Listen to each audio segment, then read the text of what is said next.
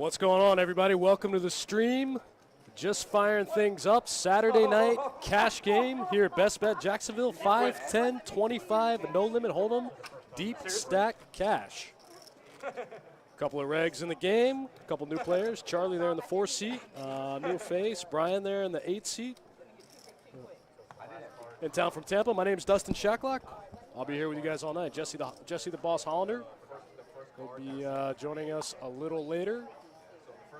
In the meantime, let's jump right in. We're on the second hand of the night. Looks like George raised the first one, took it down.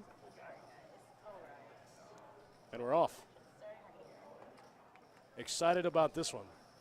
This is one of my favorite games to stream. 5, 10, 25, no limit, deep, no max. Let's get weird. Wendy bumping it up with some mystery cards. Kind of surprised Jimmy didn't call there with the 5-6 suited. He let it go. John O's defending in the third blind with the King-9 of hearts. Oh, King Queen, I got cooler. Top pair for John O. Flop goes check, check. Wendy clicks it back.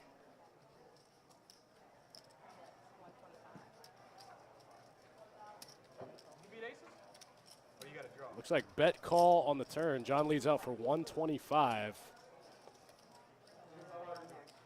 Jack of diamonds on the river. Brings in a couple different gutter balls. A couple two pairs. Can't see Wendy's cards. That Jack makes a couple of hands.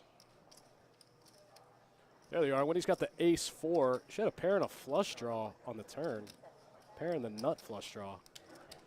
Ace-4 of spades. Couldn't get there. John O's going to take that one down. 7-15 in the pot. Second hand of the night.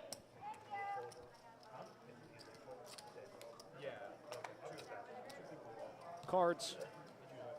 Jack. The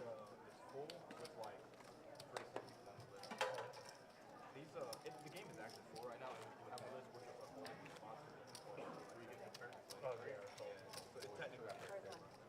No, I did. Who paid the tip? Of course. Charles. You know? Okay. 35. What was the flop? King, Queen, 4. All right, guys, for those of you who don't know, there's no max in this game. We let them come in for whatever they want. The blinds are, it's a 3-blind game. Small blind 5, big blind 10, third blind 25 with optional $50 straddles from any position. So we let them buy in for whatever they want. We let them straddle from wherever they want, and it juices up the game, makes it a lot of fun. Gloria in the chat, Happy New Year to you. Thank you very much. We're happy to be here another year, 2020. Big things happening at Best Bet Jacksonville 2020. Stay tuned. John O flopping the gutter ball here with the ace tray off, leads out into new guy Charlie. Blind versus blind, takes it down. John O 2 for 3 here, 3 hands into our Saturday night cash game.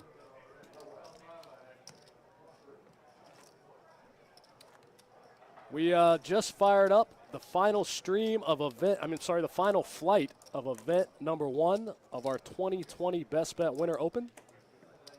Our 100K guarantee. Before we started the 4th flight, we already had 150K in the prize pool. It was a 100K guarantee. We've already got 150K in the prize pool. It's going to be a big one. You still got time to make that. You still got time to late reg it. It's a 360 buy-in. $100,000 guarantee tournament. We just started flight 4. Cards are in the air right now. We're wrapping up flight 3 as we speak. And like I said, flight 4 underway right now. That's why they said you so cool. Is Leon here? Does he not want? He said he was 10 minutes away like 5 minutes ago. He said, please lock it up for me. Is there somebody after? Like I said, guys, we're going to be joined by Jesse the Boss here momentarily. We'll get him on the line, remote commentary via his house and probably his pajamas. He's going to tune in, hang out with us, watch some poker with you guys. And this game's going to get wild. I already have a feeling. It's Saturday night, no max buy-in. Let's do it.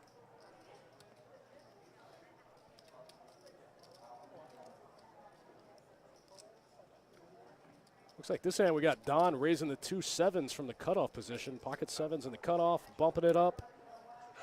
Jimmy looking to defend with ace-6 offsuit. And he does. Heads up to the flop.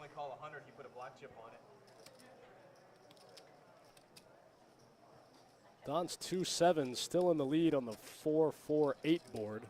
Couple of hearts out there. Don with a pretty standard C-bet in that spot. Bets 200, picks up the pot. These things always start out a little slow, but they gain momentum as we go. Trust me.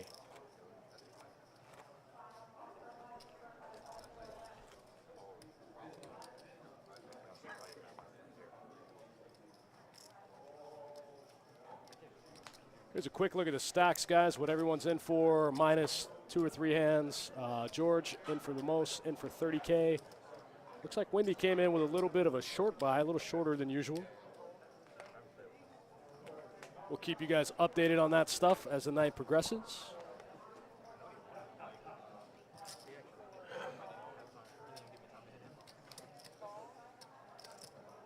Looks like we got multi-way action, a bunch of limps with a bunch of mediocre hands. We're going 4 ways to the flop. Queen, deuce, jack board. Wendy catching the only piece of the flop, flopping bottom pair. She's getting after it, bets 50 into 100. Gets called by Charlie. I think Charlie might be trying to float one time. I thought he was trying to float and steal it on the turn. Nope, he knows it's coming. He floats till he makes a straight. It's gonna be hard to get any value from bottom pair here. He just checks it back. Come on, Jimmy. He just checks it back and shows the straight. Checks it back in position, shows the straight, picks up the pot from Wendy. Not even water? Peer pressure, Jimmy. If you get Jimmy to drink, we'll all drink. It's a collective group.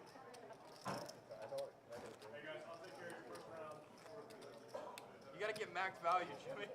Double Grand Marnier. Do it, Jimmy. If we're gonna go watch the fight afterwards, we're gonna wanna go sober. I'll drive you. We can drink there. I'll drive you.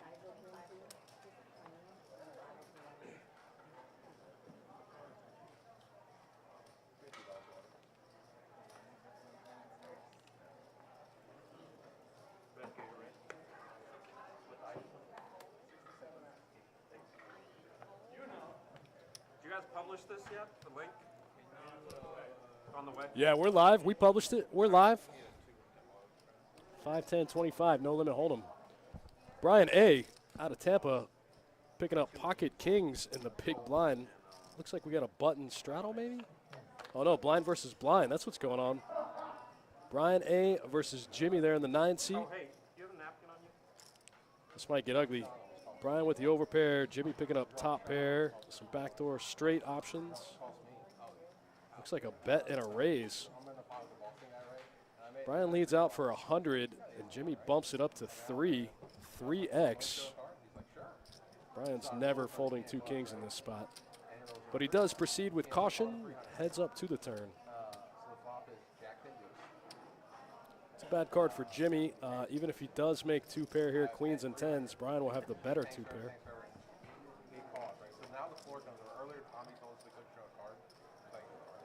So Mac's like, hey, you guys are allowed to show a card, stop it. So I just rolled my card back over. And so he's like, no, I want to see your card. So I'm like, fine. So I'm drunk guy down in the, tossing guy. I'm like, sure. So I rolled back over to King Close. Brian can't be loving that ace there on the turn. Right, you got ace king, right? And Sean's like, he clearly doesn't have ace king. But he decides to put out a small defensive bet of 200. Did you or no? Go for some razor thin value there, and it's good. Gets a call from Jimmy. Yeah, superficial course. Picks up that little bit of value there on the river when the scare card comes in. And Jimmy pays him off. You can't choose, Lee. The guy ends up shipping it for $1,500 probably. What do you have? 2 threes. Pocket threes? Yeah. What's the turn? 6. Brian takes that one down. Pocket kings, good. Looks like we're getting Master Lee. Master Lee coming in the 1 seat. And you guys tuned in last night for that 5-10-25 pot limit Omaha game. You might have seen Lee make an appearance. That was a monster game, too. 5-10-25 pot limit Omaha with no cap. That's a monster game. Damn, man. That's why you late? You don't bring us one? George bumping up the king 5 of diamonds here in the cutoff. Makes it 100 to go. 4x that third blind. You don't like dirty milk? I just pray. Oh, runs him right into pocket aces from Don in the third blind. That's a tough spot. 84-30.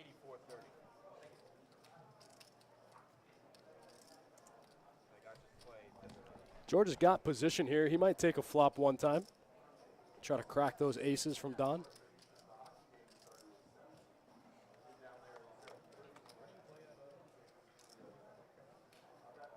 Not quite. He's going to need a lot of help. Don's aces way in the lead, 91% of the equity. He's going to give George a free peel. That card gives George a gut shot with any of the 4 remaining 7s. George can't get there. John's got aces. I'm sorry, Don has aces and queens with a 9. Bets 400 into about 650 on the river. Gets the fold from George. And picks up the pot. Ace is good. I broke even with him. First hand, too. Don takes one down. Takes one off of George. Thanks for tuning in, guys. Like we said, we're just getting underway. Flight number 4, the final flight of our event number 1 and our Winter Open. We'll bring the remaining players back. The remainder of the field will come back tomorrow and play for their share of the $150 and climbing $1,000 prize pool here in event 1. We got a ton more events, so check out that calendar. I'll post a link momentarily. Get down to Jacksonville, get in some of these Winter Open events. Ton of value, ton of prize pool, giving away over $300K. Well over $300K in guaranteed money. Don versus John. Queen Jack suited versus 10-6 off. Blind versus blind. 10-6 in the lead. Don with a gutter ball. Needs a king for Broadway. John feeling like he might be getting trapped here. Don picking up the lead on the turn when the Jack of Spades comes in. Leads out for 175 and gets the fold. First aces, then suited Broadway cards.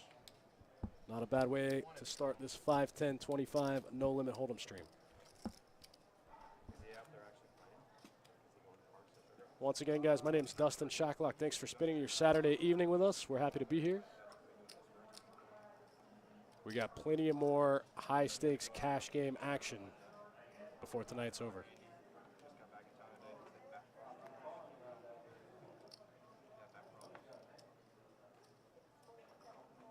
I'll let you know on Saturday when I get off the plane how my back's feeling. What?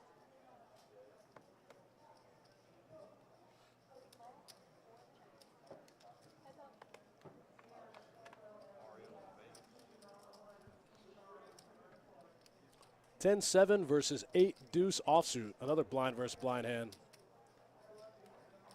John gets a piece of the flop. Leads out into Charlie and gets the fold. Takes down the blinds. A lot more dead money in a 3-blind game. It makes a lot more sense to try to take down these, to steal these pots. When you're playing a 3-blind game, there's $40 in dead money in the middle.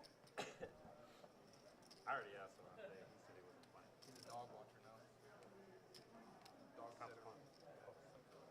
Makes a little more sense to get out there, get after it, try to steal some pots. Also, you're in the blinds a lot more often. The blinds come around a lot faster when you're playing a 3-blind game, so You've got to stay active, stay ahead of the blinds. Just saving the link, boys.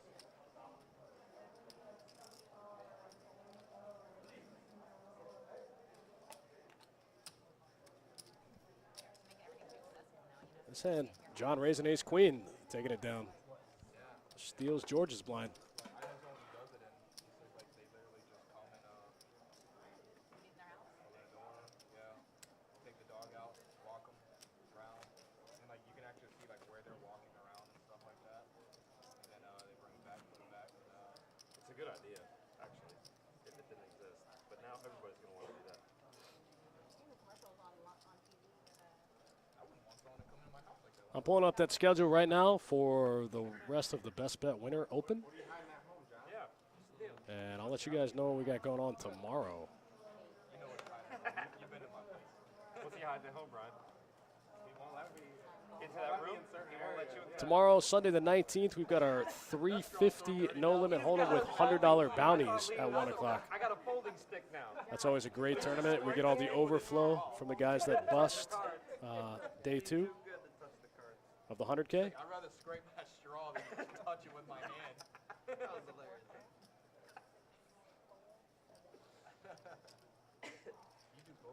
Looks like three-way action, 7s versus 8s versus Jack 10 offsuit.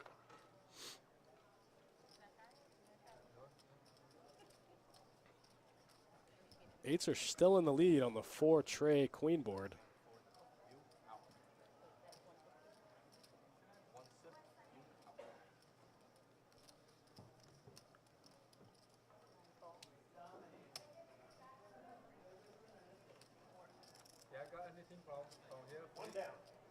Brian leading out with the best hand, picks up a call from Jimmy with the 2 7s. Jimmy picking up a straight flush draw here on the turn. Needs the 6 of clubs to make a straight flush, but he also picks up a ton more outs. Gives him an open ender. Somehow he doesn't get there on the turn. Misses 14 outs. Oh, I'm sorry, it wasn't open-ended. Any 6. 4 6s to make a straight. One of those 6s giving him a straight flush.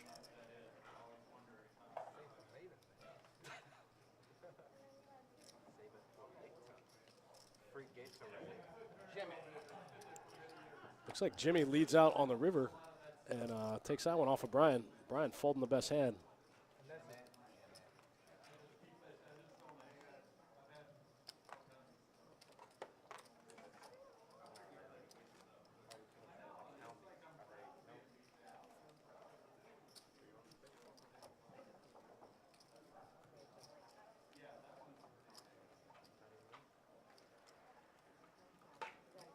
Oh my goodness. Get your hand out of the way, Lee. Get your folding stick out of the way. All right, we got Lee in the game. They're in the 1 seat.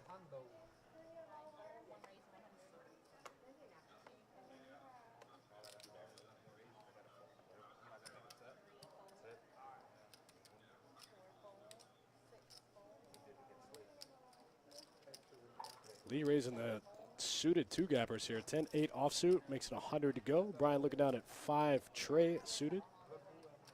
A couple of 2-gappers of his own, except he's out of position. He folds. Lee picks up that $40 in dead money that we talked about. A lot more profitable to steal the blinds in a 3-blind game. Yeah, we already did it.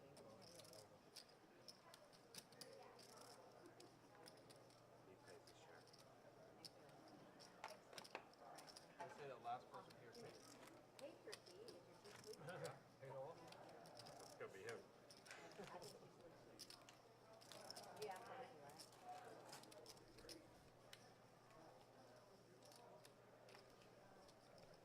Thanks for hanging out, guys. If you're just tuning in, we're watching 5, 10, 25, no limit hold'em, no cap, deep stack cash.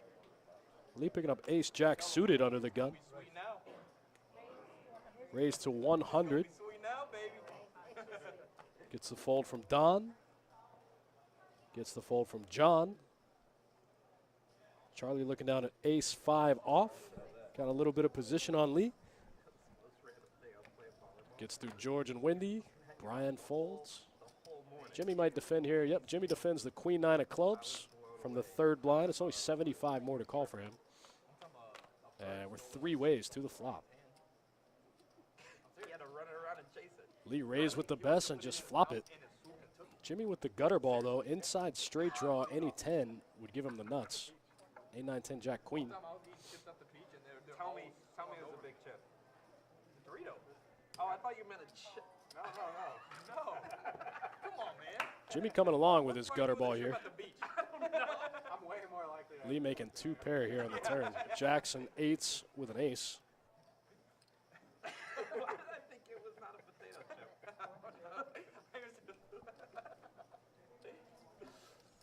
That'd be running pretty bad. That was, yeah. Jimmy leading out on the turn. Can't shake Lee, though.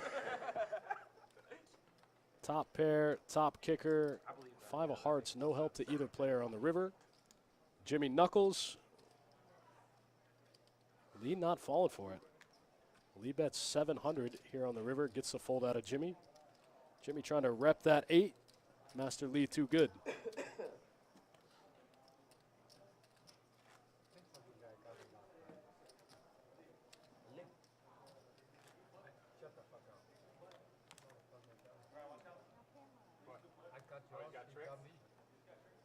Where's Josh? He got 4 more hands in the tournament. He's coming. We're not Tampa? He's bragging about fuck we are. I got him. And he's got me. Bringing all your Tampa buddies here. Don letting go of the 9-8 offsuit under the gun. Action on John O. Clicks the fold button. Charlie's out of the way. George might raise this hand. Nope, decides to call. Oh, no, he does raise. Raises the 5 tray suited.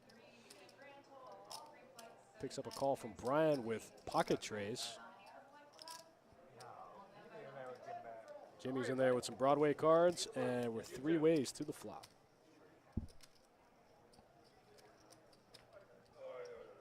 Jimmy flopping the open ender here.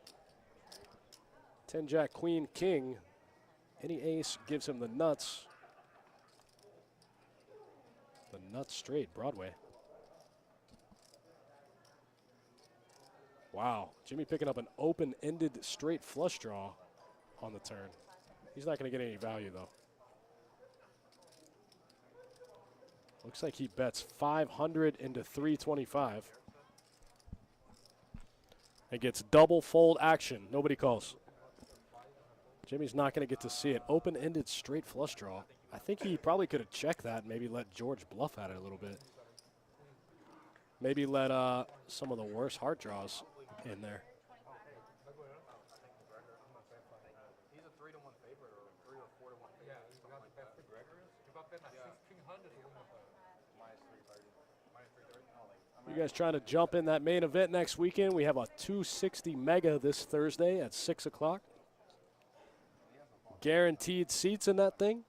260 mega with guaranteed seats into our $1,100 main event. Starts next Friday. Day 1A next Friday.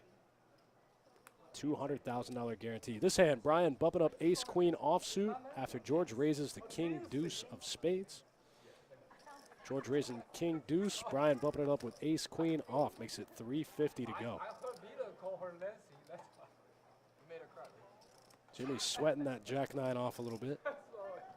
Gets through the blinds. Action back on George. Snap folds king deuce. I don't think he wants to play a pot out of position against Brian A.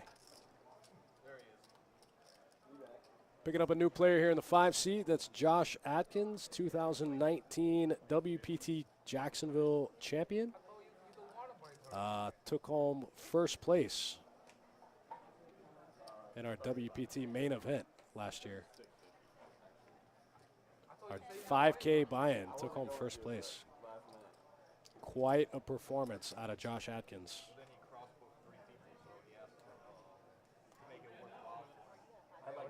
You guys don't know who he is? Look him up on Hidden Mob. You'll figure it out real quick. Josh Atkins in the game. First hand, 4 tray offsuit in the muck. Action folds around to Jimmy on the button, picking up ace-8 offsuit. Looks like just, oh yeah, he does raise. Makes it 125 to go.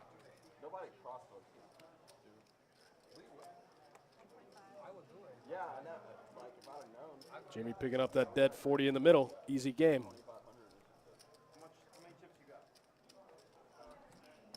We can cross both. Go red. Are you with us? Huh? That'd be a yeah, a little unfair. That'd be a good little story to have. Right. Man, I grew up with this guy and then he already bagged 200K and I still beat him out of 30,000. Quite the lineup here in our Saturday night cash game. Couple of heavy hitters. Couple of heavy hitters and a WPT main event champion. I'm into it. Wendy raising up Jack 10 suited here. Makes it 100 to go. Gets a call from Charlie. King, queen offsuit. And we're heads up to the flop. Are you on Peters? Sorry, we don't need long. Yeah, I really don't. Pretty good flop for Wendy after raising Jack 10 offsuit. A 10 would be the super nuts right here. Makes the full house on the river. That can't be anybody's favorite card. Puts a couple of higher full houses out there. Charlie slows down, turn and river, goes check, check. That's an unfortunate way to not get any value out of your full house. Wendy only gets one street out of Charlie. Button moves, we're on to the next spot. Ace slowed everyone down on the turn.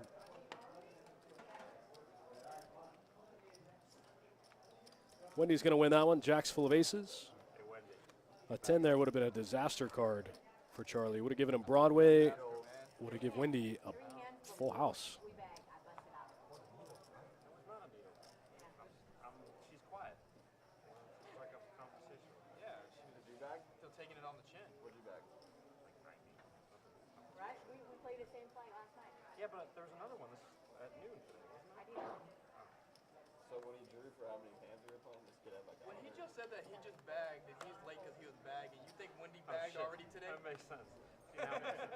She had so many chips. She had so many chips. She's like, she just abandoned whatever. This is more important.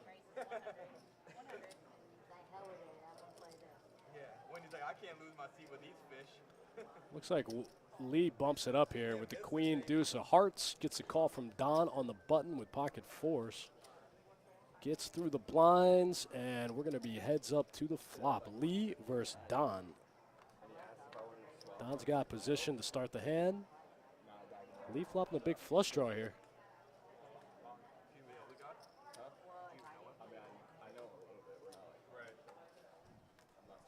Pretty good flop for Lee.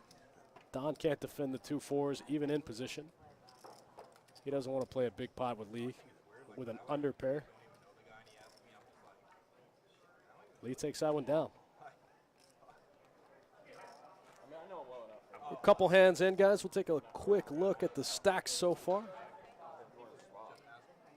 Lee late to the game, already up 1,000. Jimmy stuck almost 800.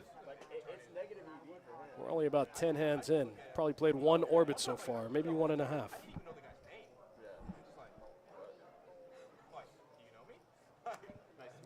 Jimmy picking up 2 9s in middle position. He didn't know you and then you want to swallow you. I mean, he probably knew me, but I didn't know his name. You don't know him. I mean, I've seen his face. Did you swallow him? No.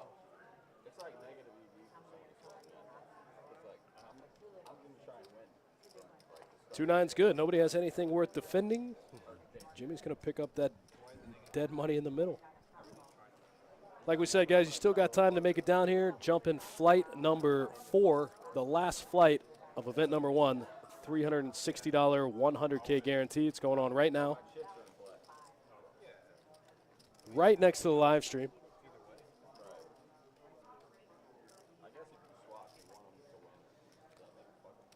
Like I said earlier, before we even started flight number 4, we had 150,000 in the prize pool.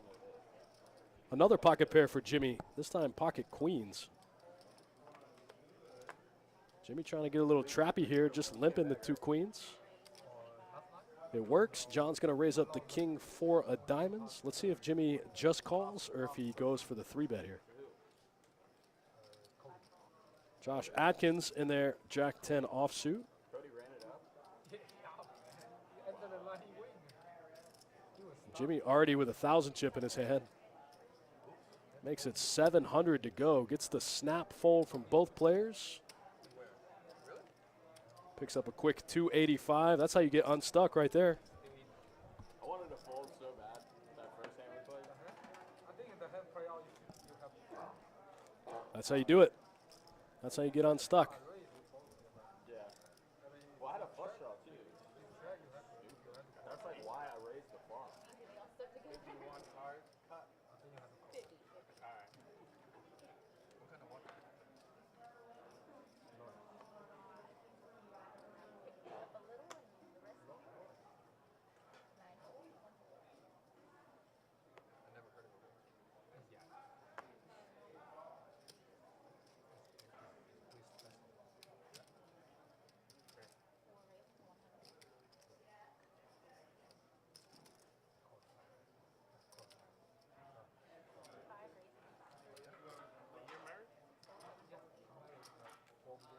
Married to the game, baby.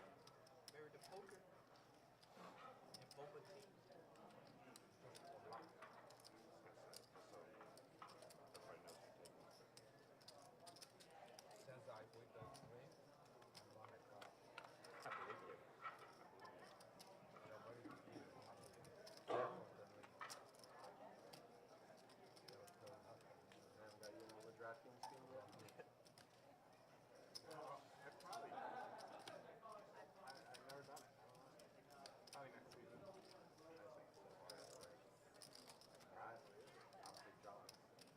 I mean, if I would have started like from the beginning.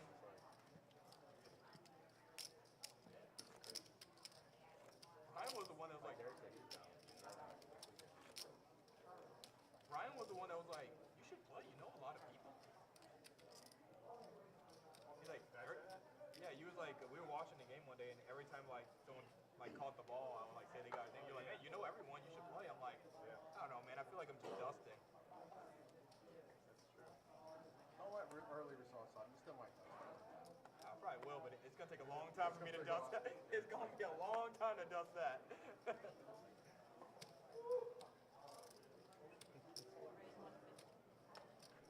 they start firing 80 lineups. 5, 10, 25, no limit hold'em. Off to a little bit of a slow start tonight, but that's all right. It's going to pick up. It always, always does. Even though me and Dave watch every Sunday, he still like we do DraftKings for each other, and like the guy catches it like fuck. He's like, why? I'm like, that guy's on your team. He just uses light, so he says he doesn't. Yeah. Maybe if I start putting 80 of the same lineup in. Yeah. Well, yeah, you and Derek kept arguing back and forth. You guys get in the chat. Let me know what's going on. Let me know where you're playing tonight, where the games are good. Friday night. Let me know what's happening. Let me know where you're watching from. Who you would pick, put lineups and stuff. Like, why we argue. I like to hear what's going on out in the rest of the poker community. You guys are my people. There we go. Wendy getting after it. 5-6 suited. Brian picking up kings again. Second time in about 15 hands, Brian's picked up 2 kings. I'd love to see Wendy defend here. Brian putting in the 3-bet to 400 with 2 red kings. Oh. Wendy with the quick fold. I think that's a great hand to call a 3-bet with, especially in position. Once Brian knows that she's opening light on the button, he might start abusing her. I think that's a great spot to call a 3-bet. Peaches, did I say Friday? Sorry, I don't know what day it is. I guess it's Saturday night cash game. I was enthralled in the action. I was watching the game. I don't know what day it is. He thinks it's like poker was back in the. I don't see it. He thinks it's like poker was back in the day. We're just gonna have to get better. Yeah, so he's like, right now there's so many bad people that play it like it's like free money. You know what the problem is? I like a call out of Wendy there in that spot. At least take a flop. Try to crack those kings. Like I said, once Brian realizes she's opening the button a little lighter than she should be, he could try to take advantage of that. it's like being stuck in limit poker. For you. That's a great analogy. You guys see it right there in the Twitch chat, just popped up. Our Winter Open Series schedule. All of our events for the next week, culminating in that main event next weekend. 200K guaranteed. 40-minute levels in that thing. Jimmy raising the ace-queen offsuit here out of the small blind. Looks like it's going to get through. Ace-queen, good.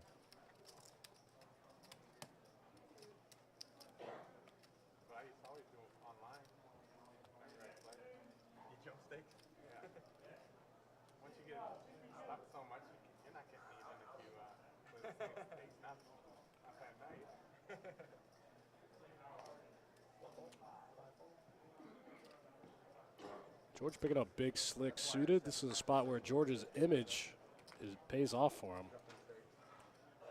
Everybody thinks he's a maniac, raising hands like king deuce and queen four. But guess what? He gets paid when he gets hands like this. Wendy right next door with a slightly worse big slick. Puts in the 3-bet. George trying to figure out if he wants to get it all in right now or not.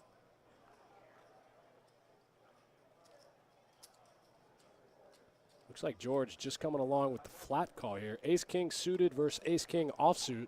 Heads up to a flop. A little bit of flop lag here. George with the nut flush draw here. Just calling Wendy's C-bet. Not sure how George plans to proceed on the turn. Looks like he decides to lead out on the mystery turn.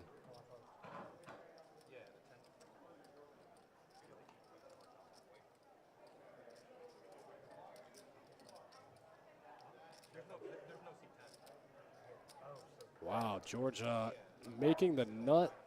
No, that can't be right. Ace of diamonds can't be on the turn there.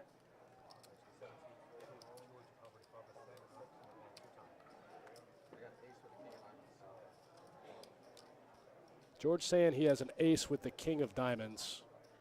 He can't have, yeah, it must be an error in the graphics here. I promise there's only one ace of diamonds in the deck.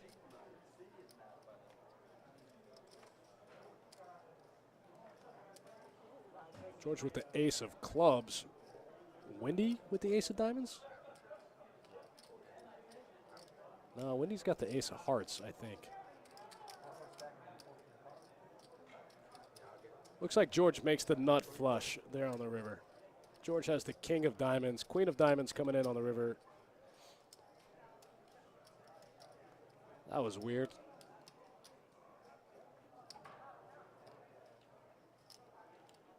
Had a little bit.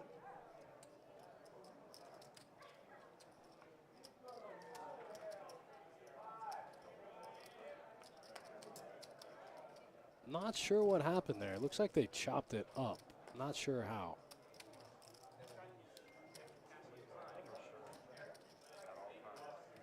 Not sure what happened there.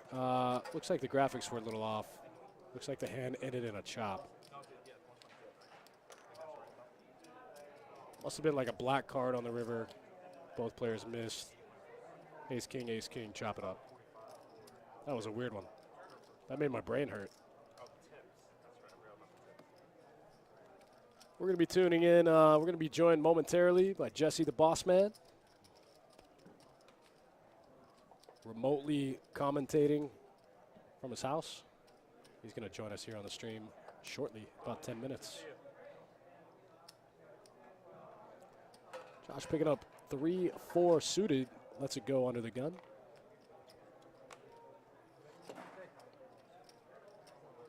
Action gets through George, gets through Wendy. Master Lee raising his button. Lee knows there's $40 of dead money out there. He's trying to take it every time. It works that time. He gets through all 3 blinds. Nobody can defend.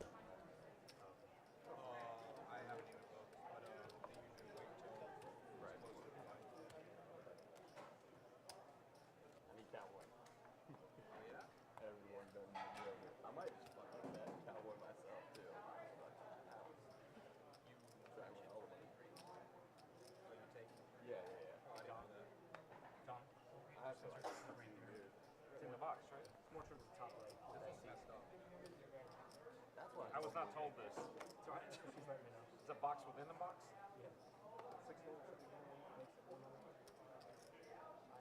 Action folds around to Brian A. in middle position, opening 2-10s, making it 100 to go. Gets through the field.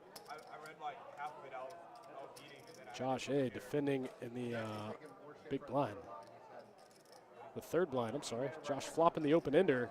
2-10s still good.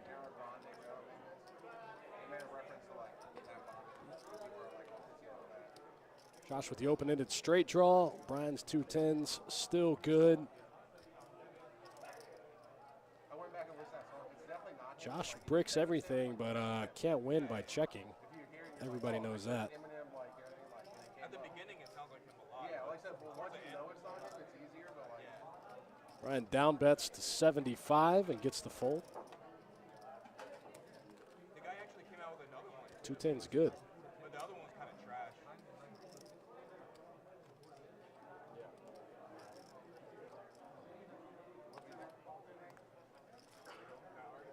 Button moves, and we're on to the next hand. Button on John O this hand. I mean, if you search Eminem diss track, it shows us everything. What genius from that guy, like, just to get recognition, right? Yeah.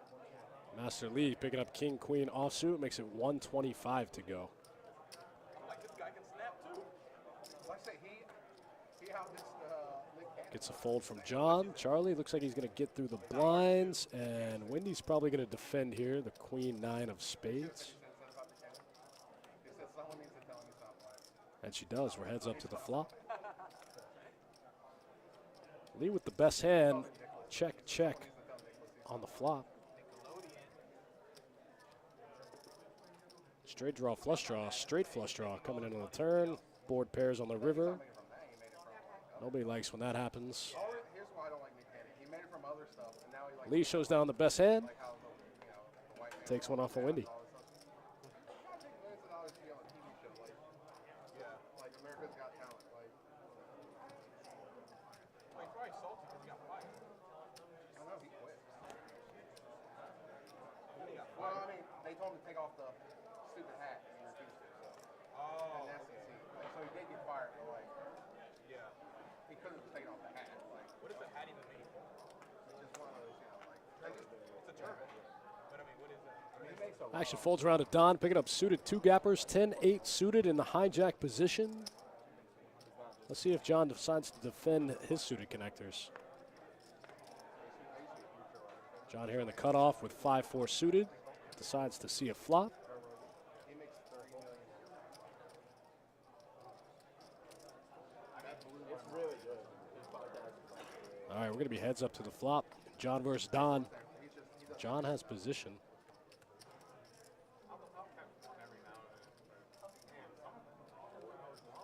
And like he'll start to ramble and start to like. But if you ever just want to like, one of my favorite things is just to get high, just to him and Joey Diaz. Joey Diaz is one. Coco's fucking hilarious. Don flops the gutter ball, takes it down. I had a drink with him at the bar afterwards. Yeah. Oh, he just, I mean, he hung out for about an hour and a half, just like having drinks with people, like telling stories and stuff. He's got great guests. He's a great storyteller.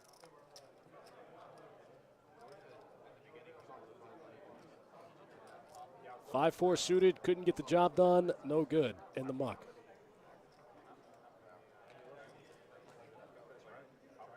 I've been to that hotel one where that is. I saw Drew Carey there, who was hilarious. He shot me. And I saw Jim Norton, who was really funny. I mean, Jim Norton. yeah, Great. He's one of my favorites. yeah. Not a lot of people know Jim Norton is, but he is funny. If you got a drastic mind, Yeah, that's what I'm talking about. Like, you're We like, got that card. see, but I think that's like him. Though. I don't think like either that should be like that stuff he talks about. Like I think that's yeah, no, I think so too. yeah. But He's a character. you just don't hear from many people like him at all. All right, guys, I'm going to see if I can get Jesse, the boss man, on the line. Hang out with us, watch some poker, commentate, answer any questions you guys might have about this Best Bet Winter Series. We should have him up momentarily.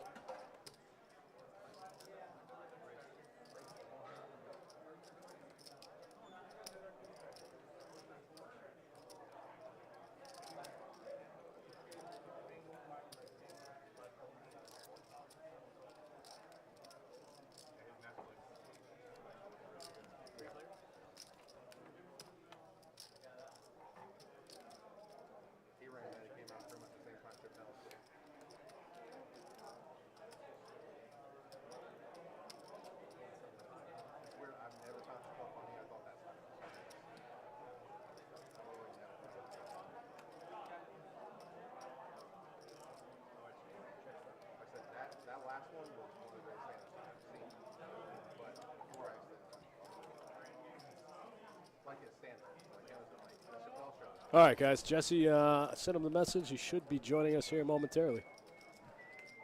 Hang out, watch a little 5, 10, 25, no limit hold'em with you guys. Saturday night cash game on a 15-minute delay out of Best Bet Jacksonville.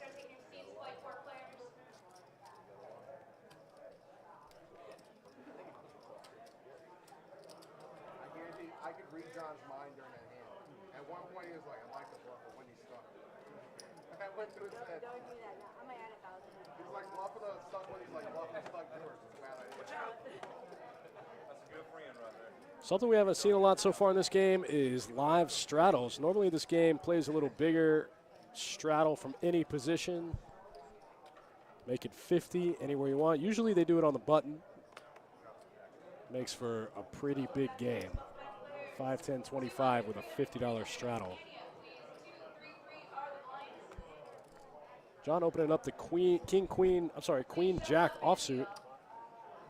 Charlie defends, jack 10 suited. George is in there with 2 8s. Wendy getting a pretty good price on the button.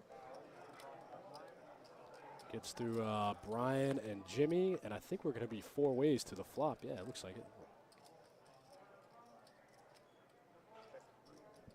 Big flop for George. Flopping middle set here. King 7, 8 board. Charlie with a gutter ball here to needs a 9 for a jack high straight. What is Wendy doing? Wendy getting after it with bottom pair. That's what's going on. George has more than 99% of the equity in the hand. George bets 1,000 on the turn. Gets the quick fold from Wendy. George is going, please have pocket 7s one time. Let's get it in. Doesn't work. George picks up 835 that hand. Not a bad flop for pocket 8s.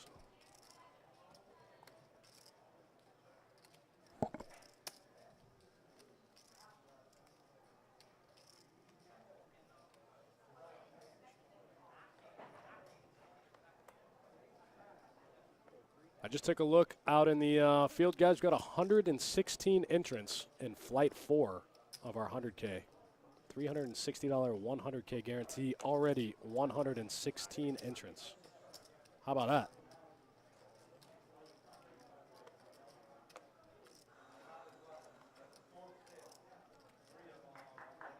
I didn't realize the Super Bowl was in Miami. You know the national championship game was in Florida? I didn't realize it was about Washington. Saying so like a home game, really. Looks like we got a 4-way flop action here. A little bit of flop lag. There it is. Trey, ace, Trey. Josh, the only player in the hand with an ace, bets 175, and it's going to be good enough. Gets through the field, takes it down. WPT champion, taking one to the house. So this season, Joe Burrow threw more touchdowns than Matt Ryan. Jack's Joker in the chat. What's happening, bud? How's everything going? Matt Ryan had a good year. I know he had a ton of passing. He was hurt for a lot. Well, not a lot, but he was hurt. Hurt for like 3 games. Yeah, but only in the Atlanta stadium. Right. Only in the.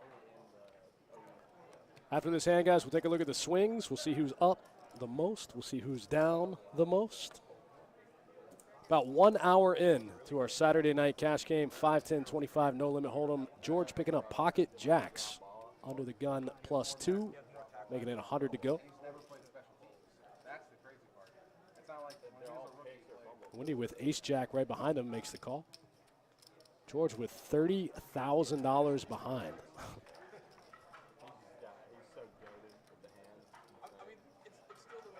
John coming along with queen 9 offsuit. Pocket jacks way in the lead. George trying to give him a little bit of rope. I think it's like 35 to 27 or something like that. Imagine if he had a quarterback throughout his career. Carson Palmer was okay. Warner was good though. Yeah, who is? Kurt Warner. Kurt Warner was good. He was a little washed. But Carson Palmer was debatable. He only had Kurt Warner. Jack's Joker, I get it. Thanks for tuning in, man. Thanks for hanging out. I hope everything's good on your end. Hope your streaming ventures are going well. You guys make sure you check out my man on Twitch, Jack's Joker. Check him out for all your video game needs there. See if you can learn a thing or two from a real video game master. I'm awesome, man. You see it. Streaming, living the dream, living the stream dream. About to get Jesse on the line to hang out, watch some 5, 10, 25, no limit hold'em, deep stack cash.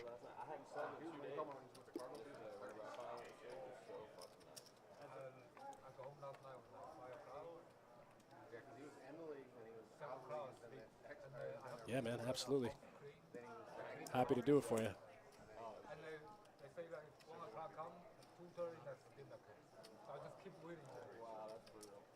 7-6 suited versus the 9-6 suited here. 9 high in the lead. Brian drawn to 12, trying to realize 12% equity here. Ooh, both players rivering a 6.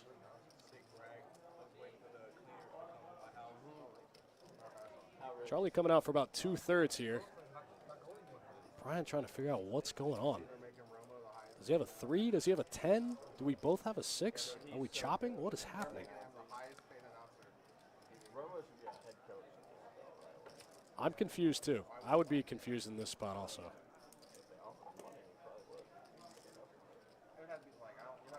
I think I probably clicked the curiosity call button here.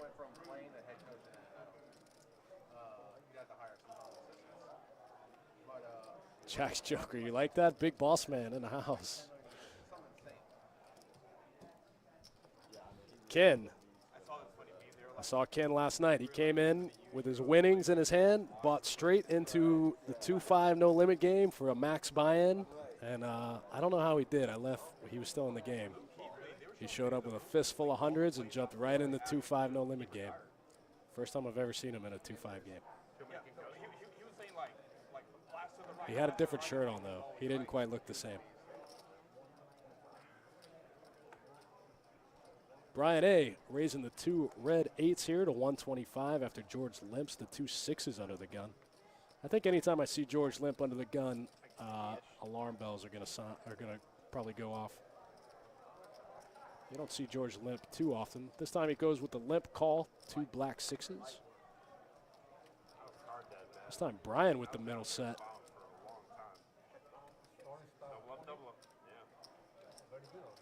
Ace Jack check, pocket 6s check. Action on Brian. Goes kind of a large size here. A little bit of a coordinated board. Goes for 300 into 390. Gets called from Josh Atkins, defending WPT champion.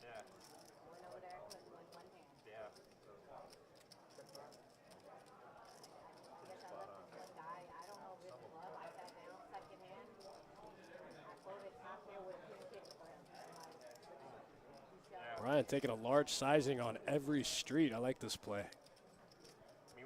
Charge all the draws. Josh probably thinking his overcard's still good here. He can make an ace or a 10. Well played by Brian. Charge the max. You want to see it, you got to pay. 8s are hot. Everybody flopping 8s.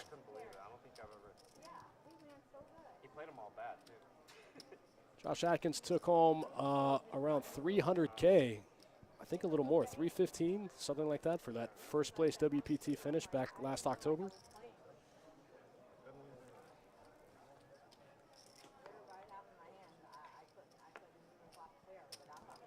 Jack Joker, that's right. Make them pay. Especially with a gutter ball. Make them pay hard with the gutter ball.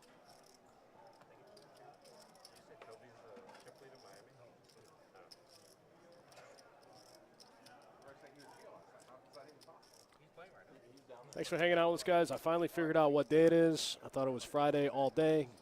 I now know it's Saturday. Saturday night cash game, 5, 10 and a quarter, no limit hold'em. Oh, you know what? We said we were going to pull up the stats. Let's do it.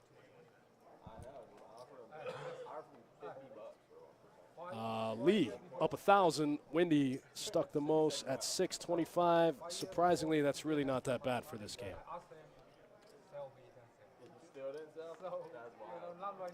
If Jack's Joke could do it, yeah, man, we'll be streaming till at least 11. We might stream later. Depends on how juicy this game gets. If this game gets juicy, I'm not turning it off. So, yeah, check back whenever. I'll be here. He told me like 3 years ago. It's like 3 years, right? 2 years ago. 2 years ago, he said. Master Lee raising ace-6 suited. Maybe he was wrong. Charlie coming along with the suited connectors. Says George folded pocket trays, but I don't think he did. I think he's still in the hand. I don't 100%.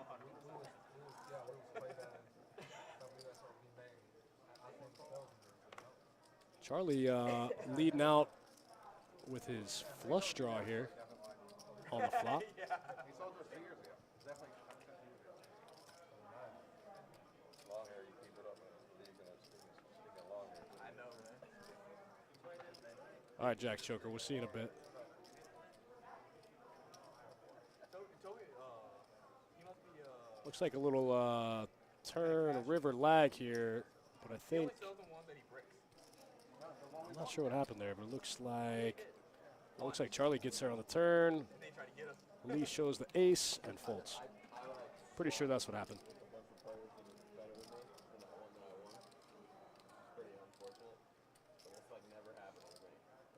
All right, we'll be on to the next hand. Like we said, guys, 150 and climbing, 150K and climbing in our event number 1, 360 100K here at Best Bet Jacksonville. 100,000 guarantee. Gonna try to hit 2. I don't think we'll get quite to 2, but I mean, what more can you ask for? 360, 150 plus $1,000 prize pool.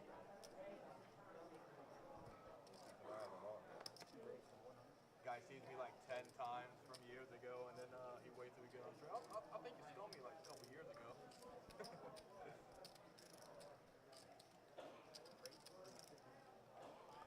Don picking up the ace-queen suited, making it 100 to go. Gets through George, gets through Wendy, gets through Brian. He brings up the winning conversation without like saying it. All right, catch me out. Gets 3-bet by Josh on the button, Jack 10 offsuit. Stacking Donnybrook. Don's never thinking about folding. He's only trying to figure out if he wants to call or 4-bet. Decides to go for the call. 765 in the middle before we even take a flop here. Josh outflops him. Josh with the 3-bet and makes the best hand on the flop.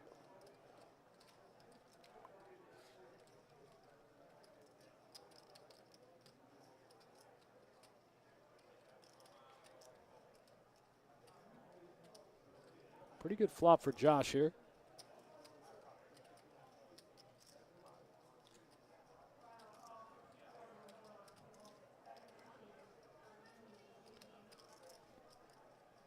Action back on Don. Not quite the flop he was hoping for.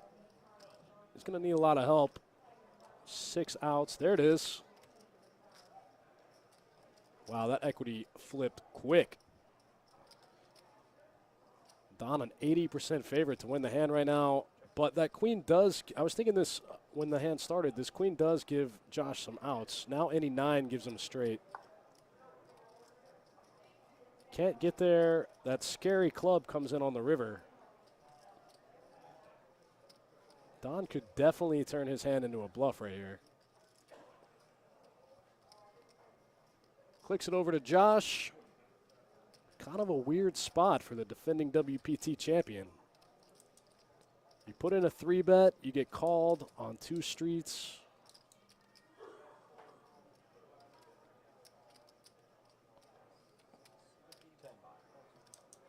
Can't win if you check.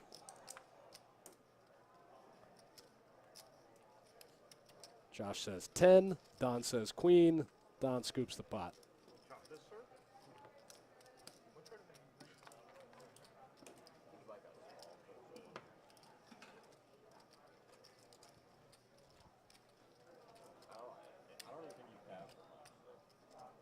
Thanks again for tuning in, guys. 5, 10, 25, no limit hold'em. I really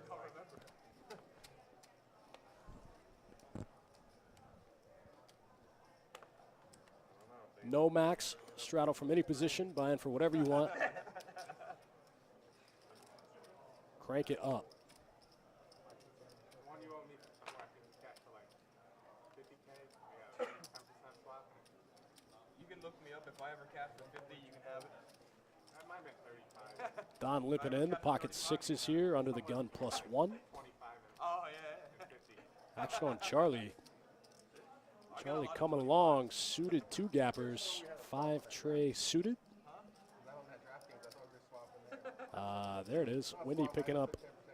She can't have the ace of diamonds. That doesn't work.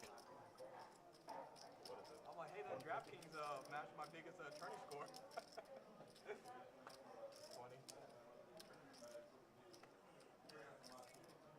Was nice. You need to do that again this weekend. I tried. And then some guy wrecked me. George, can you tell me one more of those pumpkins?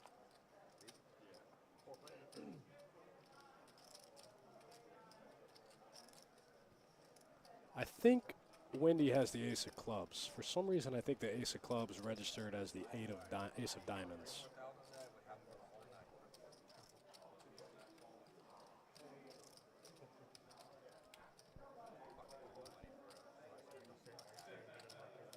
That's pretty fun though. Get the fuck out of here now. Come on. Many years ago. You guys see me how many times? Many years ago. I don't see you swapping 2% on a small thing.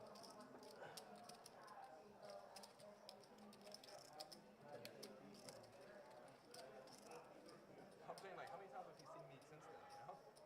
Or we're friends on Facebook, too. You can hit me up on there. That was many years ago. Just bringing it out to bottle.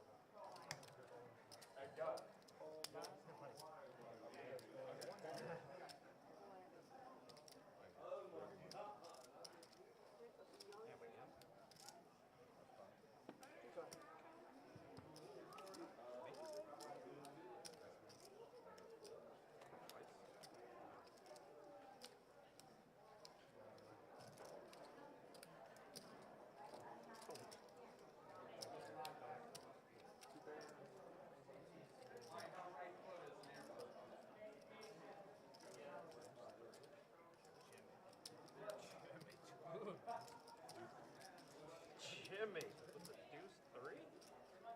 He's the best. Deuce 3 Jimbo, that's what we call him. Reevaluation, computation, begin. You been drinking? Now we're going to start, though. Like the book here, I was like, that's good. I was like, how you know he like 2, 3?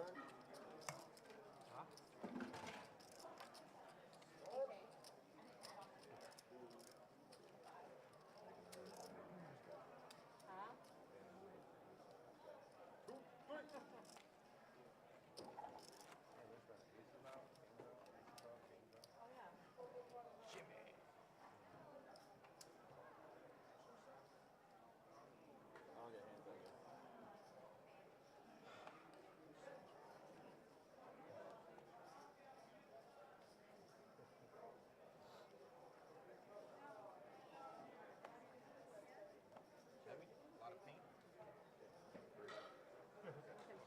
lot of paint, man. I couldn't even toss it right. Great.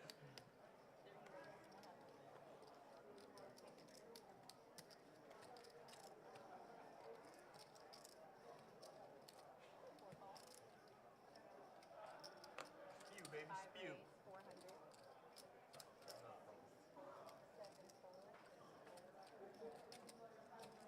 Get him, Jimmy. Well, fold.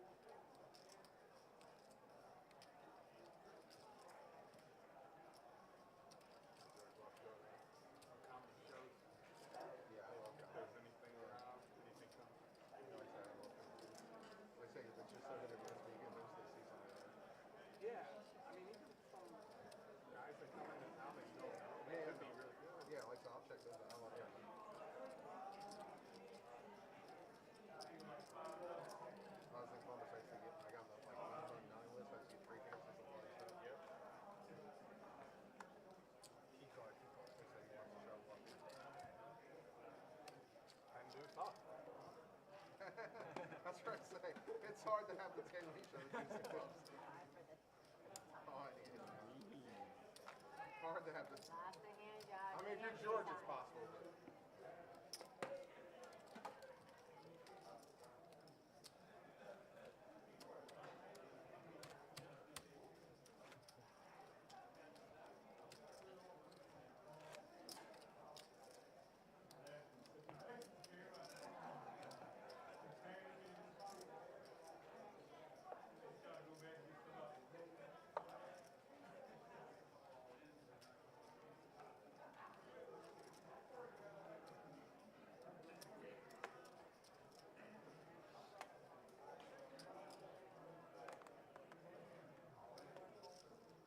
Some of these cards don't even look like what they are.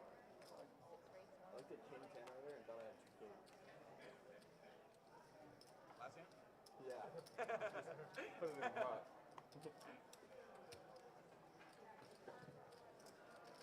I don't know what was going on with me yesterday. Like, this happened to me like 5 or 6 times. I opened the pot. Like, I looked at my hand, I opened the pot, and when the flop came out, I totally forgot either one of my cards. Really? Like 6 different times. I'm like, what the fuck is going on? I'm looking back every street.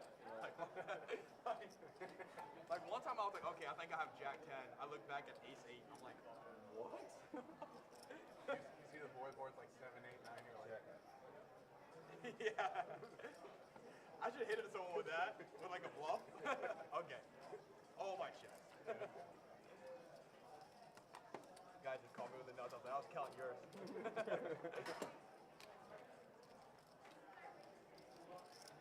He was the 25 last year. He didn't want to miss the 25. Hit it.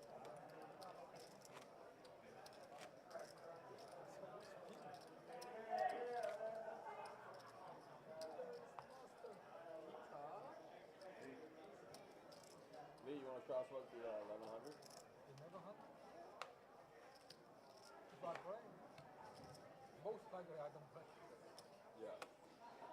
If you don't play, you can still cross book. Yeah, you can still book If him. he just lose 3 times, you win 30. All right, guys, jumping back in here. About to be joined shortly by Jesse, the Boss Man Hollander. We'll get him on the line here momentarily. I don't know if I've been saying that, but I'm actually going to make it happen real quick. It's like, Deal. he's like, he can Jimmy picking up pocket kings on the button. Looks like it folds around to him. You want to punish Lee? let's play for it all. Yeah. Gets a call from John here in the big blind with 3-4 of clubs. They're going to be heads up to the flop. Not the best flop for pocket kings. Looks like a check. Down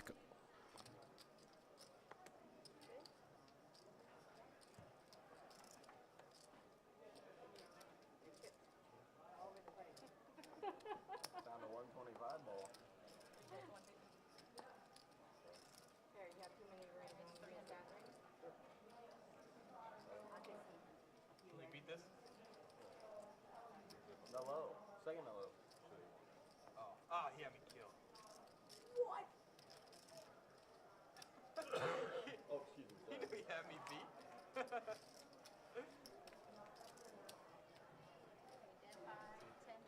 With that hand, with that board, he ain't been raising nobody but me. I should have hit him with the 450. Make him hate himself.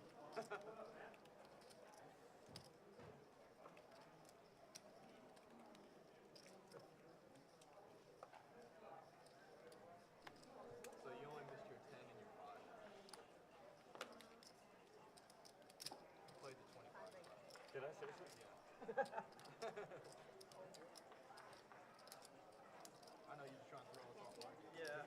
No, I was just waiting on your action for it. Oh, relax. Jesse, the Boss Man, just sent you the link. Let's see if we can get you online. Let's see if we can jump into some of this 5, 10, 25 cash game action.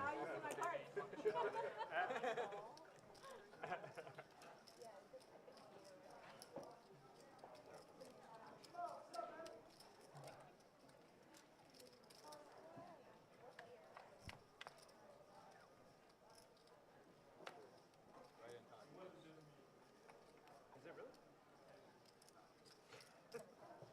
I gotta stop believing you.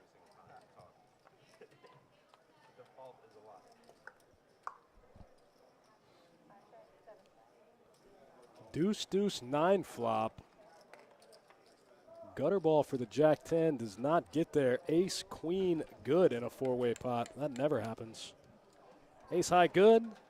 Josh picking up 335.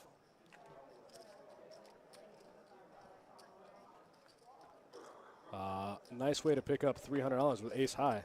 When is that ever good in a 4-way flop?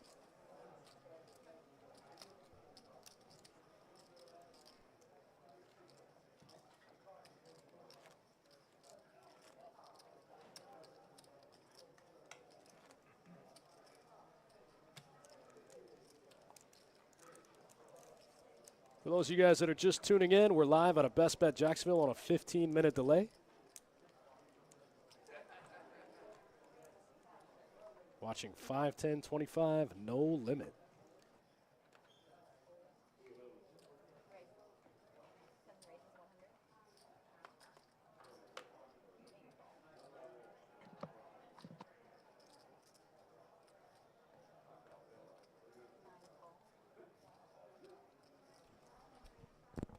Looks like Wendy bumping it up here with ace queen offsuit under the gun.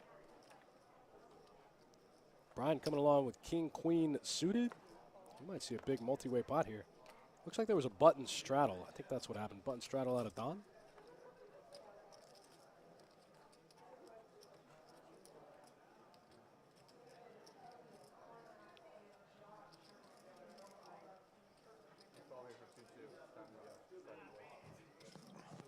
Josh looking down at 2 jacks here in the 3rd blind. Decides to pile it, makes it 550. Yeah, makes it 550 to go here. Putting the pressure back on Wendy. Wendy's got position in the hand. I don't think she's folding ace queen. Makes the call. This is a weird spot for king queen suited. What do you do here? I guess you pitch him. Jimmy's got some mystery cards. It's a great spot to get in there, getting pretty good odds with, you know, some suited connectors like a 5-7 type hand, 8-9 suited. Jimmy gets out of the way. Don ace, deuce of hearts in the muck. Heads up to the flop.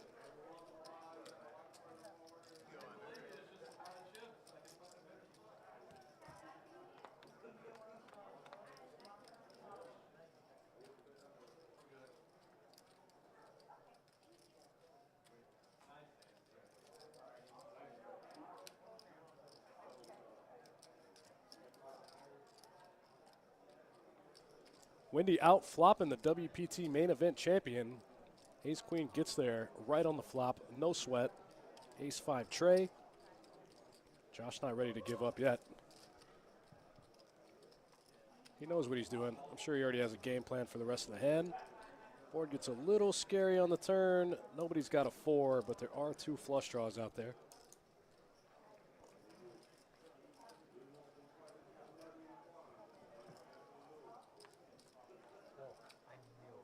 Oh, wow, what a run out. What a great river for pocket jacks.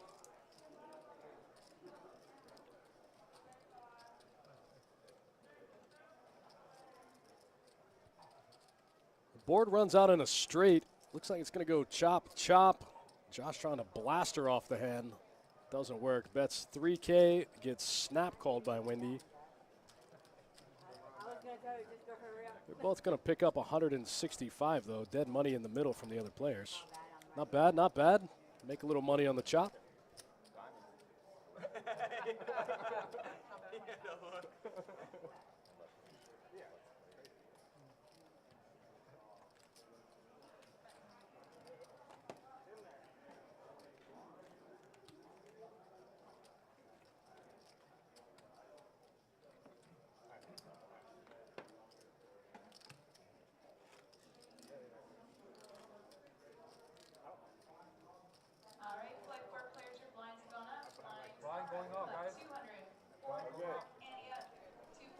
What you guys hear there in the background is flight number 4 of our 100K that we talked about.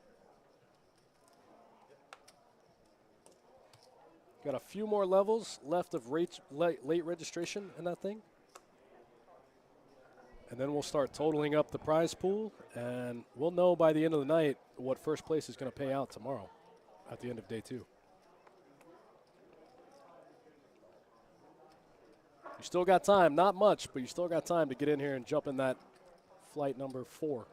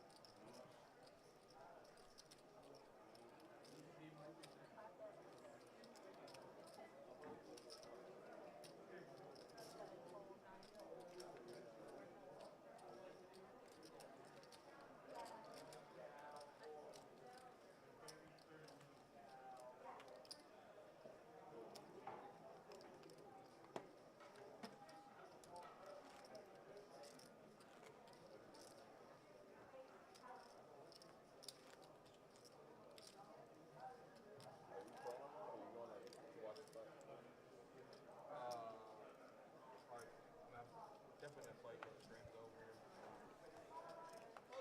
Actually, all night. I kind of want to get out, but I haven't. Never. Hear that shit on the door.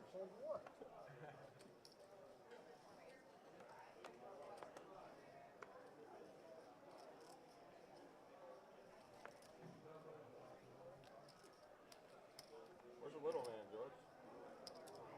You look so GQ with that pose. Jimmy picking up pocket 9s here, just limping under the gun +1. Trying to sting him one time. You do got that fastest thing going. I know. Trust me, I know. Looks like Lee bumps it up here, makes it 125 with some mystery cards. Gets called by the 2 9s from Jimmy. Oh, I'm sorry, Jimmy puts in the 3-bet, makes it 325 to go. Heads up in a 3-bet pot, 700 in the middle. Jack, Trey, 7, 2 diamonds. Some possibilities out there. Straight draw, flush draw action right on the flop. Looks like Jimmy coming out for like 550-ish. 525 into 690. Lee with a quick call.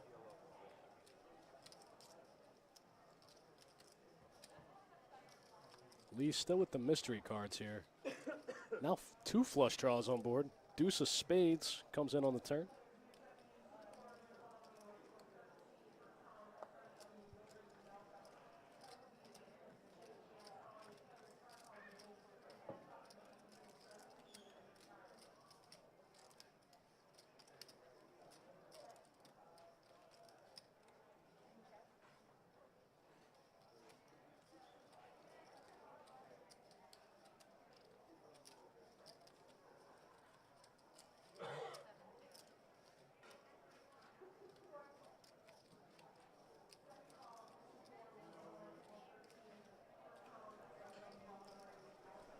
Jimmy in the tank hard with those 2 9s.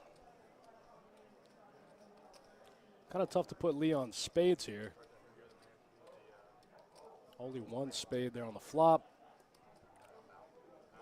A lot of combo draws he can have here. 8, 9 of diamonds, 9, 10 of diamonds, stuff like that. He can have all the jacks. He can still have all of his overpairs. He can have pocket 7s. Jimmy blocks a lot of the straight draws, though, having 2 9s. It's pretty hard for Lee to have 9, 10 or 8, 9 suited. He's got the 9 of diamonds also.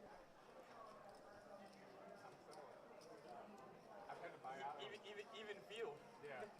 That narrows Lee's range quite a bit.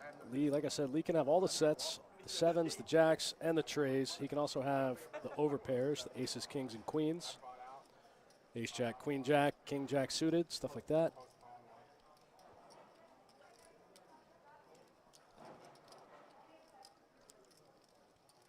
Lee's a pretty well-balanced player, so he's going to have as many mediocre hands in his 3-bet calling range as he's going to have monsters.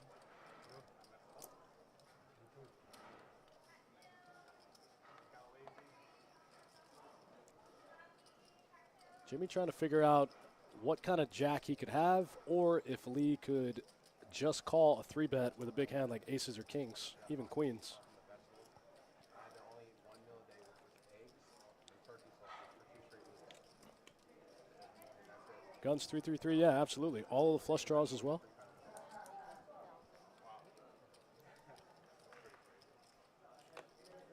He eats nothing like he eats nothing like he's still like after the Jimmy making it 2K on the turn after a long tank, and Lee comes along. What does Lee have here? Board pairs on the river.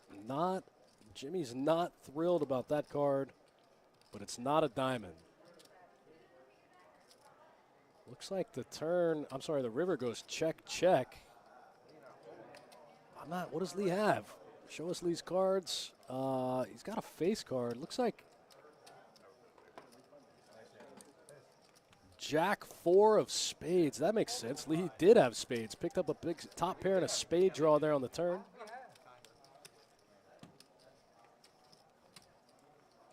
Wow, Lee plus 2890 that hand. Jimmy trying to figure out what happened. What went wrong? Why is he in there with Jack 4 suited? Like we said, Lee's pretty well balanced. He's going to have some mediocre hands in there as well. You gotta bet the turn. You bet the turn just fold already. Wow, big pot for Lee, picking up 2890 off of Jimmy. You bet the turn, you gotta fold. Yeah.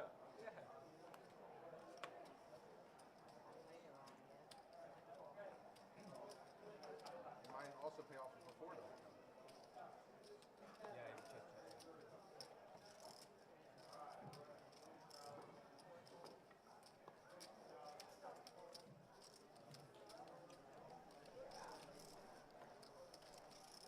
Jesse, the boss man, still trying to get dialed in so he can join us here. It's 5-10-25 no limit hold'em, deep stack cash game. Also, him and I are here to answer any questions you guys might have about the upcoming winter series. Yesterday was the start of event 1. Today is the end of flight number 4. Tomorrow will be day 2. We'll be in the money. We'll be in the money tomorrow. Don't forget that final table will be live streamed right here, Facebook, Twitch, YouTube, Best Bet Live. I won't be here. My tag team partner, Wes Powell, will be in the booth. I didn't think I was wrong in thinking, which I don't That's tomorrow night. I didn't think Final table, 360, 100K here on Best Bet Live. Josh Atkins mixing it up a little bit, opening the King Deuce offsuit from the cutoff.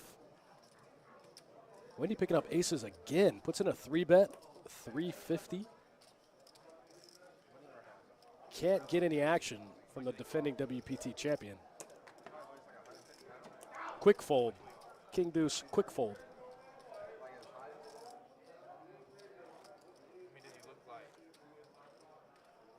I think he's put on some weight. Yeah, most people that go from that kind of weight to national weight, that looks sick. Got him. Wendy's like, he obviously doesn't want it. No, I thought, because I just wanted to talk. Because it's right here, because this is all the way over there. I don't know how it got over there.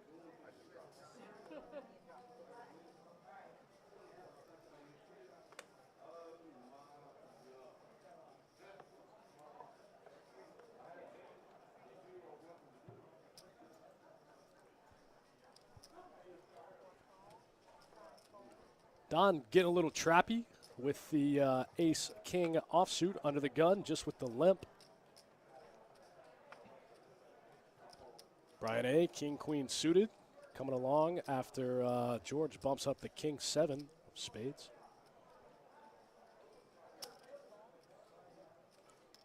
Don just calling, trying to disguise his hand a little bit. Can't be 145. We're at 150. 150 is the bet here. Question C, the rake schedule for this game. Every dealer, every player pays $8.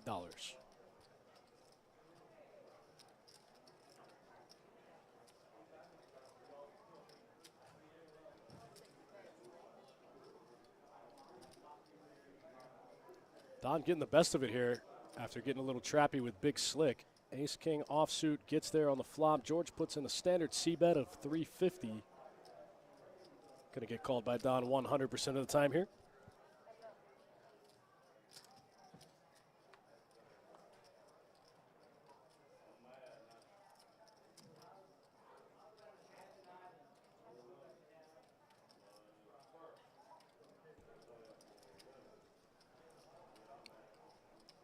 Nines pair here on the turn.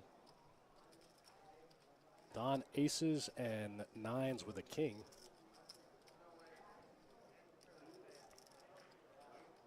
George hoping to pick up a spade or a Broadway card on the river. On the turn. Don improves to a full house, nines full of aces.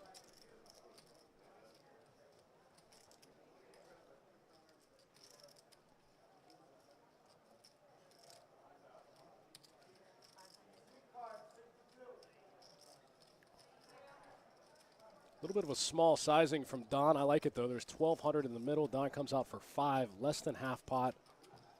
Trying to get value from all pocket pairs and all jacks.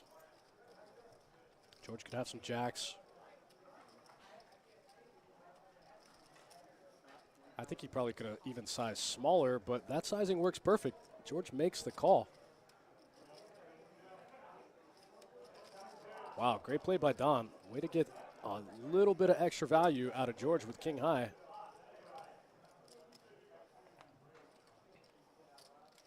George makes the call of 500 with king high.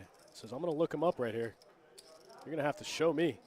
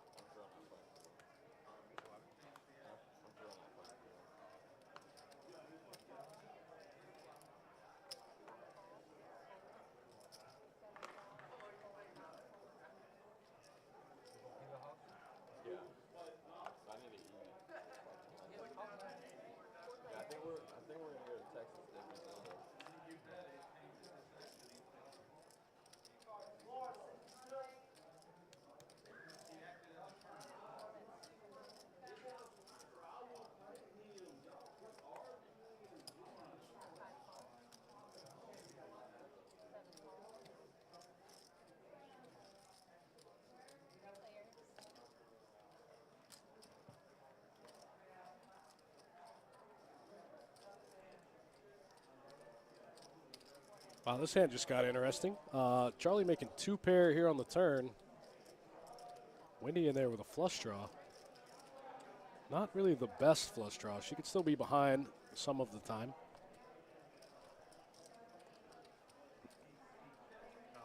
So I got 8 outs on the turn. Oh, ooh, John O folded the 8s. 8s are hot. Don't fold 8s in this game. What are you doing?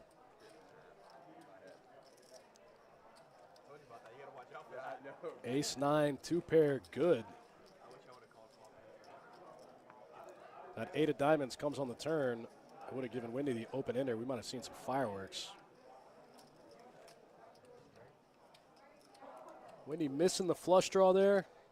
Charlie taking down one of what hasn't been very many pots so far this evening.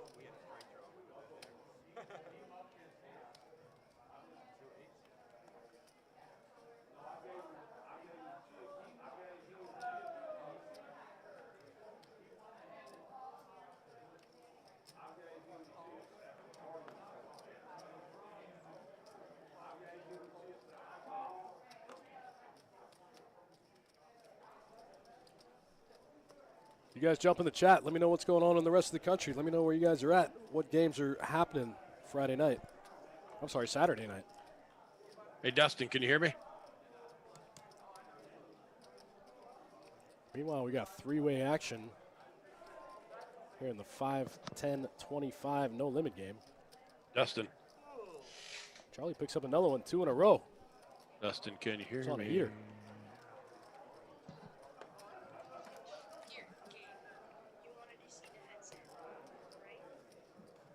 Dustin.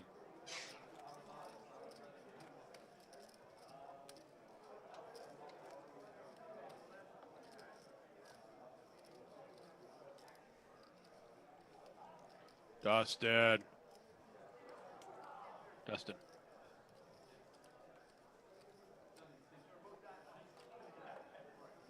Nader in the chat. Hello from HHI. What is HHI? Where's that? Can you hear me now, Dustin?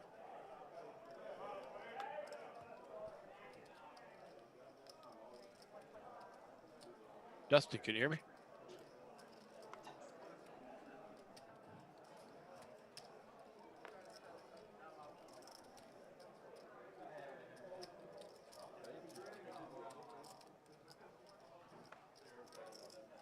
Oh my God. What is going on here? People, can anybody hear me out there? You guys telling me the boss man's in the live. I don't see him or hear him. I don't know where he's at. I'm here. Can anybody hear me?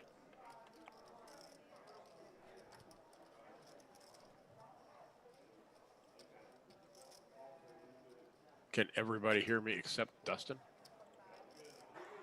Boss man, I hear you.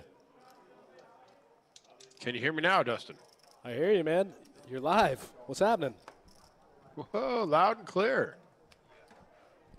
Can you see? You see what's going on? I can see what's going on. Nice. I got to figure out a way to see the chat here. It's a little weird. I don't hear myself, which is a little bit odd, but that's okay. I'll figure it out. Sound good, man. Live, large, and on charge. Live, large, and charged. How's the game so far? Game off to a little bit of a slow start. Boys got it knitted up or something? Yeah, which is surprising for this lineup. It is. It's a good-looking lineup. Not gonna lie. I'll drop the stats for you after this hand. All right, I'm trying to get the chats up here and deal with the audio issues so I can see what's going on and hang out with the people, if you know what I mean. Yeah, not sure. I might have sent you. I don't know if I sent you the right link so you could see my screen. I don't know why I can't see you. Well, you can't see me because I don't have a camera. That explains it. Yeah. I stepped out just a minute ago out in the field and saw that we're over 120 entrants so far in flight number 4. Got a few minutes left of late reg. Nice. All right, getting some chat up here. Let's see if I did this right. Over 150K in that prize pool, guys. Already. Still got a few minutes left to jump in. Nice. That's the event number 1? Event number 1. Juicy. All right. Look, I see some chat people. I see Carly just joined. Sup, Carly? Eric? There you go. We got him. He's live. Got chat over here. Nobody's talking on Twitch. Somebody wants to talk to me. We got a couple Twitch followers. A couple of the regs hanging around, chatting it up with me. I'm going to have to put in for a bigger monitor here now. I got too much going on. All right, I think I'm set. So what's going on here? No action? After this hand, I'll drop the stats down for you. You can take a look. I mean, it looks like a good game. We got John, Peter, George, Wendy. Defending WPT champion Josh Atkins was in the 5 seat. I don't know if he racked up. I can't see his chips. Did he leave? I'm not sure. He's been in the game. He bagged flight 3, got in the game late, and he might have racked up. I don't see any chips there. I don't either. That's too bad. You know, he was fun to watch last night on the Omaha, on the PLO. Sure. And he did very well last night. And he was the big winner, I think, at least what I could see. Made some great plays. Yeah, Josh Atkins, solid player, great performance last October in our WPT 5K main event. Took it down for, just over 300K, right? No, that wasn't his portion. His portion was I don't remember. Probably around 100K. But I'm sure we are going to see his name more on the tournament circuit, even though he is a predominantly a cash game player. Yeah, I'm sure we will. That was a great heads-up match between him and Tan. It really was. It really was cool to watch him and Tan.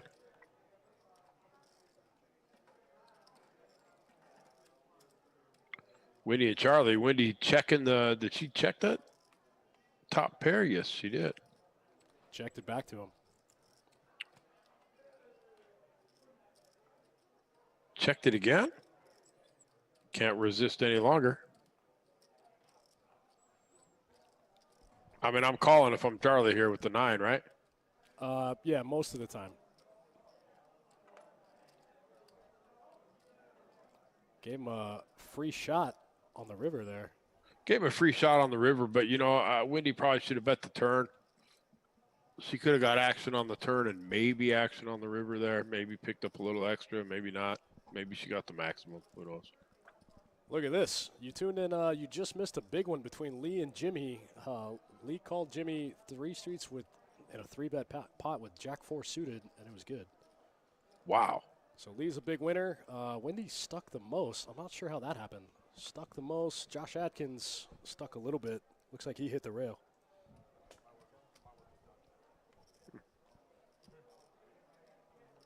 Don going to get it in there early position with the 2 8s. Absolutely. I like it.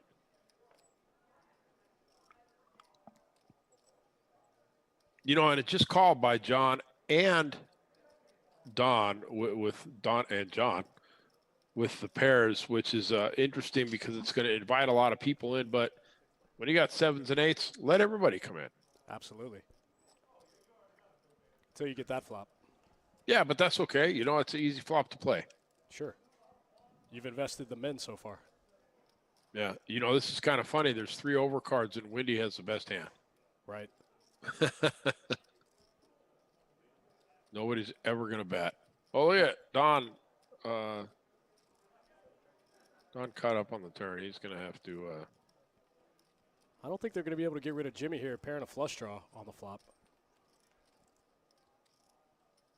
Oh, Jimmy. Yeah, that's right. Jimmy. He's the only guy with a face card. I didn't even see that. Yep. Yeah, pairing a flush draw. I don't think he's going anywhere. No. Although Lee blocking a couple of his spades. Yeah. And Wendy with the open and straight draw there. We might see some fireworks here, boss man. What do we want? 9 of spades, 8 of spades. Oh. Ooh, Wendy. Wow. Way to What go, a Wendy. river card.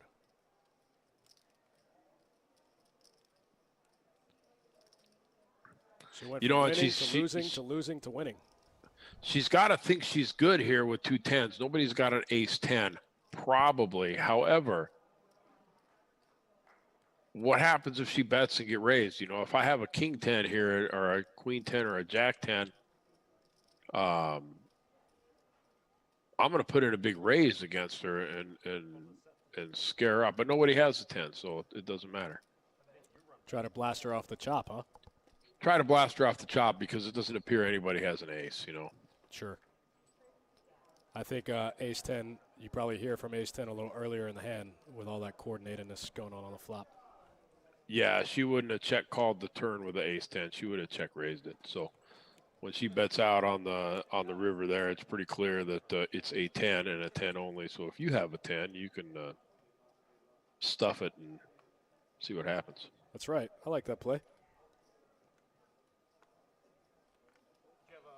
All right, guys, thanks again for tuning in.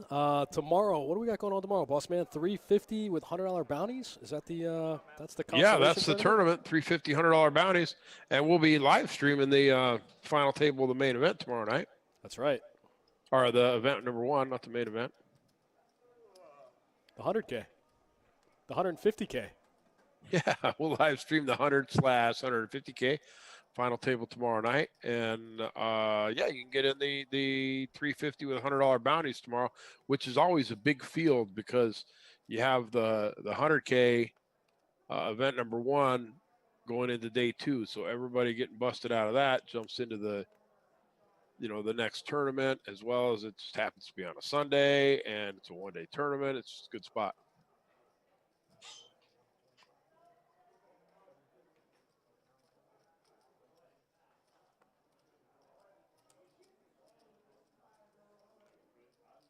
All right, so what do we got here? We got Charlie picking up a nice easy one with King Jack.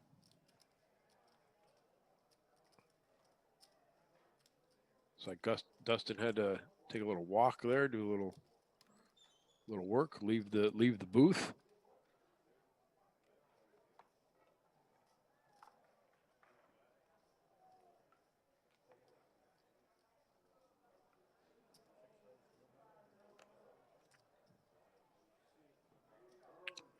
All right, George.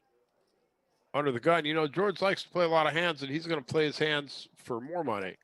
So even if it's Queen Jack doesn't really necessarily play well at a full table, he's going to play it. He's going to play it under the gun. He's going to raise it.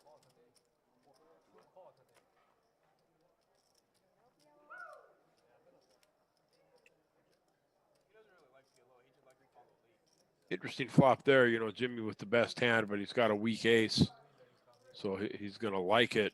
But with 3 Broadway cards out there, he's going to hope that he doesn't get any action and is able just to take it down right out.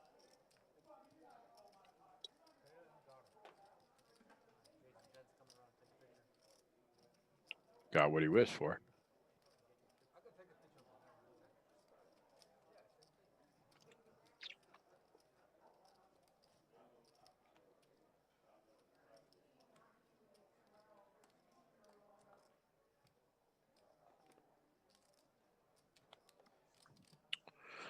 All right, once again, we are here. This is Best Bet. Best Bet Jacksonville, 201 Monument Road. You want to come check out this game live or get in action yourself? We're just on a short delay here. We got a nice little bar area. You can post up, watch this game as it happens, or watch it from the comforts of your home.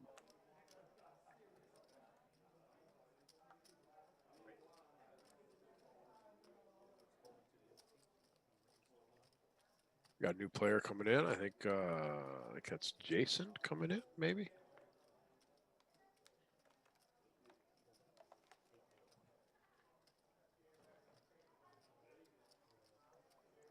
Brian with pocket threes in the hijack. Kicking it up to 100. Nothing wrong with that. Little call from Jimmy. It's actually not, the King's out there. It's a good flop for Brian. I might have tried to take a little stab at it. Definitely try to make a play at it here if I was Brian. I don't want to have to call a bet and lose control of the pot, so it's a good spot to bet.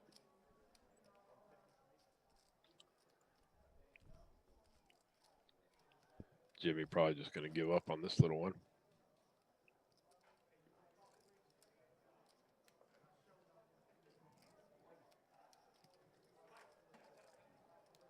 As he does.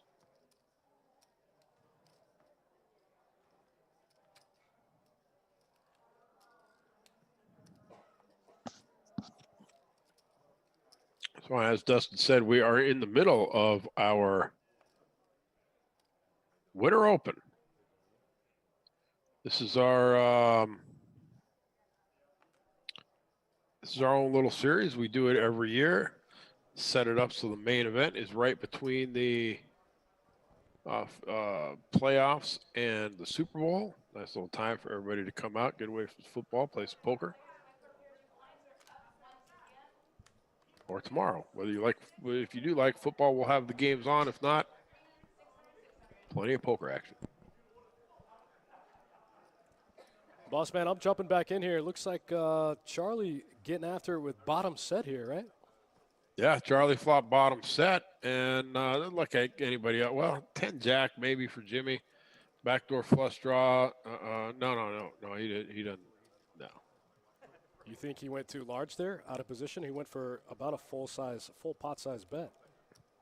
I mean, I think that's a little steep in that on that board. I mean, 7-8 of spades makes it look like a draw heavy board.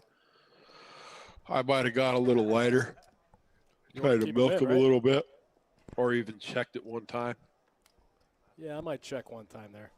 I mean, a set's a strong hand. He lets some draws, give him a chance. Set's a big hand and hold him. I mean, a pair's a big hand and hold him, so a set's really big.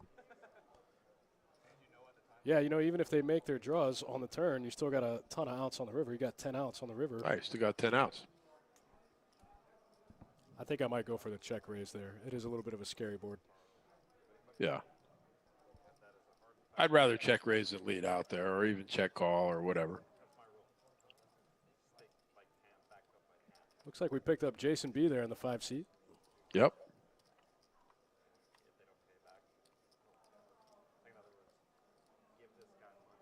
A little bit of flop lag here. Queen 8 off versus the ace tray. Blind versus blind action. Charlie versus George. Looks like Charlie wants to check George bet, right? Yep. Now George hits his ace. But now he's got to check because the board's paired. It's kind of an interesting spot there when George hits his ace on the turn and his hand is good. But can you really bet into the 9-9-10 after you got called on the flop? Not really, So hit your ace, be happy about it, check it, and then take it to the river. Try to scoop that thing on the river. Try to get to a cheap showdown at that point. Yep.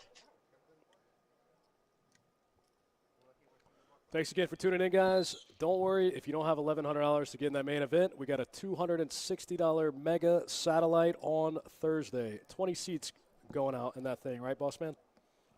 That's it, 20-seat guarantee. That means we guarantee at least 100 people will be in that satellite, or we'll pay it out like it is anyway. But there will be more than 100 people. I ran one 2 nights ago. We gave away 21 seats. So, we're going to hit that guarantee. I forgot. I didn't even know how many. Only 21 seats, huh? Yeah, we gave away 21 seats. It was kind of it was a little bit slow in the room that night, but still hit the guarantee and +1, Hey, +1, that's good. Easy hand here for Jason. Welcome to the table. Flop top pair, turn trips. Nobody has anything. Pick up a little chump change.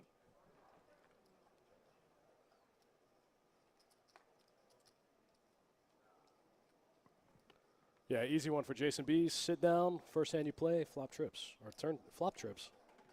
Yeah, turn it.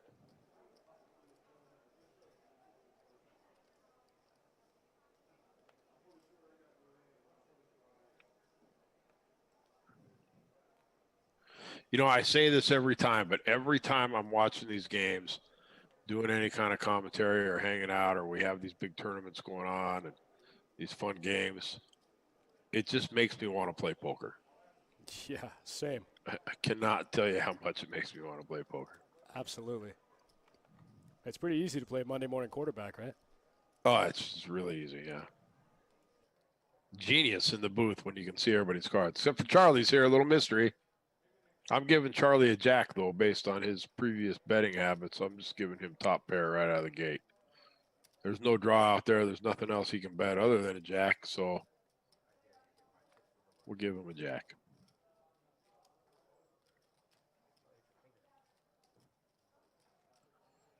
Yeah, Dustin, you were just out in Vegas not too long ago. I imagine you played a little bit of poker yourself, huh?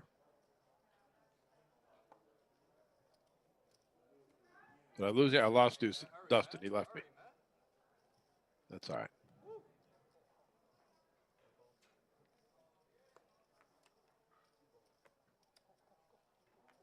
I think Lee just made that call without looking, interestingly enough. John O picks up 2 jacks.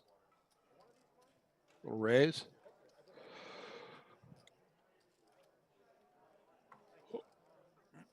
Lee may feel compelled to call him after the, no, He doesn't care. Lee's smarter than that.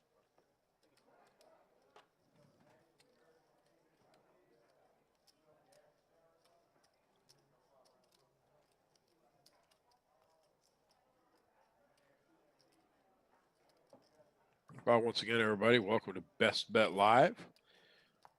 We try to do a couple live streams a week, different cash games tournaments. We got a lot of them going on recently. We live streamed the 10-10 XL main event. A little opportunity for everybody to get on the live stream.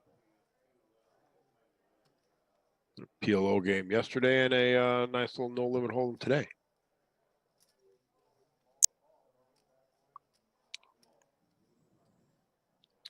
George with a nice hand here in the cutoff, the king, queen of clubs. He's going to get a little action.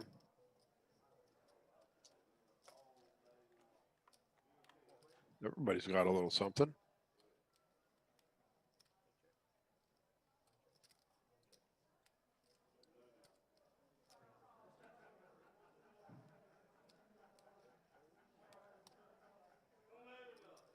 And, you know, it's an interesting flop there. It's a great flop for George, open-ended. Jimmy's got a gut shot.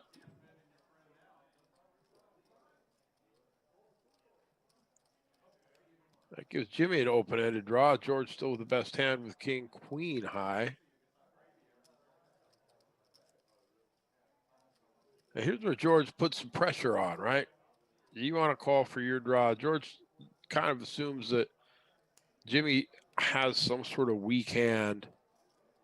And rather than try to fade a bet or a bet on the river, George bets 3,000, which is effectively Jimmy's whole stack. Which, you know, does he really want to play for his whole stack with the weak hand that he has? Probably not. And George is correct.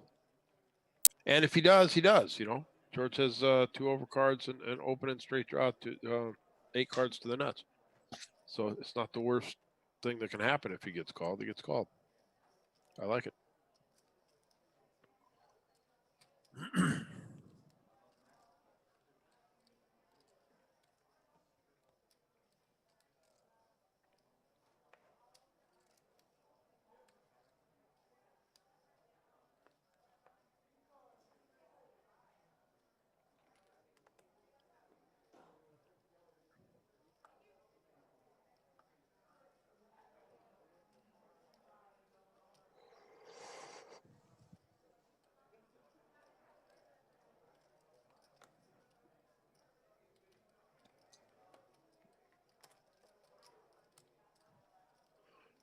Not a lot of action this hand. I think it folded all the way around. Gonna have to get these guys another round of drinks, get them opened up a little bit.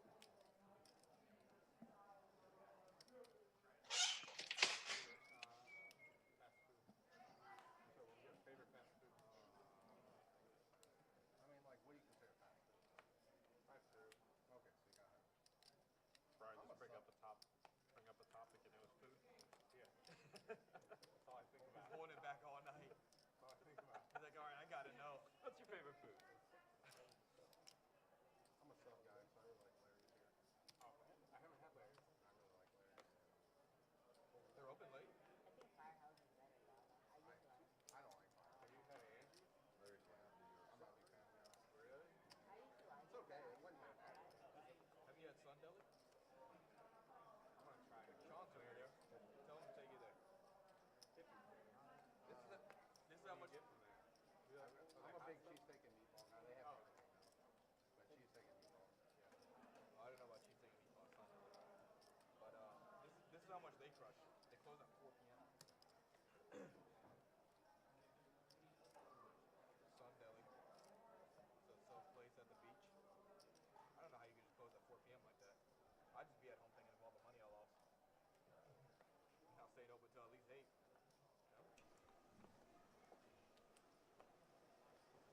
Family owned. All right, guys, if you're just joining us, we're watching 5, 10, 25, no limit hold'em, no cap, straddle from anywhere. Get wild.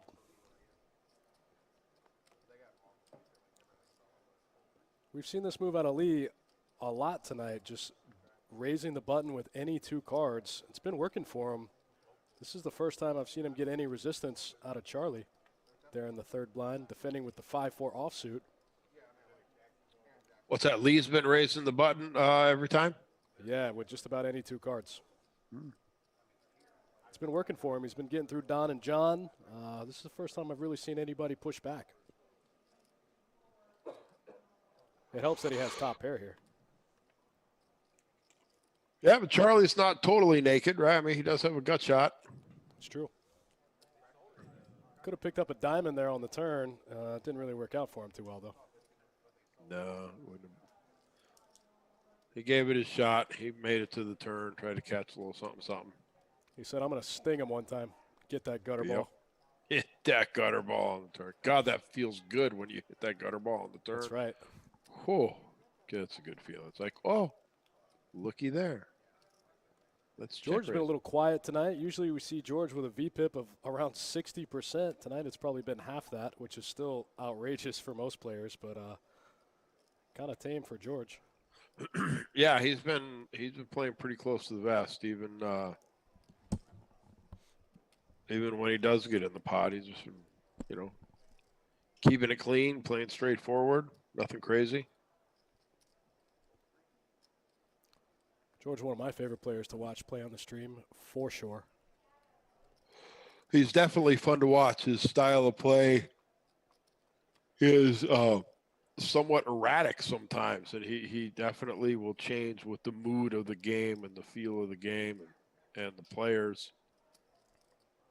But he is a thinking player. He makes plays based on who's in the pot and how they play, and that's what he does. He likes to have a big stack.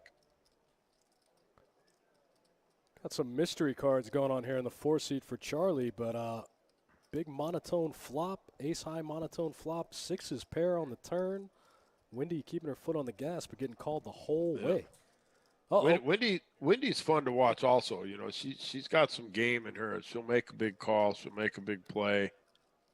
I definitely like, obviously you got to like Wendy's hands here. She's got aces full. Unfortunately for her, Charlie has, he's calling. He's raising. He's raising. Wendy bet 5.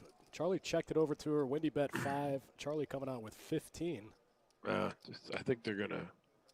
She's going to rip it. He's going to call. They're going to chop it up here. Quad 6s one time? No, they're. I don't see it, but they're. He's got an ace. Yeah, they're chopping it up. Ace versus ace. Caught up on the river.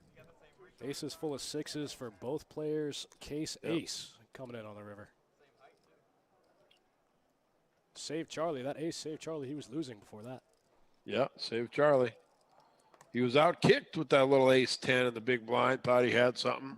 That's right. That's kind of a bad beat for Wendy. You get in there with an ace king. You flop an ace against somebody with a lower ace. You get him to call the turn, the flop. You get him to call the turn. Then the board double pairs on the river, and they catch up. It's better than losing. Better than a 10 coming. So. Yeah, I think she's probably happy with that run out. Honestly, on a monotone flop, paired board on the turn, I'd be happy with that outcome. I think they both made a little money. Yeah, they definitely didn't lose anything. See what Brian does with that ace-queen. Raises it to 100. Standard play. The domino effect. Everybody jumping in. John O's coming along with king-queen on the button for sure. Yep, he's in there. Yeah, once you get one call, it invites another call. So if there's no 3-bet, it invites a lot of calls. That's right. And then in they come. Charlie with this ace-6 offsuit, which, I hate that play out of the small blind, but maybe it's positive EV. I don't know. I just think you're taking away the worst of it. But. Yeah, ace-6 is a pretty hard hand to play in any position, I think, especially out of position in a multi-way pot against a raise. Yeah, I guess it's tough not to call all that money in there and all that action, You flop an ace and a 6, and you get a lot of money off somebody with ace-king, something like that. But you really have to get a tailor-made flop. When flop comes All right, 6, so 6, George 4, with you want to jump his off a building. yeah, no kidding. Yeah, George leads out here for 400 and takes it down. We never see his hand. George could always have an 8 in that spot. Yeah, I think he did. I think he turned it over, and they said he had an 8. Oddly enough. George can always have an 8 there. Thanks for Yeah, tuning in, guys. Thanks for hanging out with us. Make sure you guys check out the website. We got the full Winter Series schedule. You can, if you're watching on Twitch, it's right there. You can just click on that link. Give you the full series schedule, culminating in that 200K main event next weekend. Good little tournament. Good little series, right? A whole week. That's great. Nice little turnout today. How many people did we have in the almost 50 people in the mixed game? Oh, really? That's a great tournament. I would love in to the play that. half Omaha, half stud 8 or better. It's a fun tournament. Did you make that tournament? Did you just say, I'm going to make the kind of tournament that I would love to play in? Is that what happened? Yeah, that's it. That is the one. That's the one for you, huh? That's the one. I do like that tournament a lot. I'll tell you what, Jason B doesn't want to make a set of 10s here on the river. He does not. And no, he does not.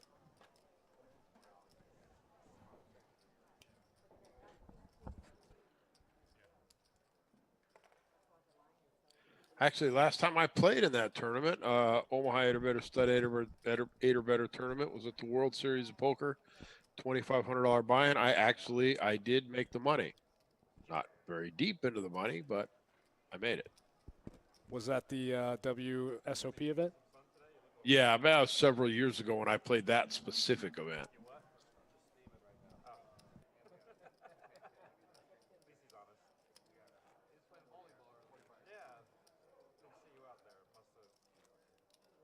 Win it. I'll win one of these days.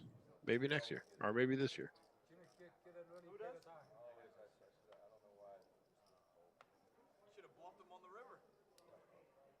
You know, it sounds kind of funny, but I go to the LAPC in LA, the Los Angeles Poker Classic. It's a big tournament they have with the Commerce.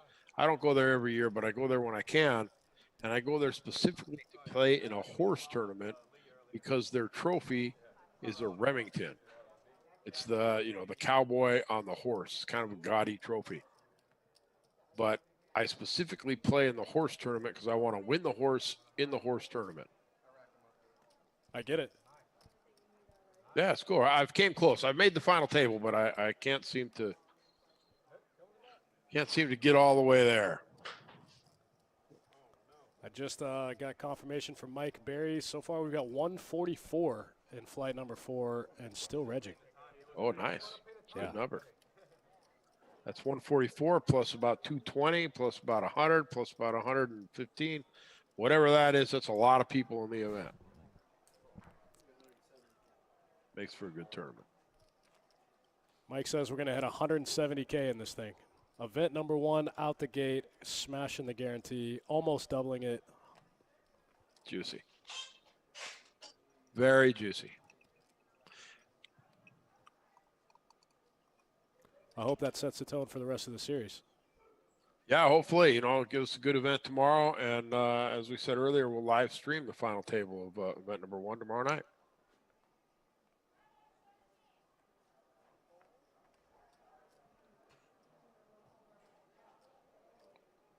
No You action. guys make sure you guys tune in to that final table. We can't give you a definite time, what time it'll start.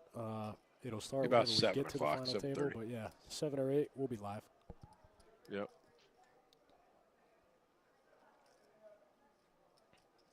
Wendy picking up the minimum with pocket jacks. I mentioned this a couple times in this 3-blind game. It's really advantageous to try to get after that dead money. There's $40 in dead money out there every single hand. Yeah, that's a good point. That's a lot. I mean, it does sound silly, but, 10 times a night you steal the blinds and antes, that's $400. Yeah, absolutely. Maybe 10 times is a little much to ask for, but still. Think about it 5 times. 5 times you pick up 200. That's one loose call you can make to try to spike that gut shot on somebody. That's right. Sting them. That's right. One shot at a stinger for 200. All right, we're going 3 ways to the flop here. Queen 10, 6-8 suited, and 3-4. Looks like 8-6 suited gets the best of it. Flopping bottom pair here, but it's good. Oh, never mind. Jimmy gets there on the turn. But nobody likes it. Yeah, a little bit of a scary run out so far, right? Yeah.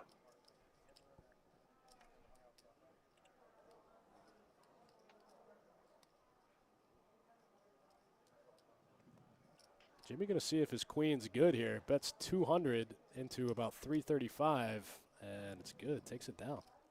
No action. Gets a no full value fold. for Jimmy. That's all right. No sweat, too, though. No value, but no sweat. That's right. Brian coming back into the table here for the straddle. Like we said earlier, guys, straddle from any position in this game. Brian coming back in for 50. Action's going to start with Jimmy in the 9 seat on the button. It's going to be 50 to go. I thought we'd see a lot more of those in this game also. I thought we'd see a lot more straddles. Yeah, we haven't seen it. They really haven't been straddling at all. That's right. Normally in this game it goes 5, 10, 25, 50, 100, and then the action starts. You are correct. Normally there is a lot of straddling in this game. It'll get opened up here in a second. That's right. Still early. Still early. Need to get him another drink. Copy that. I'll do it.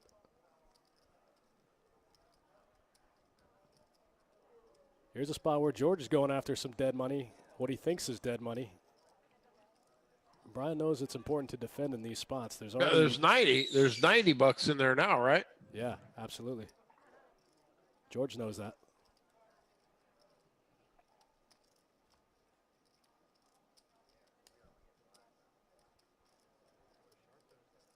Brian surprised with the to see ball. George check that flop, but I think he doesn't want to get too mixed up in a big pot out of position with Brian. Brian's a sharp player out of Tampa. He's been playing a long time. Him and George have a lot of history. I think that probably plays into some of it. What do you think, boss man? yeah, it must, and because they were both very cautious on that. I mean, neither one of them had anything, but you would think one of them would have taken the line of, I don't have anything, I have to bet it to win it at some point in the hand. Regardless of how cautious or how good they feel the other player is. George is probably surprised he won that hand with king high. And Brian's probably surprised, maybe on the river he could have got away with something, or maybe not. Maybe George would have check raised with there. Who knows? But they were both content just to check it down and let it play. Here's Jason with pocket queens and John with pocket tens. We might see a little action here. Here we go. About time. Rev it up. Yeah, Jason limped under the gun with 2 queens. Not a play I like very much. Now,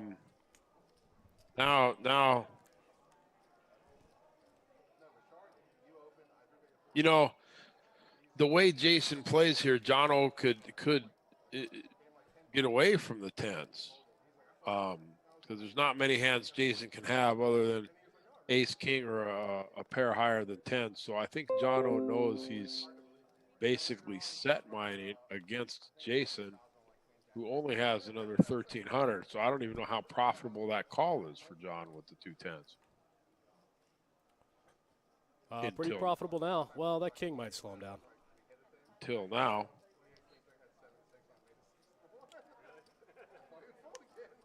Jason's going to disgustingly fold after Charlie makes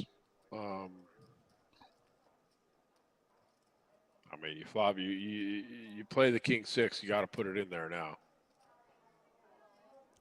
Uh-oh. Could not have picked a worse spot to put it in against two players. No. Now, is John going to isolate? No. I mean, yes.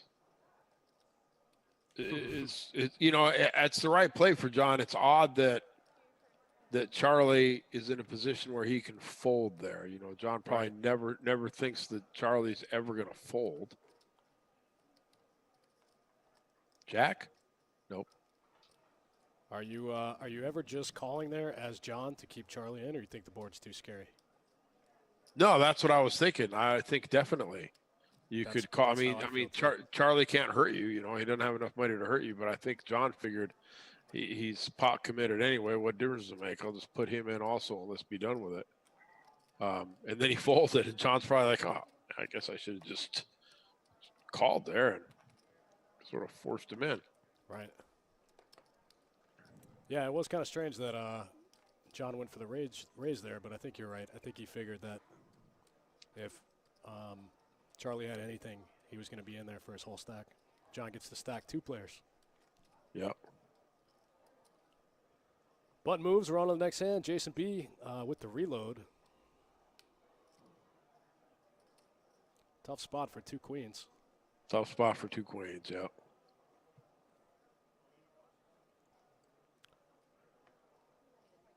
I guess Jason kind of figured he didn't have enough to fold right there. You know, after John leads and then Charlie calls, he's still got the gutter ball. I mean, if he thought he didn't have enough to fold, he should have bet the flop.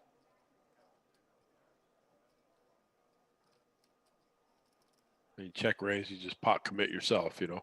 Either bet it or check fold. But check raise, you got no fold equity there. You know, John is never folding.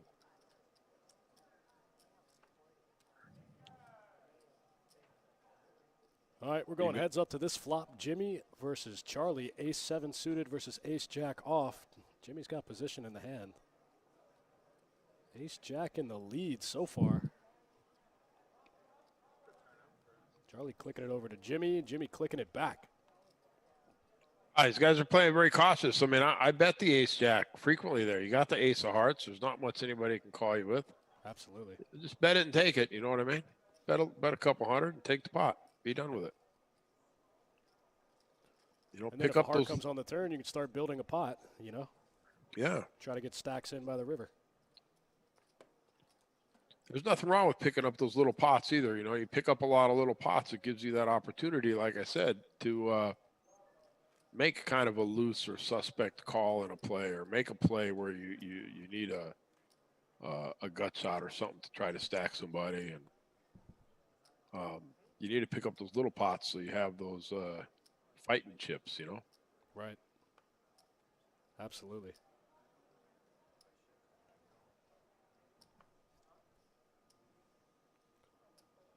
When he's going to get rid of Jack Deuce, Queen 10 in the muck. Jimmy's cards didn't make it to the reader.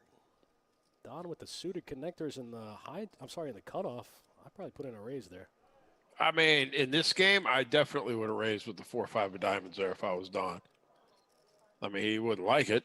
It's got, 2 8s and ace king, but who cares? You know, you don't know that. I definitely would have raised it up. The Jono and Charlie show. Jono trying to get the rest of Charlie's chips again.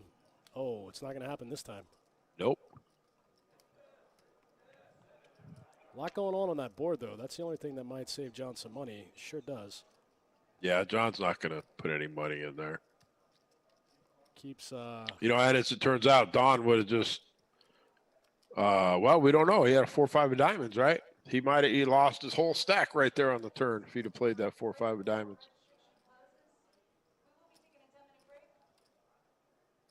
So what do we know, huh?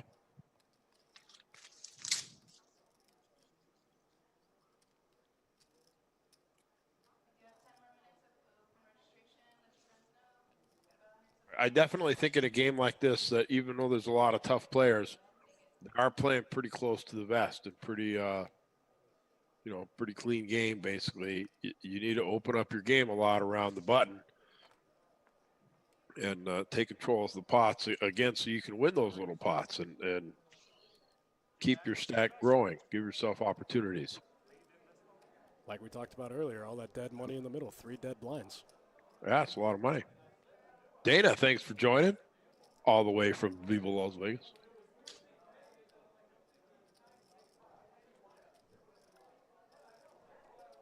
Thanks for hanging out with us, guys. You got myself, Dustin Shocklock, Jesse the Boss Man, remote commentating from, what, your office, your living room, your couch? Office at home. Yes. Nice. Yeah, we're testing out some new things here, trying to get this remote commentary working so we can bring in some new people. So figured what better way to test it than to test it myself. I like it. Yeah, it's cool. It's nice. I mean, I almost feel like I'm right there, you know.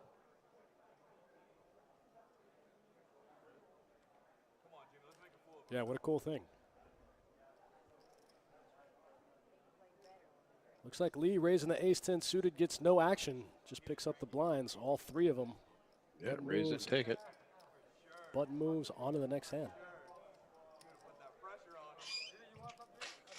You guys got any questions about the series coming up this week? Now's the time while you got the boss man on the line. He knows all. He might be able to answer some of the questions I don't have the answers to. So drop them in the chat. If there's anything you guys want to know about the series coming up this week, any questions, any concerns, drop them on us. We'll get you answers. When he's sober, he's sweet pickle. When he's drinking, he's angry bird. Don getting rid of the king-queen offsuit in early position. John O getting rid of the ace-10 offsuit in early position. Yeah, see, early position is a good time not to get stuck with those kind of hands. I'd say they can only cause you trouble.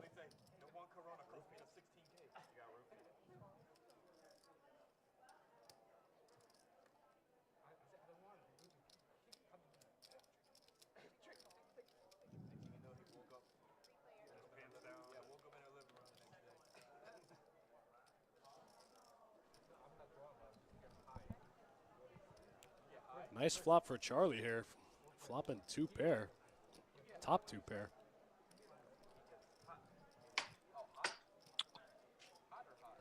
Jackson 9s with a 7 off the rip. Wendy coming along with the gutter ball, trying to make it 10 here. Yeah, gutter ball, backdoor flush draw. We see a 10 of clubs here. All the money's going in the middle. A little ambitious for Wendy maybe, but let's see. Nope, can't get there. Jackson 9s with a king. Going to be good for Charlie. Wendy could probably turn her hand into a bluff here. What do you think, boss man? Oh, I mean, she could have tried. I don't think she would have got away with it there. I don't think it. Story wouldn't really check out too well. Chris Martin in the Facebook chat asking about the wins and losses so far. Yeah, here you go. Lee, the master, still up 3,600. Leroy. They're all Wendy's chips. Wendy's stuck 3,400. Yeah, that's about it, huh? Also, So Nathan somebody in the else. chat asking about the WPT tourney in March. We haven't released that schedule yet. It's definitely happening. We haven't released the schedule as of yet. It'll be finalized soon, and we'll post it all for you guys on the website. Yeah, and you know, it actually is final, and I would expect it to be on our website on the landing page early next week. It's sent out to the magazines. It's sent out to World Poker Tour, and it should be on our website early next week at the latest.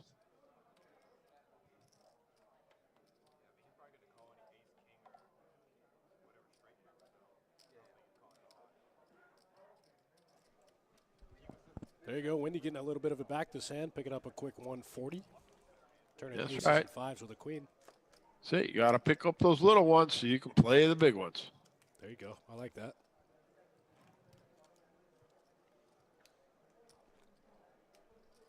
I like your thought process earlier, boss man, where you said pick up these small pots so you can make some bad calls later. Call with that gutter ball one time. It's true, though. You know, they don't have to necessarily, I mean, You can call them bad calls, or you can just call them just a little bit suspect or a little bit loose, But rather than just to, slough off all your chips that way, if you win a bunch of little pots, you could take a few chances, without getting stuck. Give yourself a chance to win a big one. Uh-oh. Hubby's in the chat, sweating the game. He said they're going to have a conversation later about missing some turn value. Saw that. Yep. No, I don't think there was any turn value there. Wendy getting the best of this one, flopping top here. Yep. Charlie getting sticky with 2 4s. Look at this. It's a weird board, deuce 7 5 with 2 4s. Everybody's playing real conservative here. Nobody's betting turn. Check it and take it. Wendy decides to go for the cheap showdown here. Try to get to a cheap showdown, and it works. Works for her. She picks up another 240. That's 402 hands. Trying to get unstuck. Yeah. If I was Wendy, I would have definitely bet the turn. But if I did check the turn, I'm not going to bet the river. There's no sense going for value on the river with the 7s there. The only thing that can happen is you get called and lose pretty much. So there's nothing wrong with checking on the river there. If you bet the turn then and get called, that you still check the river. But I probably would have bet the turn just for. Yeah, I always think that's a weird line when I see players do that when they bet check bet. It's always a weird, Right. That never makes a ton of sense to me. I'd rather bet check, get to a free river, get to a free showdown. Yeah. I will bet with a very big hand. Where you try to play a little deceptive with a really big hand, bet the flop, you get called, and you think, okay, I got to let him catch up now, let him get a free turn to give him a false sense of security, and then bet the river. Sure, try to make it look like a big bluff. Yeah. Wendy's going to keep it rolling. She said, I don't need to win that one pot. I'll win the next 3. Top again for Wendy. Yeah, easy game. That's it. That's 703 hands for Wendy. Wow. Adds up fast. Chip it up 1 pot at a time. That's it. She must have got the text from hubby. Yeah. Said make some hands, bet them. That's right.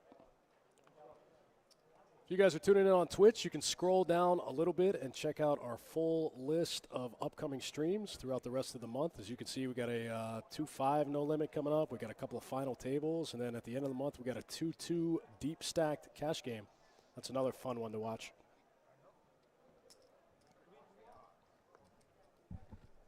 There's Lee getting frisky on the button again. There he is. I'm telling you. Well, he knows, John, Don and John are both going to play pretty snug out of the blinds, as they should, nothing wrong with that either. So they're going to play snug out of the blinds. And then he's just got Charlie to contend with there under the gun in that pot. I don't know if Charlie straddled or what happened there, but it's a good spot for Lee. Yeah, neither Don or John want to get too mixed up with Lee out of position. Lee's basically just trying to isolate Charlie, I think, when he does that. And then if he runs into a big hand from John or Don, he can just fold.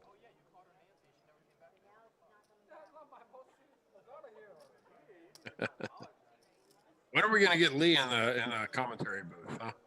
Oh, that would make my life. We got to get him lots of red wine. Lots of red wine and get Lee in the commentary. That'll be our goal. What's up, Eddie joining? And speaking of people we need in the commentary booth, Eddie Marsowski. Eddie, what's happening? We got to get him back in here. That's right. He's way better than I am. That's for sure.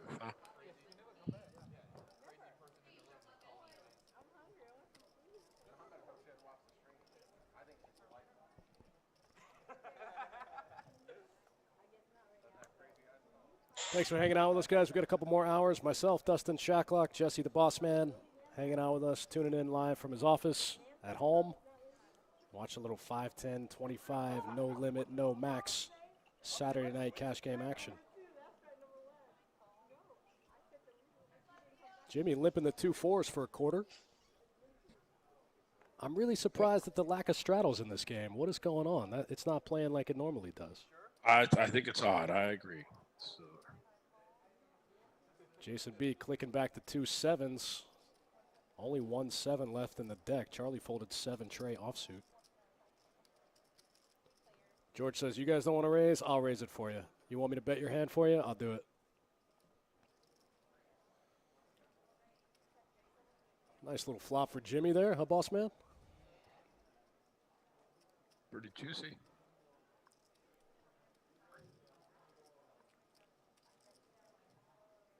Jimmy turns bottom set.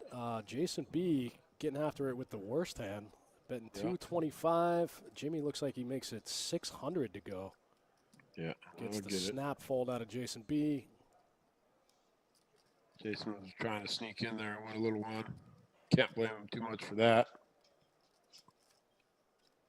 Little did he know,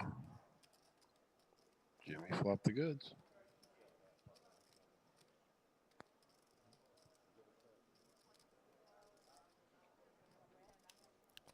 If you guys looked at any of those upcoming streams, you want to get in any of them, drop an email. I'll drop the link for you in the chat. Send an email to sagec at bestbetjacks.com.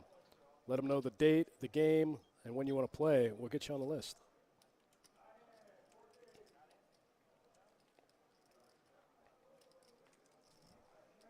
I forgot how to type. I'm trying to get it.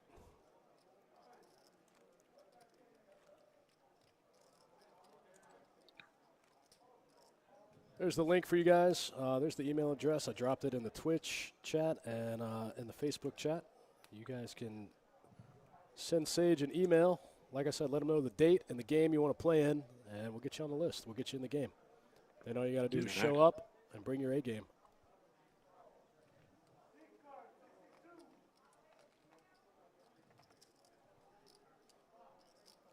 Looks like we got a little bit of flop lag here. Might be stuck on the last hand. Got to get, got to get out of there. Yeah, we've got a little technical difficulties here getting out of this hand. It is a lot of computers going on here, so it does happen every once in a while. A lot of moving parts to this thing, huh, boss man? A lot of moving parts. The computer reads the cards. We got to input the action, the chips, the players. Got to account for a little bit of human error. Got to account for a little bit of human error. Goes from one computer to another computer, out to the world. So we'll get it caught up here. We'll miss this hand, but it's okay. It looks like Wendy's going to win another one. No. Looks like a decent-sized pot there going George's way. A lot of black chips in that one.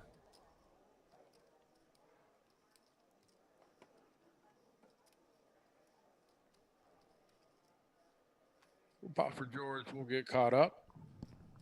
All right, we're on to the next hand. We're back in the action.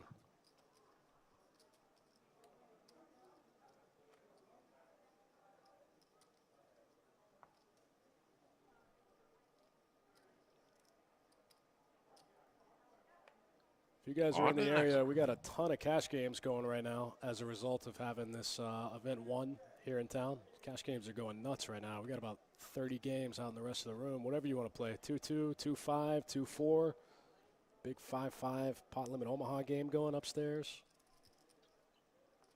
Yeah, no shortage of cash games going on, that's for sure. That's right.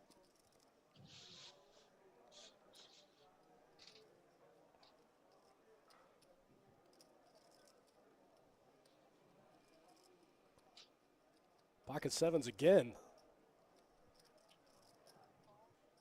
Wendy going to raise them this time out of the blind. That's a rough one, raising out of the blind with anything, really. I agree. I think you got to have a pretty strong range in that spot. Yeah, because what do you do now, You're basically done. And nobody has anything. She could have bet it and take it, but instead she's out of position, so So you really can't do anything. This pot will go to the first person who bets. She does So have the look. best spade draw somehow with a 7. Charlie says just what I said. This pot will go to the first person who bets. That's a nice pickup for a guy with 4 high. Right? Absolutely. I think any pot is a nice pickup with 4 high. Yeah, I mean, he's basically drawing stone dead, can't win anything no matter what if anybody calls him, and he realizes that it's the what do they call it? The pot for sale. That's what we used to call that. The pot's out there, it's for sale to the first bidder. And he was the first bidder, so there it goes. Our man Eddie talked about that right here on the stream. He said take the bottom of your range and turn it into a bluff sometimes. That's exactly what Charlie just did in that last hand. Yep. That's it.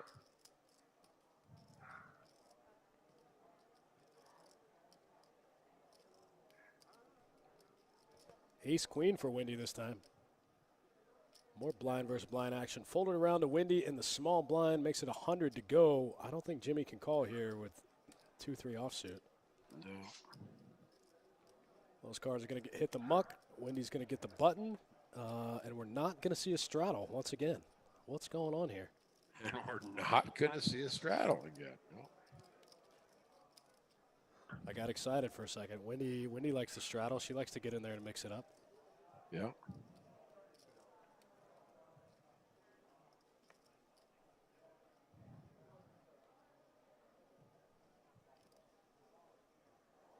You guys jump in the chat. Let me know who you got in the fight tonight.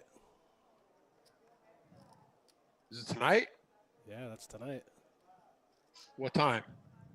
I'm not sure. I feel like those main events, they don't get to the main event till like 1 in the morning. There's always like 40 undercard 17 fights. prelims, yeah. Yeah. Who you got, boss man? So it's McGregor and this Cowboy guy, right? Yeah, Cowboy guy's 36-13. McGregor's 21-4. What's their size difference? I don't really think it matters because McGregor, he fluctuates so much. He's fought in 3 different weight classes, I think. Yeah, but the guy's an absolute animal, right? There's no question about that. He's as bad as they can be. He's just such a good fighter. But when he goes up in weight class, he has a hard time because the people don't, they just don't fall when he hits them. And he seems like he has a harder time with the heavier people in upper weight class. I just looked it up. Looks like there's 10 undercard fights before the main event. Wow. What even?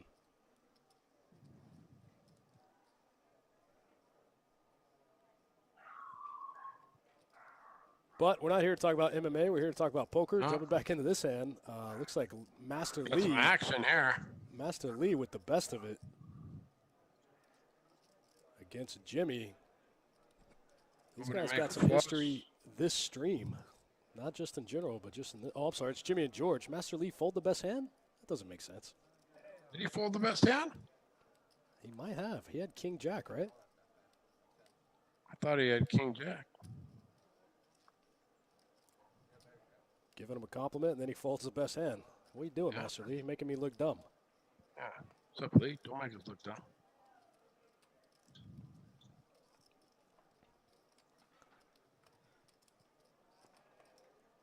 Peaches in the chat says she's got McGregor for the win tonight. McGregor for the win. He's a favorite, right? He's about 250 favorite, something like that. Yeah, I just looked. He's minus 300. Minus 300.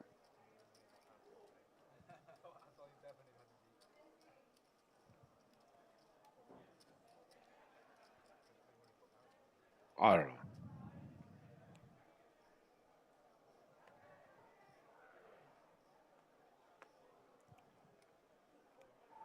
Once again, no straddle. John O. letting go of the 9-8 suit, offsuit under the gun. Gets around to George, mixing it up a little bit. Coming in hot with King 7 suited. Jimmy getting 3 betting chips out.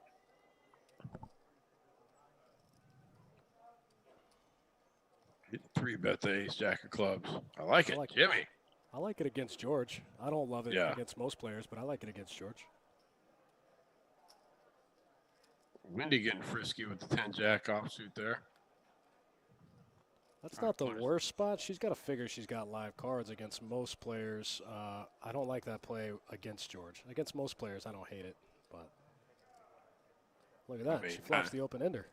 Flops got herself in a tough spot here. George's probably going to check it also. When he checks it, she gets to the turn. Jimmy says, no more checking, boys. He's going to win it here. I think this play looks pretty strong by Jimmy. Looks kind of like he's trying to buy it, but for the most part, I think it looks like a pretty strong play. Well, I mean, it looks like at worst he has what he has. You know, ace, king, ace, jack, which has Wendy beat. Her hand, she's probably not in a position to I mean, she has to raise it here. She can't. Calling would not be a good idea, I don't think, because she calls and she's basically just calling off $900 in hopes to hit an 8-outer, right? That she might not even get paid on. That she might not even get paid on. If she doesn't hit it, now what? Now, Jimmy says all in, or no, Wendy says all in. Yeah, Jimmy went all in, and which takes the play away from Wendy. Had Jimmy checked, Wendy can go all in. Absolutely. Right, which she virtually has to do just to protect the 900 she put in on the turn. So it's just not worth making that call on the turn. Right, there's about $2K in the pot on the turn. She rips it for her last 2,900. You can raise the turn. You know, she can fold. That's nothing wrong with folding, or just stuff it on the turn. If you're going to play the hand, you got to stuff it on the turn. Otherwise, you're just throwing away. You're putting in 900, hoping for an 8-outer. You got no other way to win it. Or you can pick up an ace queen very next hand and pick up some chips.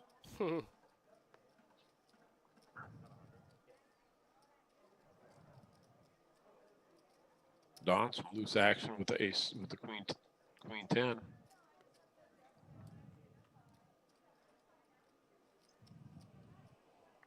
And that's a spot where, Don might think that Wendy just lost a big pot. And she might be a little opened up here. Queen 10 maybe looks better than it really is against somebody who just lost a big pot.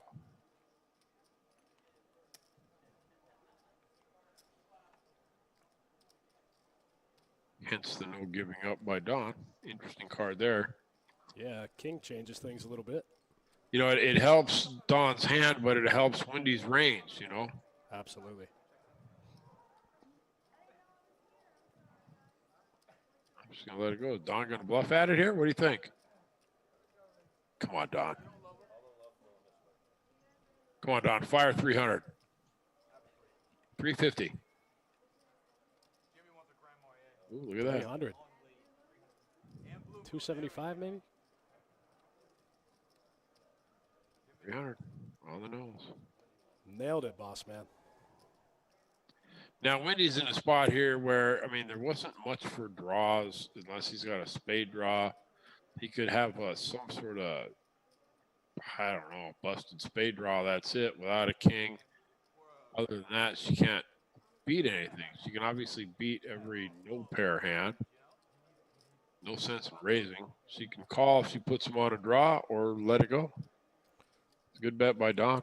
Kind of a high-risk play by Don. Wendy will call you with ace-high. I've seen her do it. She will. Yeah, I agree with that. Kind of a high-risk play by Don with nothing there, but maybe he's playing into the meta game a little bit. Like, she knows I know she'll call me with ace-high, so I have to be betting with something.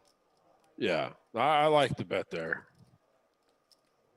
by Don. It looked like he didn't have a draw with the paired board on the flop. It definitely looked like he had a hand other than a draw, so it makes it really hard for Wendy to call. Yeah, I like it. Wait for Don to get in there and pick up some chips. Yeah. And he was when he's making that initial call with the queen 10, he's thinking, that's a pretty weak call out of the small blind with the queen 10. But Wendy just lost a big pot. Maybe she's just, opened up a little bit. So take a chance at it. She did have a better hand, obviously, ace queen, but worked out.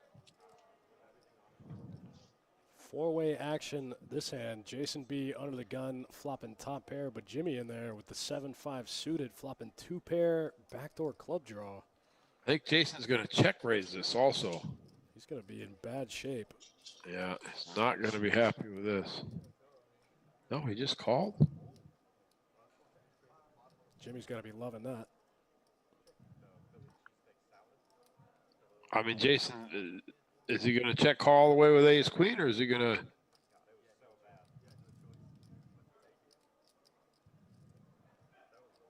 Charlie with a pair and a gut shot.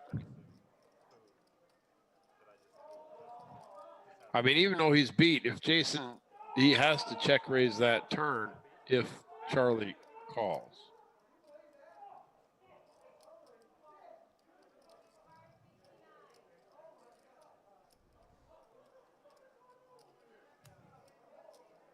Something crazy going on in the poker room there. Always. Saturday night, man. Yeah, it's Saturday night. Crazy stuff happens. There it is. Board ran out pure. Looks like Jason's just going to be content to call down with the ace queen.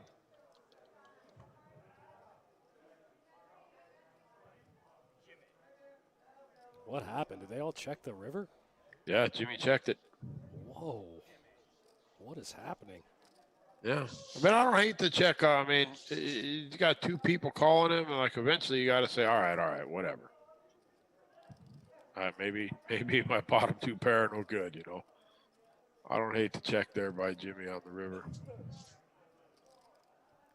To me, that feels like checking the nuts in position. Yeah, kind of. I mean, what are you going to get paid off by? In that case, Jason would have paid him off. Charlie would not have.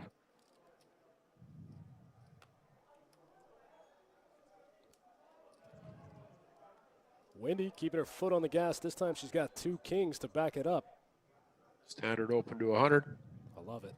Oh, look at this. Oh. 300. Here we go. Pile it in.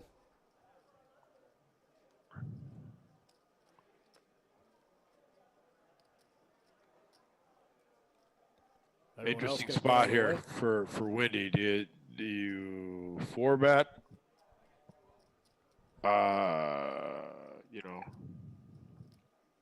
Wendy's she's not super deep. You can see she's only got 2,600 behind. She can probably 4-bet and try to get stacks in, pretty quick.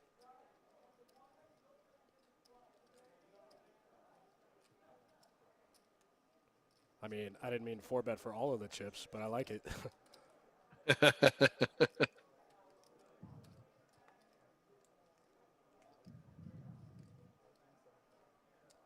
I mean, if I've got kings here, I want to get stacks in. Obviously, almost 100% of the time. If you're going to do a pre-flop, then cool, do a pre-flop. But I meant she could 4-bet, start building a big pot, so she could get it in. Jimmy called. Yeah, I mean, Jimmy's a lot deeper. Jimmy started the hand with 7,500, so it's only 30% of his stack here. Yeah. Like I said, tough spot with queens after on a 4-bet. It's an easy fold, but it's not an easy fold. I mean, she doesn't have to have kings or aces. She could have ace king. She could have two jacks. We running two full boards here? Yeah, it looks like it. Boards. Oh, Jimmy gets. Oh, Jimmy gets. Oh, no redraw, drawing dead. Oh, one outer. Oh, man. Oh, one outer. What a sick one. Wendy doubles up. Wendy gets the full double. That's what I'm talking about. When you get a big hand like that, you want to get stacks in. You definitely want to get stacks, and you want to get them in as early in the hand as possible. You think so? I agree with that. If you have two kings against somebody else who's willing to put the chips in, you want to get it all in. I mean, there's no sense in seeing a flop, turn, whatever. Let's just get the money. It's like if you have aces, right? Do you really want to wait till the flop or the turn, or do you want to get all the money in when you know you have the best of it? Yeah, Wendy only started the hand with about 100 big blinds, a little more than 100 big blinds. Jimmy had about 300 big blinds, so for Wendy, it just makes sense to get stacks in as soon as you can. Jimmy can play a little closer. When you have a 300 big blind stack, I think you have to protect it a little more.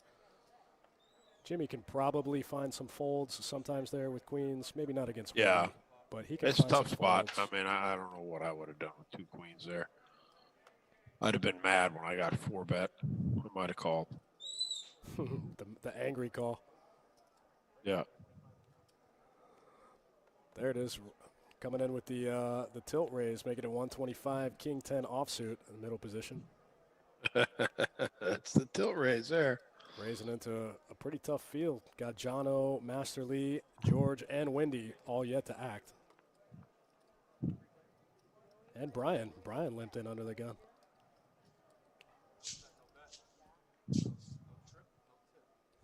Two players out flopping Jimmy. Jimmy, the pre-flop aggressor, getting out flopped in 2 spots. Tilt fold.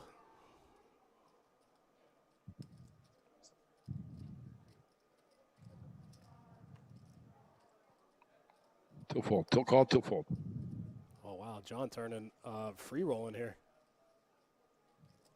How good is that feeling right there, boss man? Already flopped top pair. Juicy. Yeah, free rolling. Just a flat call here one time out of Jono. Absolutely. Just a flat. I mean, I don't know. I wouldn't mind a raise there. I think your hand's too good. Now you just got it. Now you just got to call, but you could have put in a raise on the turn. What if you get there? I think disgustingly turns his hand I think over. turning the flush draw there and then rivering it, you know, it's hard to put you on a flush there when it goes runner flush like that. So I kind of like the flat from John there. Yeah, maybe. True. Yeah, he flats there. It looks like he just has a pair, and then rivers a flush. Might get paid off. Button moves. We're on to the next one. It's been a little while, guys. Let's take a look at the wins and the losses so far. Kind of the same. Jason B, after that weird hand with queens, he stuck the most. Wendy getting back in the game. Got back about 2K over losses since the last time we looked. Master Lee still up about 3,400. Yeah, he must have won a big pot earlier that we missed, that I missed for sure. Well, while you guys are checking that out, as you can imagine, we got a lot of stuff going on in the room, so my phone is ringing off the hook. I got to return a couple phone calls. I'm just going to set the headset down, put it on mute just for a second, but I'll be right back. You heard it. You're stuck with me for a little while, guys. Boss man taking a quick timeout.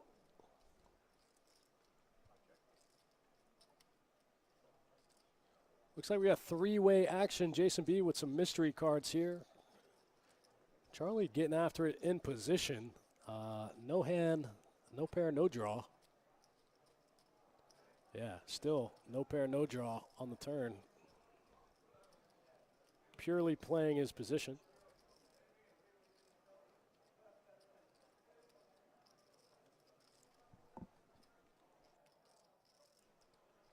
Looks like Wendy bets the river and takes it down. Oh, no, I'm sorry. Wendy wins that one. King high. Good.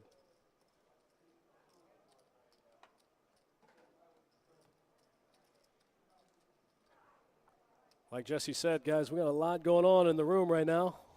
This whole week, it's going to be wild in here. If you're around and you like money, make sure you stop in Best Bet Jacks here at 201 Monument Road.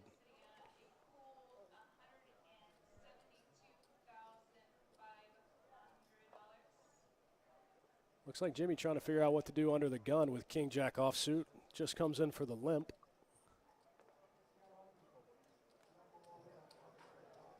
Gets around to John O and the hijack. Makes it 125 to go after Jimmy's limp.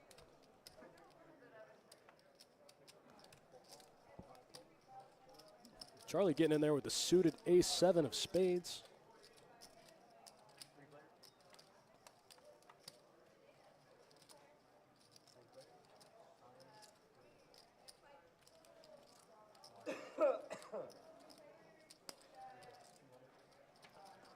Looks like that flop misses everybody. John O betting his gutter ball. Gets through Charlie. Gets through Jimmy. Bet and take it for John O. Takes it down. One bet, no sweat.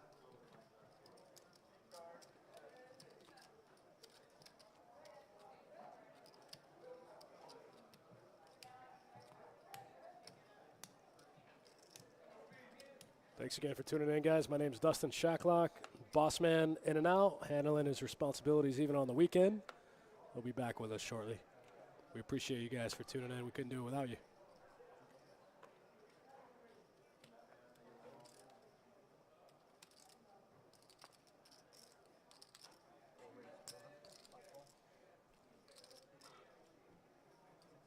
Charlie bumping up ace-8 off, getting called by Jason B. right next door with 10-7 of diamonds. And Jimmy getting a decent price with queen-5 suited. I don't know if you can ever really get a good price with queen-5 offsuit. Flop misses all 3 players. Charlie's ace-high is still good. Flop checks through. Waiting on the turn. Looks like a face card here. Queen of clubs. Jimmy makes the best hand with queen-5 offsuit. Jason B flopped a gutter ball. Jimmy takes that one down. Bud moves and we're on to the next hand.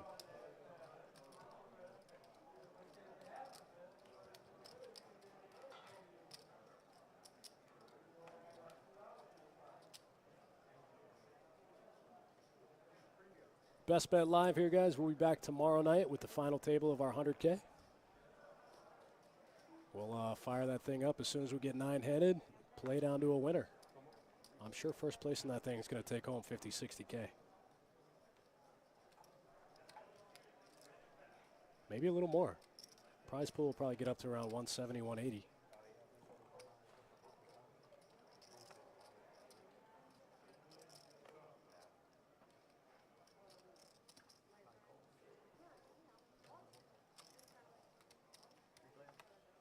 Charlie getting a little more active as the night goes on. He was playing pretty snug off the rip, but he's starting to open up his game a little bit. Everybody getting a piece of this one. Jimmy got the open ender. Lee still out in left field. Charlie got another open ender, and Wendy with a flush draw.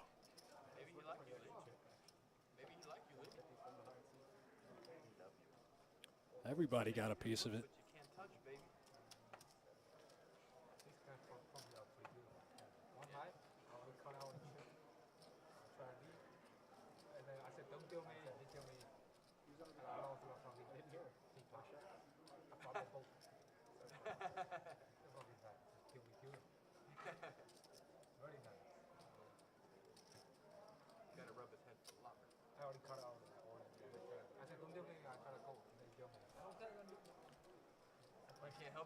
Runner, Jack 10 for Lee. Lee had Jack 10, got out of the way. Wendy making one pair on the river, and it's going to be good against Jimmy. Jimmy trying to figure out how he could lose that hand. Got a pair and an open ender.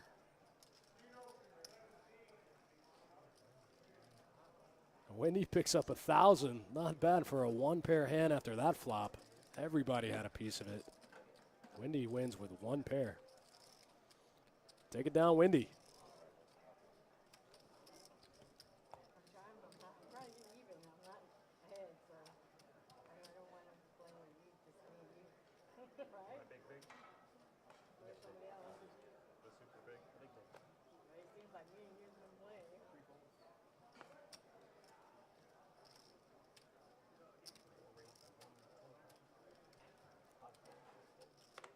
This time, Charlie picking up 2 aces. Like we said earlier, starting to open up his game a little bit. That's a perfect time to pick up aces. Hey.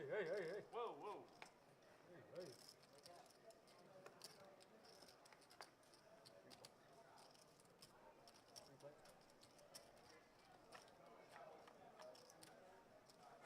All right, next hand. Those lines are going up 500. Aces and sixes for Charlie here on the flop. I don't think he's going to be able to get any action. 575 players Nope. in this field. Goes fold, fold. Ace is good. Ace is good for a quick 300. Slot's gonna get 23%. Out of middle position for Charlie. Just under $40,000 for that top prize. Not a bad weekend of work. Have fun, guys.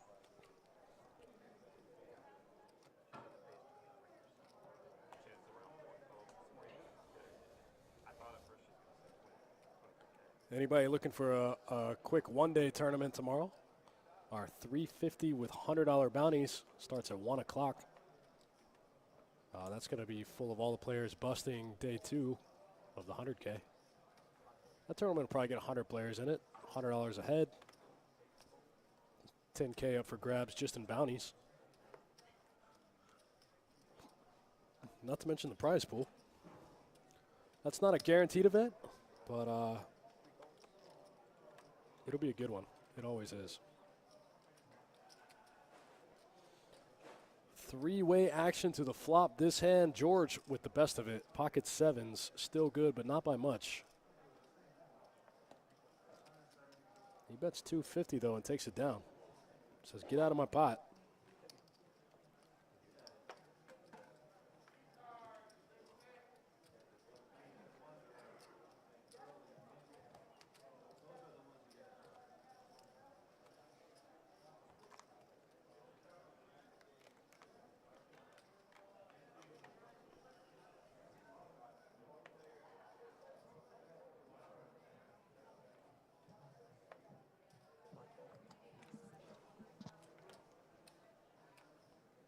You guys are just tuning in. We're watching 5-10-25 no limit hold'em on a 15-minute delay live out of Best Bet Jacksonville.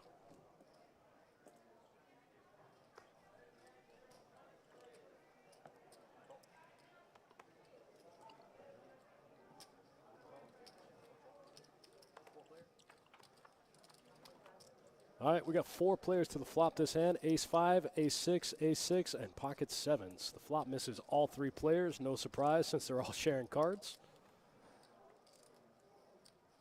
Pocket sevens, 87% of the equity in play.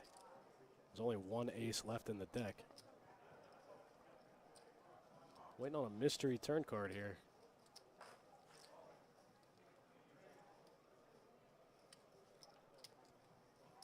Ooh, kind of a scary run out. Looks like Queen 10, 9, Jack 9.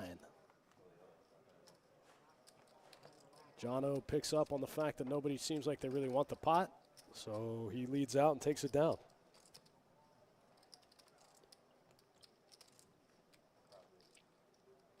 There's still time to get on the list for this game, guys. Anybody watching that wants to come up and play 5-10-25 no limit, this game will probably go for a while.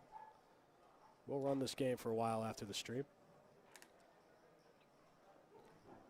All right, I am go back. upstairs and play for a while. Boss man, what's up? I am back. I see I didn't miss too much. I did notice a couple people comment on YouTube watching. We're on a 15-minute delay, as Dustin just said. And thanks. I'm glad you enjoyed the PLO yesterday. I did also, even though we had some commentary problems and some problems with the cards, it's still always fun to watch some PLO action. And this is basically live on the 15-minute delay. That's right. Like I just told him, boss man, they still got time to come jump in the action. This game will probably go all night. Look, Brian flops the goods here, and he's going to get no action. A horrible turn card for him. He's probably thinking, I got George here. I got him all hemmed up. I let him get there on the turn. Yep. Nope. George couldn't call with the King Jack, the red King Jack offsuit. No.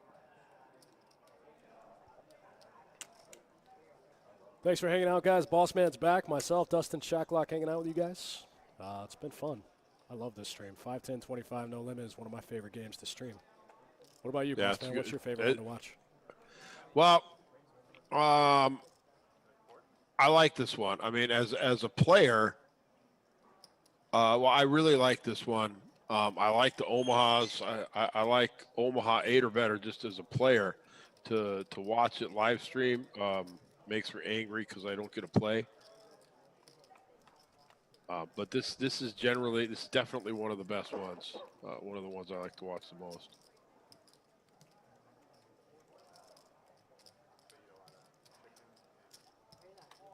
Look at Lee getting loose in there with the King 8 of Hearts. Juicy.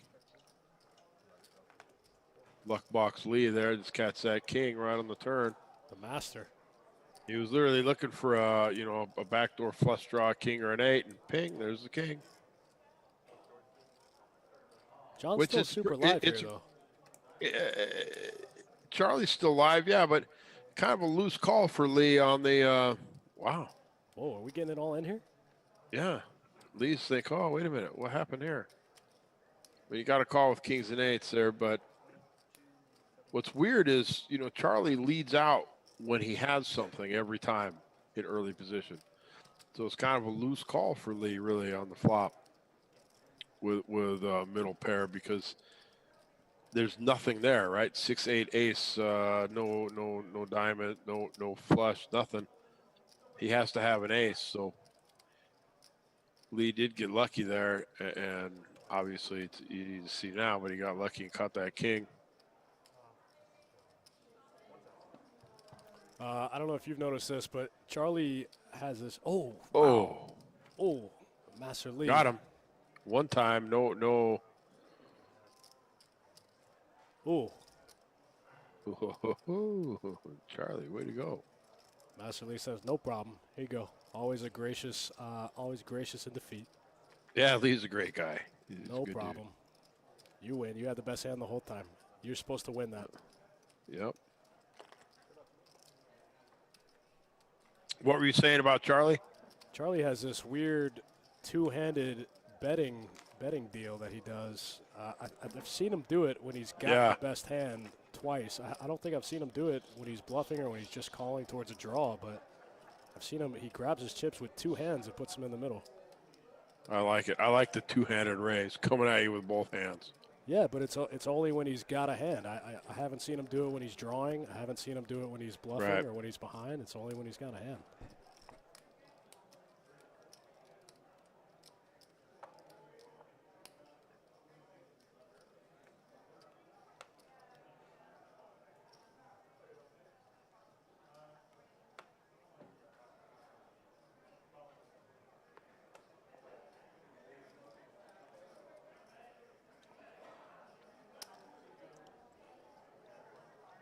Don getting in action. We'll raise with the queen 10 out of late position.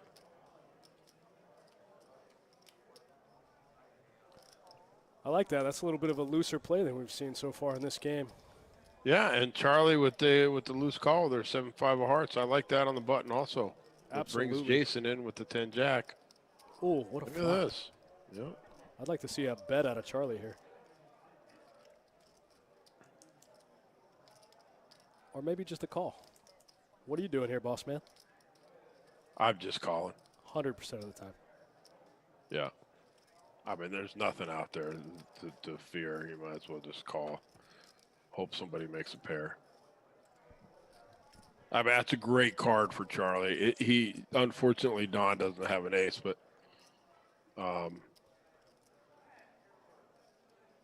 Don came in raising. He could easily have an ace. And now he's trying to represent the ace. So it's a great call, a great card for Charlie. Charlie tries to spring the trap a little too early, I think. Yeah, he probably could have just continued the trap there. You're right. Again, there's nothing out there, If he's beat by two aces, somebody turn a full house, ace is full, then so be it. Sure. They're going to get all of it anyway. They're going to get all of it anyway, yeah. So let him hit one more card. The only card you have, the only card you're worried about is an ace, really. Not even the 9. You know what I mean? So it'd be, what was it, a 9, right? Yeah, 5-5-9. It'd be odd for Don to have a 9 there, and if he did, then oh well. Take that chance. Yeah, if Don flops nine's full right there, you just get it all. Yep. They're laughing about it now.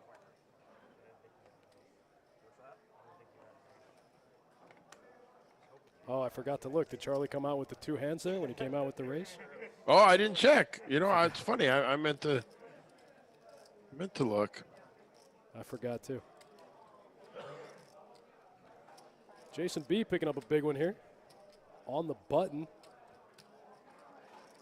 Yeah, and he's just going to stuff it. Gets his last 1,100 in the middle. Oh, I guess his last 775 in the middle. Yeah, What do you he's think not Master going to. Lee does here? Snap No, fold. he's snap fold. He's too good. Too good, too good.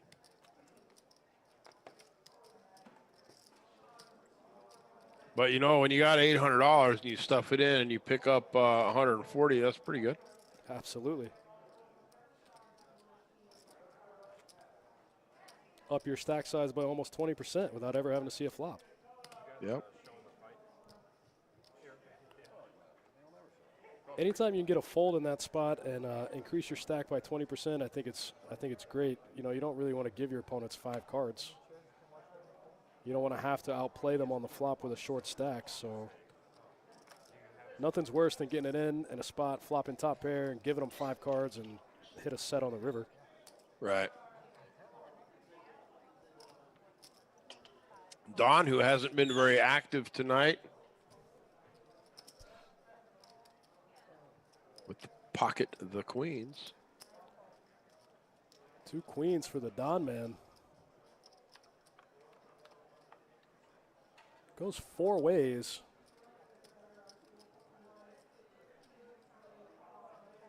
Wendy with a gutter ball, backdoor flush.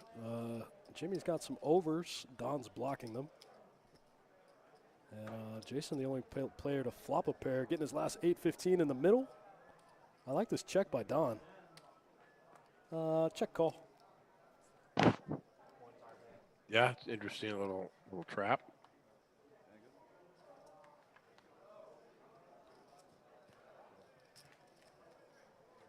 I said Jason B looks like he's ready to go. Looks like he's had enough 5, 10, 25, no limit for the night. Jason B running pretty bad. Got it in a couple of bad spots.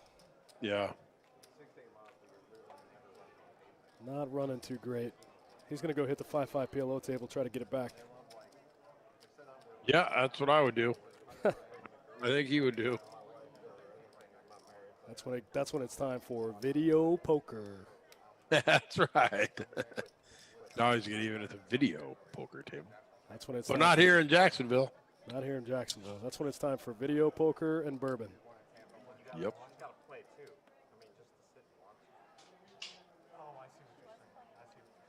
Truth. John O, not even present. Got some suited connectors. George might raise this one up. It's been folded around to him. He's just got to get through Wendy and then pick up the blinds there. Nope. Jimmy picks up a better ace. Ace-8 suited. I don't think George minds that call, having position on Jimmy. He gets the best of it.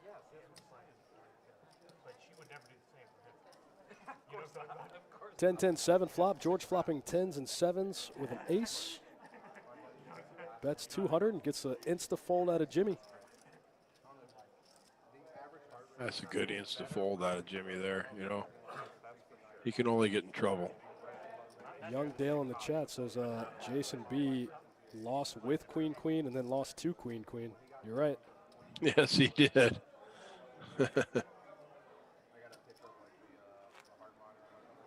Jason B just couldn't get any momentum going. It's hard off a short stack in this game, especially when you've got George to your left with 30,000 in chips, you know.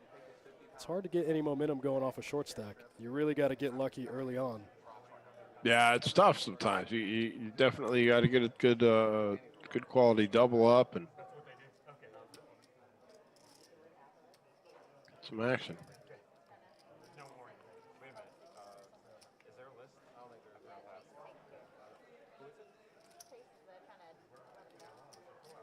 Charlie pitching the king-9 offsuit.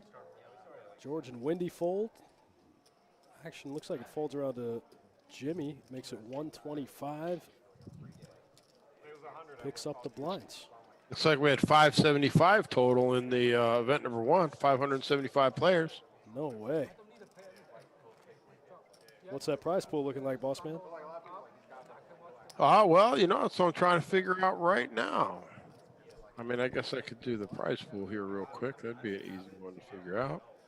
575. You hear that, guys? $172,500. Gonzalo in the YouTube chat. Everyone bought in between.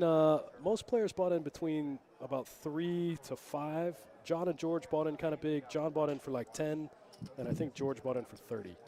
Most of the players average between 2,500 and 5K. Well, he's got an account.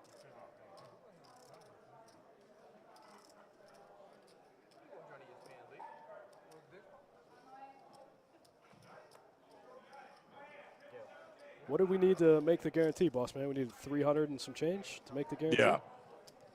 So almost doubling the guarantee out the gate in event 1. We only needed 300 and some change to meet the guarantee, and we got over 500. You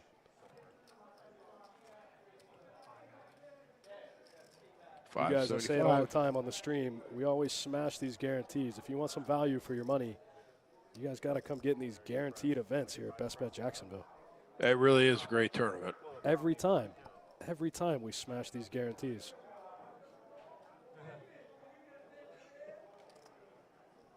And you know, the guarantees, it's not like we put a guarantee up that we anticipate not making.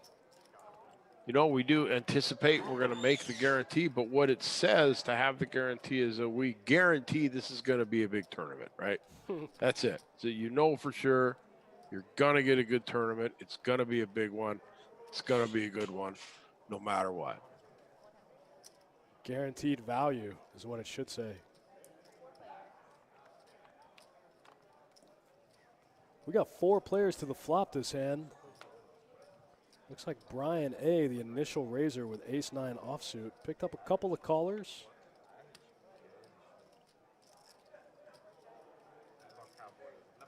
Nobody making a pair anywhere in the field. Oh, I'm sorry, Brian A. makes a 9 here on the turn. Pair of 9s, ace kicker on the turn for Brian A. after being the pre-flop raiser. I don't know what Jimmy's doing in here. Jimmy getting in there with the gutter ball and 2 overs. What do you think about this call here, boss man? Calling with the gutter ball and 2 overs. I got too many things going on my computer. Coming back. Gutter ball 2 overs by Jimmy. On the turn. I mean, what was the turn bet? It's not the worst call, really. 225 on the turn. I don't hate it. I don't hate it at all. You know, if his 2 overs are good and the gutter ball, that's it's about 10 outs. It's like calling with a set that's no good. Okay, all right.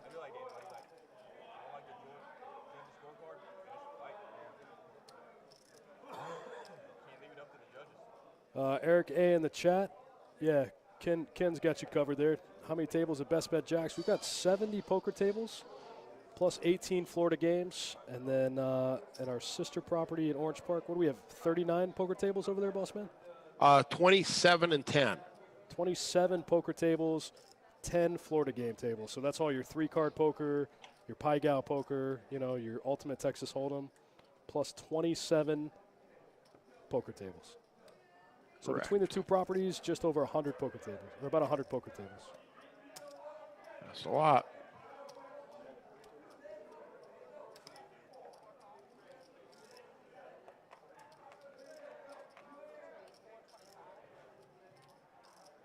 That's a lot, yeah.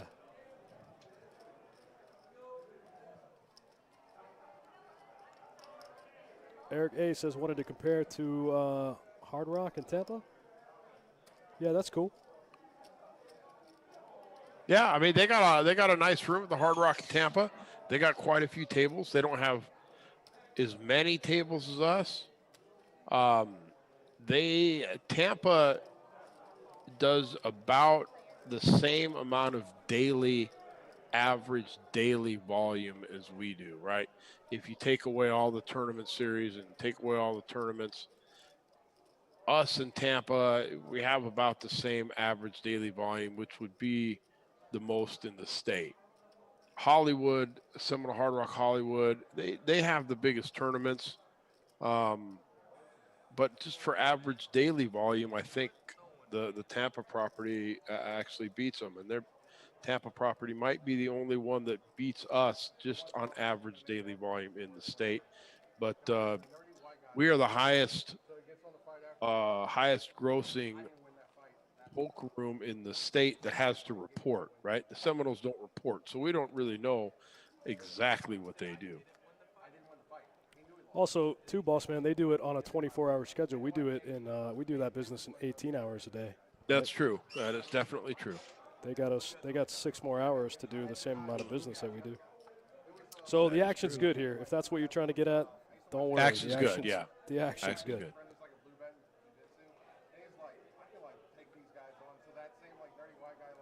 Ken Freeman in the YouTube chat playing at the new Wynn in Boston Harbor, and it's super nice. Yeah, it's a win. What do you expect? Playing at the Wynn is like playing in a palace. Is it raining inside?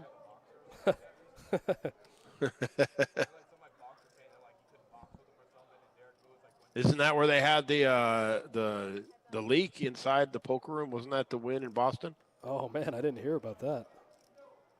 I thought it was a Wynn in Boston. I mean, literally, there was a water leak somewhere, and it was pouring out the ceiling all over the poker room. Wow, what a nightmare. Yeah, total nightmare.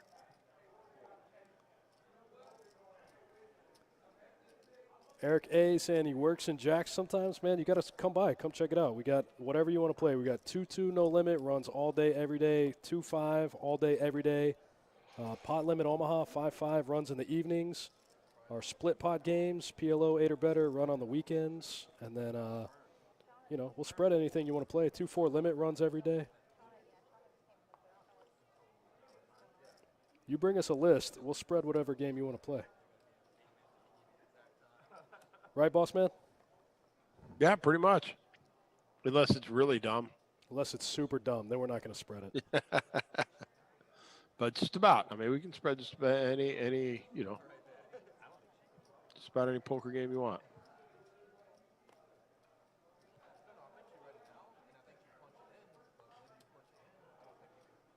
Matt DeAndrea in the chat. I'll post the stats for you after this hand. I think George. Last time we pulled him up, George was stuck a little bit. Barely, yeah. He's not much. Actually, we're in between hands right now. I'll do it. I think it's still Lee. Oh no, John. Oh yeah, Lee gave a little bit back. Lee gave a little bit to Charlie. Yeah. This time it's Jimmy bringing up the back of the pack. George is up. George got even. George was stuck 1,000. Now up one big blind. He's one $25 chip. Risk $30K to win $25. All right, we got a lot of questions coming in the chat. Gonzalo, what is the cheapest buy-in for a tournament? It depends. So our dailies, we have a $50 tournament. What, boss man? 3 times a week? 4 times a week? Yeah, 50 would be our cheapest. We have a $50 no limit hold'em tournament a few times a week in Jacksonville. Yeah. And twice a week at the Orange Park location also. Every Sunday and Tuesday night, we have a $50 tournament in Orange Park. And throughout the week in Jacksonville, you have to check our tournament schedule on the website at Best Bet Jacks. It's JAX, bestbetjax.com for our complete tournament schedule. But we definitely sprinkle in some $50 no limit hold'em tournaments in there, and they do well. You know, people like them. They're good little tournaments. Absolutely. That's the way to get rolling. Yeah, they're over quick too. You don't have to commit 2 or 3 days like you do. You know, you can get in there, win a tournament in an afternoon. Any 2 cards in the chat asking good deli at Best Bet. We've got amazing food at Best Bet. Yeah, the food's great, especially especially the non-cooked fish. Yeah. I've been eating here for 5 years. I'm still not tired of it. I eat here all the time. Our food's good. Yeah, it's great food.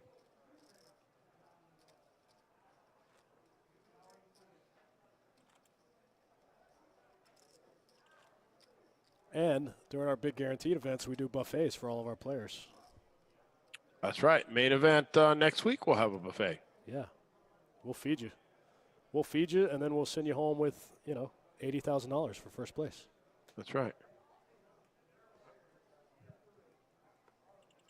You guys keep them coming. Drop the questions in the chat. That's why we're here.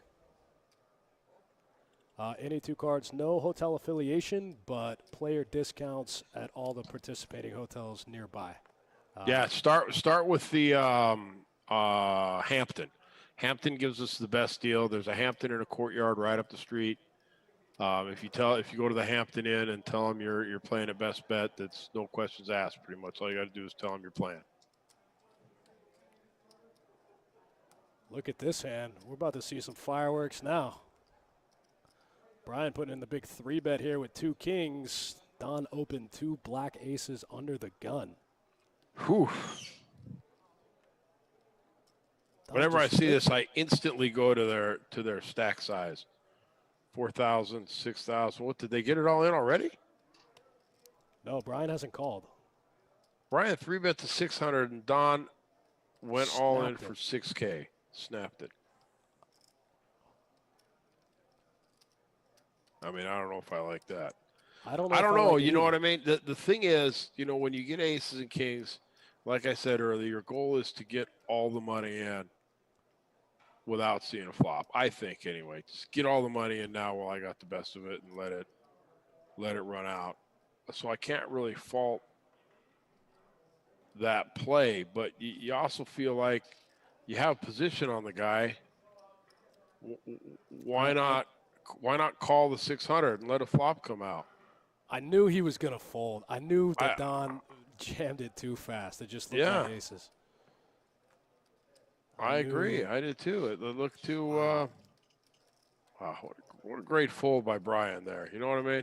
In my head, I said, if there's anybody at this table that can fold kings pre-flop, it's Brian. I think every other player at the table just gets it in.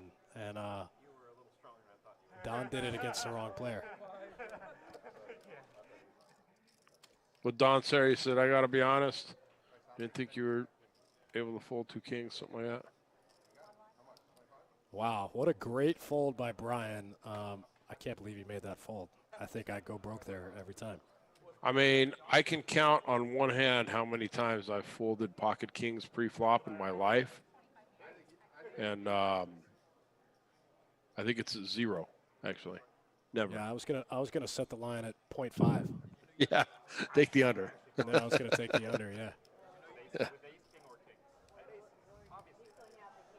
Don looking very frustrated after Brian face-up folds kings. Wow. I think when you have another player in the hand like that, Don could even just flat there with aces and try to get the other player to make a move. Yeah. Try to make the other player make a mistake. Any two cards wants to know if people fold kings pre-flop at best bet. Never, never, never, never. I've probably seen it Never. maybe 5 times. I mean, that's a statistical anomaly. The amount of times you'll see people fold kings pre-flop is so rare. It's just amazing he made that fold. Wow, what a sick one. And I've said this before many times, what happened in the poker world in the original Tournament of Champions, which was held at the Orleans in Vegas. It was a tournament where you had to qualify by winning a tournament throughout the year or winning something else, or you had to have qualified to play in the tournament. I actually was fortunate enough to be able to play. I won a little tournament somewhere, and it qualified me for that tournament. You still had to pay, but so I played in it. It was a great tournament. Mike Sexton and I think it was Chuck Humphreys who put it on. Anyway, it was a pretty big prize pool. I honestly don't remember what it was. I think it was in the $1,500 buy-in range. It was a big field, big prize pool back then in the late 90s. And they got heads up, and it was David Chu, who's a phenomenal poker player out of Colorado, and Louis Osmos. It was a very good Vegas regular cash game, mid-limit, no-limit grinder, right? So two great players. Their heads up at the final table, just two of them left, and David Chu open folds pocket kings to a 3-bet by Louis Osmos. What? And I went, oh my God. Did he really just do that? I said to myself, I said, no, don't show it. Yeah. You know, don't let anybody know that you can. Now people are going to think, because back then, to fold pocket kings was unheard of. It just never happened. Nobody would ever consider folding pocket kings pre-flop. And this guy was so good, he folded him face up, and Louis showed the two aces. This was in limit hold'em? No, it was no limit. It was Oh, a no it was limit no limit tournament. hold'em. It was a no limit tournament, but he showed the two aces, and I was like, oh my God, you can't do that. And I was angry that David showed the two kings because I thought now people are going to think, well, wait a minute, if you could fold two kings pre-flop, that means you could fold queens, Right. Change the jacks. Right now, people are like, wow, all those times I just said, well, I got queens, I got a call. Maybe I should think about it a little more. You know, and at that time, literally nobody thought about folding those hands ever pre-flop. And now, I don't know how many years later, call it, I have to look it up when the first TOC was. It's probably like 22 years later. Here they are, folding kings in a cash game, heads up. Or folding kings face up. Sick. Boss man witnessed the end of an era there. It was weird. The weirdest feeling ever. It made me mad. You just knew it was bad for the game. I knew it was bad. And I like David Chu also. He's a great dude and a great player.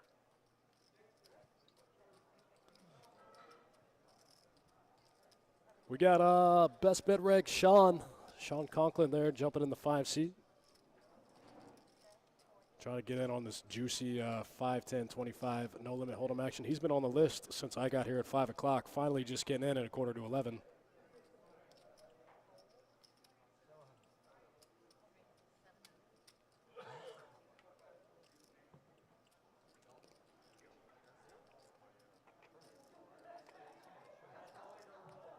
A lot of cash games I see going on right now. Best bet. Cash games are slamming right now. Bunch of 2-5 games. Bunch of 2-4 games. Couple PLOs. Juicy. Even a PLO 8 or better. Yeah, 1-2 PLO 8 or better goes every Friday and Saturday.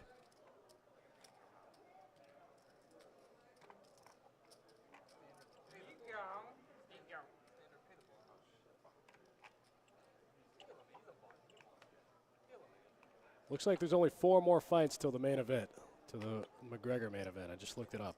4 more prelims, and then we're there. 4 more prelims? 4 more. We're 6 down, 4 more to go.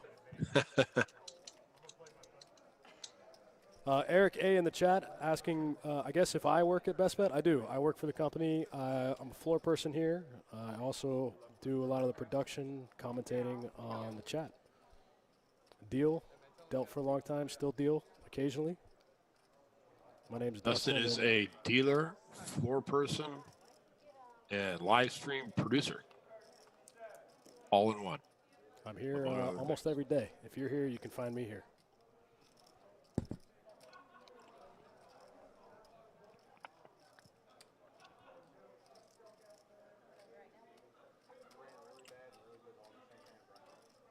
Yeah, boss man, give me a raise. Eric A. got my back in the chat. Says, give me a raise. Give that man a raise. Eric, my man.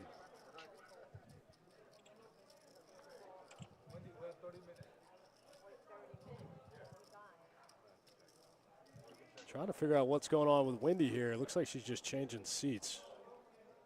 I said, why are all our chips going in the middle with ace king, ace 10 there? Trying to get position on Master Lee.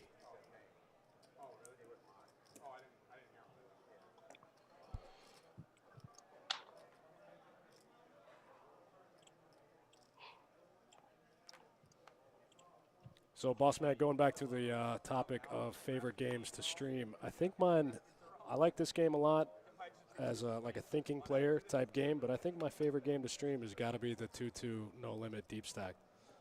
It's the most fun, for sure. You see the wildest stuff in that game. Absolutely. Really? Absolutely. That's Just my favorite because game to stream. just because of the erraticness of the players and how they play. Just because of like the full spectrum of every type of player. You know, you've got the super novice player all the way up to the guy that's trying to make it to 2-5. You know, you just have the full range of skill levels in that game. So you just see, Sure. you know, you'll see a hand, you know, the novice versus the baby pro, you know, and the baby pro will be doing everything right, and the novice just won't fold. You know, Right. it's a lot of fun. That's my favorite game to stream. We got one of those at the end of the month, guys. 2-2 No Limit Deep Stack Cash. If you want to play, drop us a line, let us know. If not, make sure you tune in. You'll see what I'm talking about. It's a lot of fun.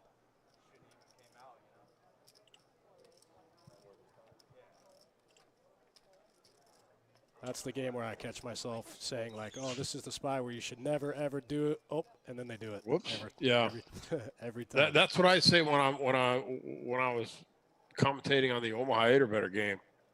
You know, a guy would have a hand and he'd have 2 pair in his hand, and I'd be saying, you know, 2 pair, really bad starting hand in Omaha, especially Omaha 8 or better, and it's not worth calling. Oh, but he's going to call, and let's just see what happens.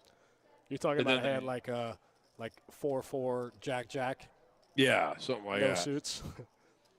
Yeah. Or even in Omaha 8 or better, you know, you got 8-8, 10-10, something like that. Like, well, that's really not a playable hand. Oh, wait, but, you know, he's going to call the raise. Look at this. Charlie turning a set of 6s on Brian. There's 2 straight draws out there. Looks like Brian's going to fold ace-king, maybe? Is that what he had? I saw a face card. Maybe. Oh, yeah, ace-king. He may have had a pair. He may have had a pair of queens. He might have had pocket kings again. He didn't look very interested in that pot, but Charlie may have been able to get a little value on the river there.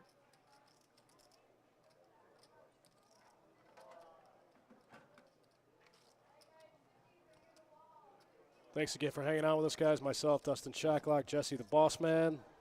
We appreciate it. We wouldn't be able to do this if it wasn't for you guys tuning in with us several nights a week. We love doing it, and we hope you guys enjoy it. Yeah, the more people that tune in, the longer we can do it, because if nobody watched, our bosses would probably not let us have this much fun. So that's right. So thanks again for tuning in. As Dustin said, without you guys watching. So as kind of a way to give back to you guys, we do a ton of giveaways on our radio show. You guys can also catch that on Twitch Wednesdays at 6 o'clock. Myself, Boss Man, and Allie McDeal. That's kind of the way we try to make it back up to you guys. We give away a ton of tournament seats, you know, giveaways, swag, all kinds of stuff. So, and we do give away stuff periodically during the streams as well. Yeah. Every once in a while. We haven't in a while, but we will start again. We want to give back to you guys. You can always catch the radio show on the Twitch channel. You don't have to have the local sports station here that we are broadcasted on. You can catch it on the Twitch channel every Wednesday from 6 to 7. That's where the giveaways are at. Twitch or Facebook. That's right.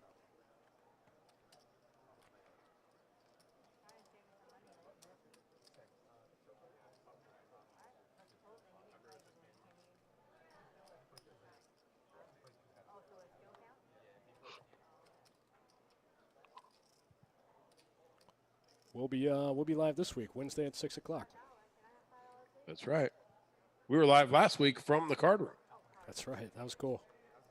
That's fun. I love when we do the radio show live in the card room. That's a lot of fun. Except it seems like it's kind of hard for you to get dialed in, though. Everybody wants to come up and talk to the boss man. All the nighttime people that don't get to see you too much. Everybody wants to get a piece of the boss man. It's hard for you to sit down and get dialed in. It is true. I don't get to have full. I don't get to give my full attention to the radio show when we're in the room. That is for sure.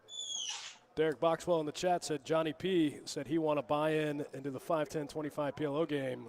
Yeah, Johnny P is just going to break you off a piece of his roll and get you in there. That's going to come out of Johnny P's personal pocket. Johnny P in Vegas right now trying to get his own piece of a 5, 10, 25 PLO game. That's right. Yeah, Derek, just call up Johnny P. Tell him to, send that buy-in on up to you, and we'll get you in. We'll get you in. Tell him he can wire it straight to the card room. That's right. Eric A. in the YouTube chat says, what city has the craziest gamblers? I mean, that's a question for the boss man. Boss man's been around a long time. What do you think? What's the question? Question in the chat is, what city would you say has the craziest gamblers when it comes to poker? Well, L.A. L.A. Yeah, I mean, I would have to say L.A. He says New Orleans is pretty wild. Yeah, I played New Orleans. It was pretty New Orleans wild. is definitely wild, yep. I got to the card room at 9:30 on a Wednesday in New Orleans, and there were 2 solid games, and everyone had a mountain of chips. I had to wait for 45 minutes just to get a seat. Yeah, I have some good stories about playing poker in New Orleans. Don't know if we have time for all of them, or I don't know if they're we have necessarily approved topics, but I got some good ones. Yeah, I don't know if we have the rating for it. Yeah, I don't know.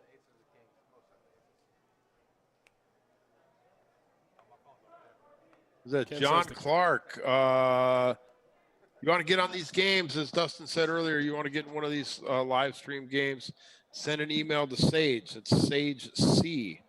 How do you spell Sage? SAIGEC. I mean, you've only known him for 20 years. Yeah, well, I was drawing a blank.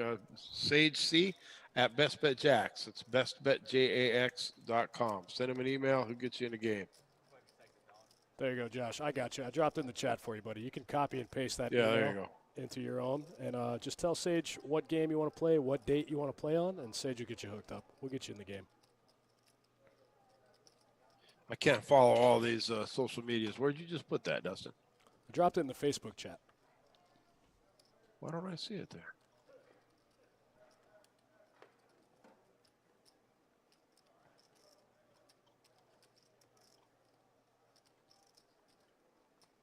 Facebook hasn't kicked us off yet. Usually they kick us off after 4 hours.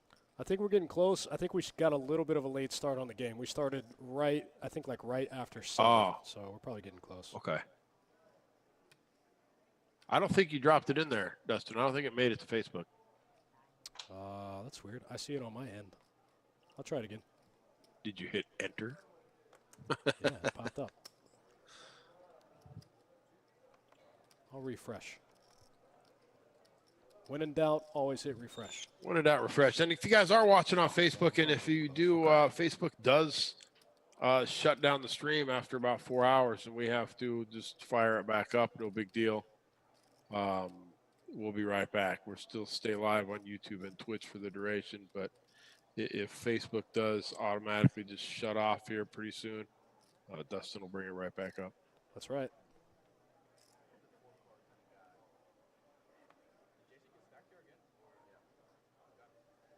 All right, I feel George getting involved in a big one here.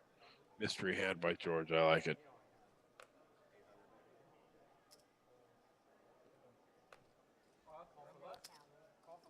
You know, I always used to get really annoyed when the mystery hands would pop up, but now I think it's really fun to try to figure out what they have. It's like the old. Yeah, I kind of like it. I kind of like sure. having a little mystery in it, a little old school. What did they call it on the old WSOP with Norman Chad? The like the Jack's beef link jerky hand or something? Yeah, that's it. Lee with top 2. Easy game for Master Lee. Yeah, checking it to Wendy. With the mystery, John obviously getting out with the 6-4. George, nothing. Lee. Just spinning it right into the nuts. He's trying to make it easy on Wendy, but nope. Wendy's not going anywhere.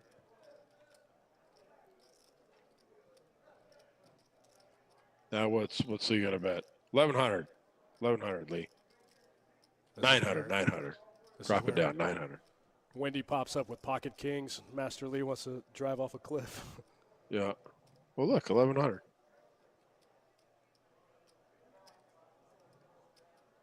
I did not know he was going to bet that. Everybody, just thought You it thought would he was be a going to good go a number. little smaller?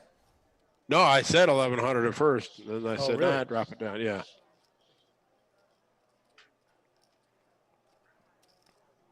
Lee making it look easy.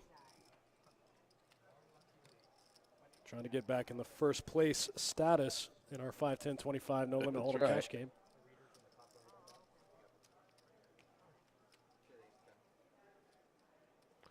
Oh, Eric in the YouTube chat? Yeah, sorry, I didn't post that email there. I posted it on Facebook. Here you go. Dropped it in the YouTube chat. Shoot Sage a message. Let him know what game you want to jump in. And I still don't see it on the Facebook. I don't know what's going on. that's It weird, might man. be there. I can see it on my end. I don't know what's going on there. See it on the YouTube. Yeah, I see it on YouTube. Yeah.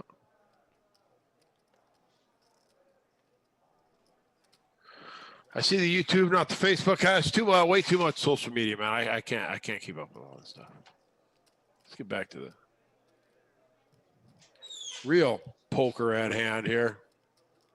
Brian flopping set of sixes. Ooh, that's a bad card for Jimmy. See there. Brian checked it. Jimmy made his top pair, and now Brian's going to get some action out of the sixes. Now his only thought is, can I raise it? I just call. Perfect little raise.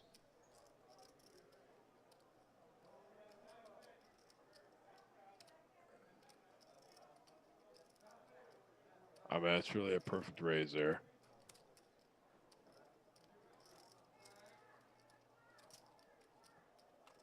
Brian getting the check mark in the hand.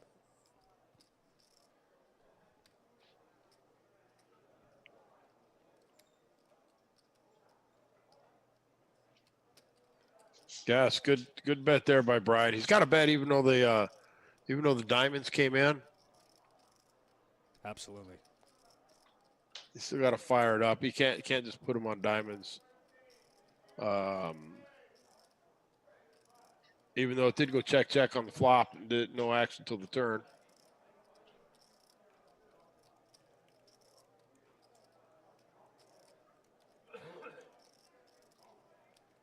Bad spot for Jimmy though here. No diamonds in his hand, no ace of diamonds. Tough spot. 800 is a real good bet. I mean, it's such a good bet that Jimmy's thinking, oh my God, he's trying to milk me for 800. What am I Jimmy supposed might to be do? thinking they have the same hand here. He could, yeah. Ace, queen, ace, queen. I mean, ace queen out of position for a check raise. It's not that crazy for Brian to make a move with that hand. Hey, paid it off. Not happy about it. It's tough against such a well-balanced player like Brian. Yeah, I mean, Brian is playing really tough. No question about that. Yeah. Hey, he's not getting out of line. I mean, the guy folded pocket kings heads up. Let's, not be ridiculous. Right. The guy's a player. Anybody that can do that and remain composed and keep their composure is definitely a good poker player. If I saw that, I would snap rack. Yeah. I'd yell at him first. Yell some obscenities, buy him a drink. Say, I'm out of here.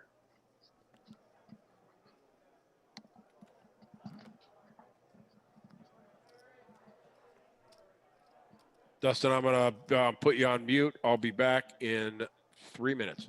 Do it, man. Boss man taking a break. You guys got me for the next few minutes. So we're diving back in here. We got King 9 suited as a 3-bet versus Charlie's open ace jack of hearts.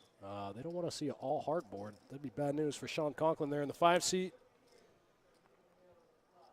Ooh. Very bad flop for King 9 of Hearts. Charlie coming out with 400. Right on the flop. Gets the fold out of Sean.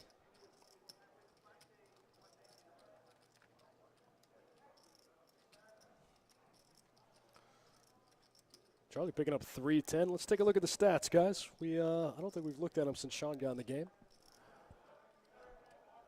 John O getting all the money. Master Lee up a little bit. George still up 1 big blind.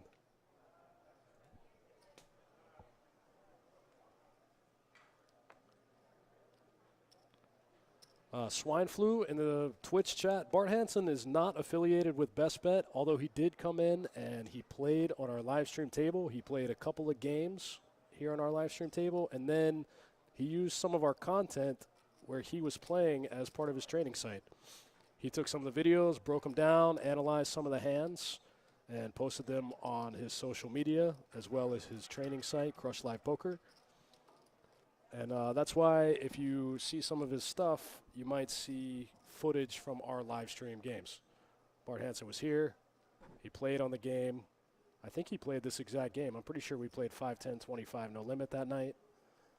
And he took some of the big hands, edited them, and analyzed them and posted them on his stuff. Eric A is right. Yeah, he had a pretty bad run. He ran pretty bad that night. George got the best of him for sure.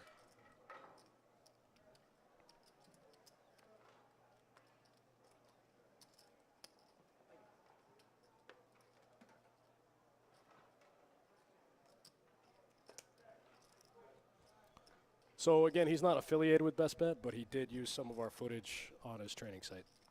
Very cool deal. Very cool thing.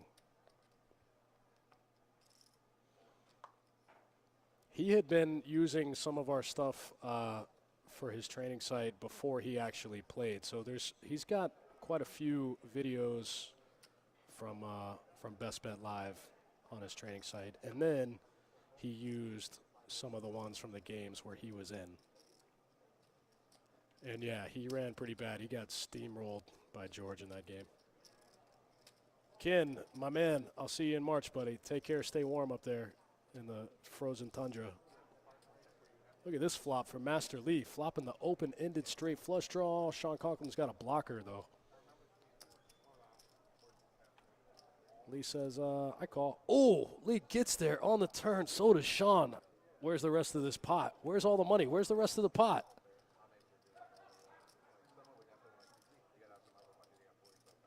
Sean coming out for around half pot. Lee makes the straight flush. Sean bets 350. Lee comes back with 1,100. Oh. Sean doesn't have the ace.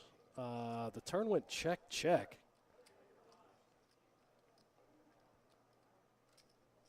Sean's got to be thinking that Lee probably always checks back the ace-high flush on the turn.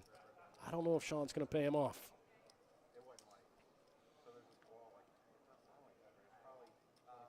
Straight flush one time. Sean lets it go. Great fold by Sean Conklin. Lee says, you want to see it? Oh, straight flush one time. Lee just wishing Sean had the ace of hearts.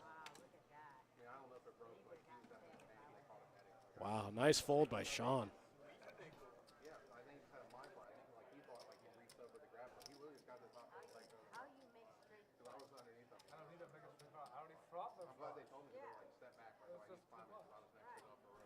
Lee only had one out to make the straight flush that hand. The king of hearts already dead. And he gets there. Master Lee making the straight flush on the turn.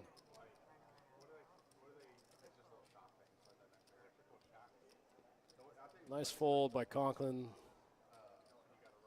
Tough spot.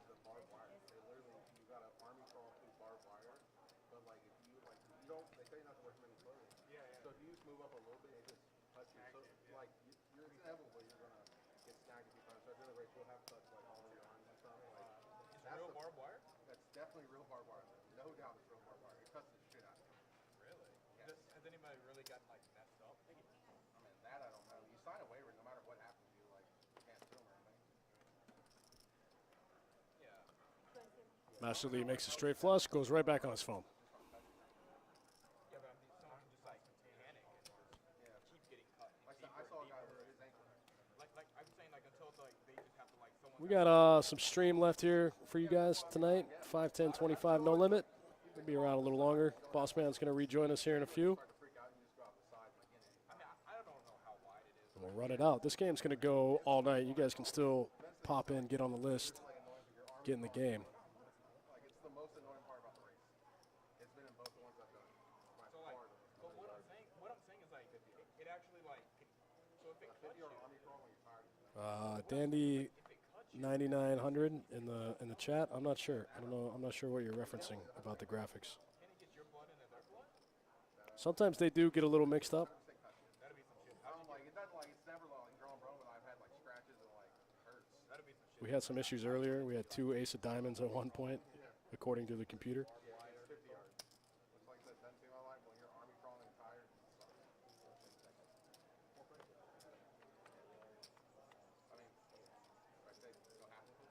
Eric A., I think the stream's going to run about another 45 minutes or so. We're probably going to run till almost midnight, and then these guys will rack up. They'll go to a different table in the room, and we'll shut the stream down.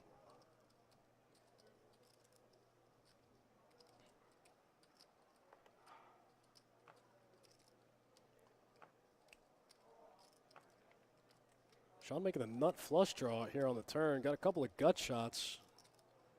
Jimmy double gutted? Is that right? Yeah, any 7, any jack for Jimmy. Jimmy's double gutted.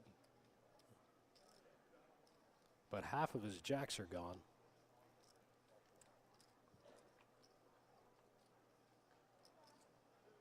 Deuce of clubs, no good on the river. Ace high, good in this 4-way pot. Checks through.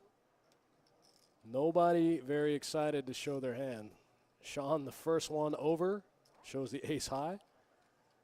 Nobody can beat it. Nobody's got a pair. Ace high, good. Ace high takes that one down.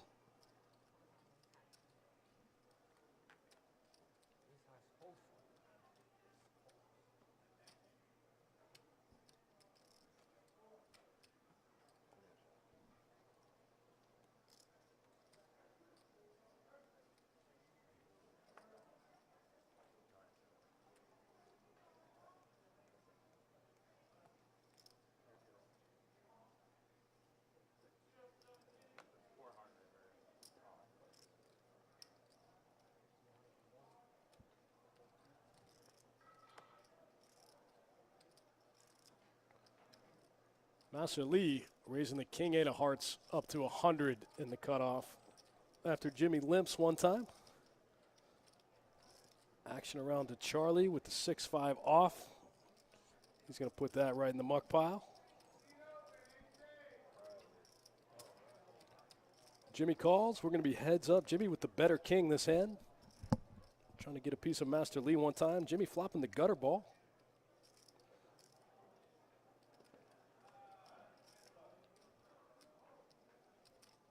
Looks like flop goes check, check. Jimmy turning a club draw here. Master Lee turning a gut shot.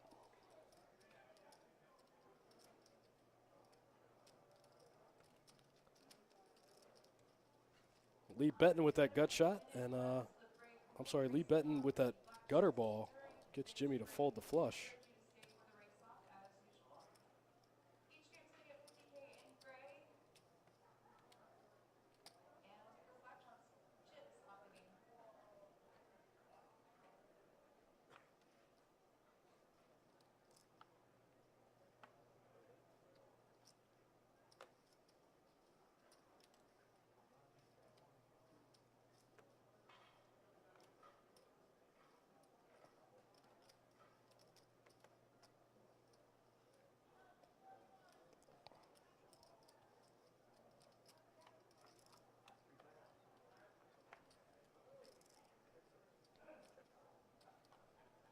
Looks like John's pocket threes, the best hand on the Jack 8-5 board.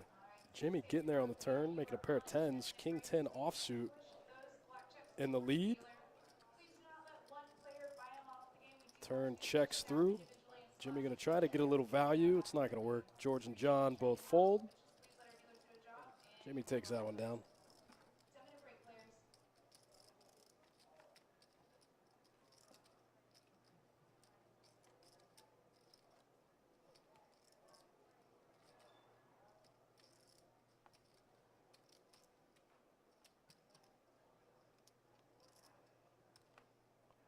Seat open, guys. Seat open. Anybody want to come get in this game? 5, 10, 25, 1K, min buy-in, no max.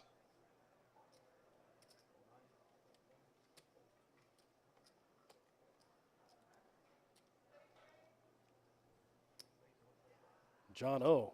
opening the King 10 offsuit after Jimmy limping the Ace 9 off.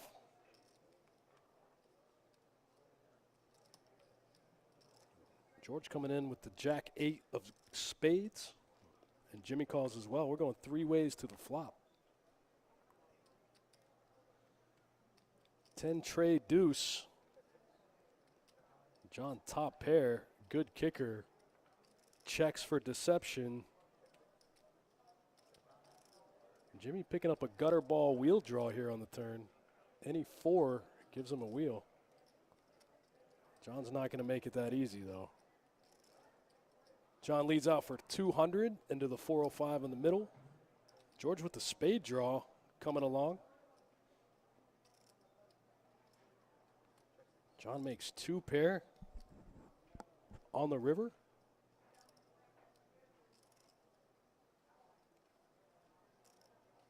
George missed everything, checks it over to John.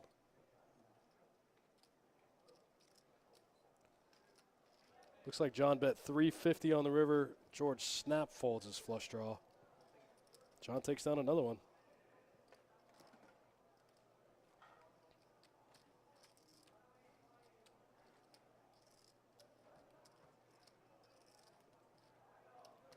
This has been a fun stream, guys. Thanks for tuning in. Thanks for hanging out with us. We'll be back tomorrow night with the final table of the 100K guarantee.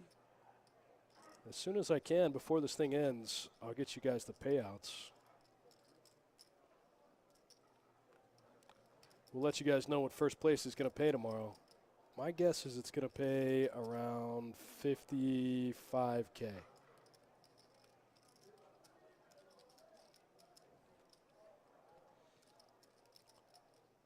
Sean picking up pocket 8s on the button. Bumps it up and gets 3-bet by George with the mystery cards. And Sean folds. George gets that one through. Picks up Sean's button raise. Can't fold queen deuce. No, sir.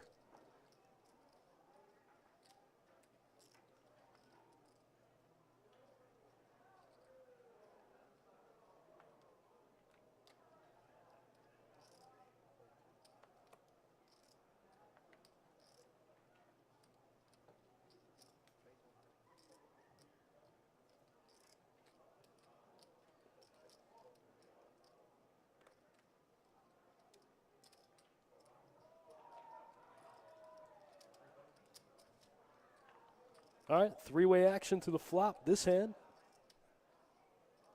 Both Jimmy and Charlie getting a piece of it. A 3 might be a disaster card here. Might see some stacks go in. What happened here? Jimmy folding top pair? How did that just happen? Charlie didn't even use both hands to put his bet in.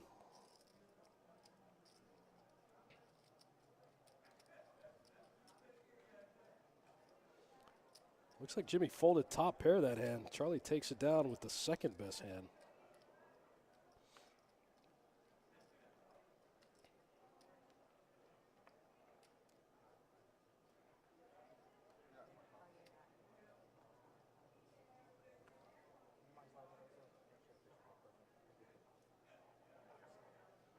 You guys are wondering why that happens. In a timed rate game, we deal in the players even if they're not present as long as they've paid the blinds for that orbit.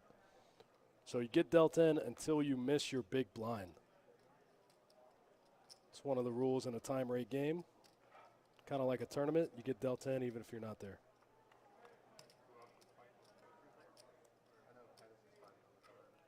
Wendy, Charlie, and Lee. 3 ways to the flop. Lee leading out with bottom pair here. Gets called by Wendy with ace high and Charlie with middle pair. Lee just turns the open ender, no big deal.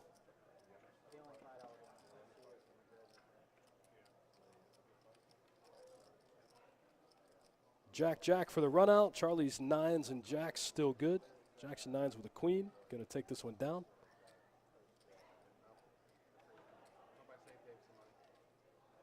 Lee couldn't get there. Bottom pair and an open ender. Couldn't make it happen. Charlie takes down another one.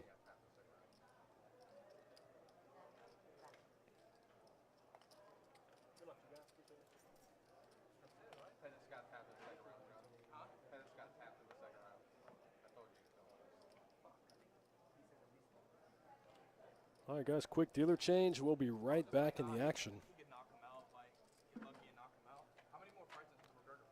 Chase and Jen, your dealers tonight here on Best Bet Live. 2 of the best here in Best Bet Jacksonville.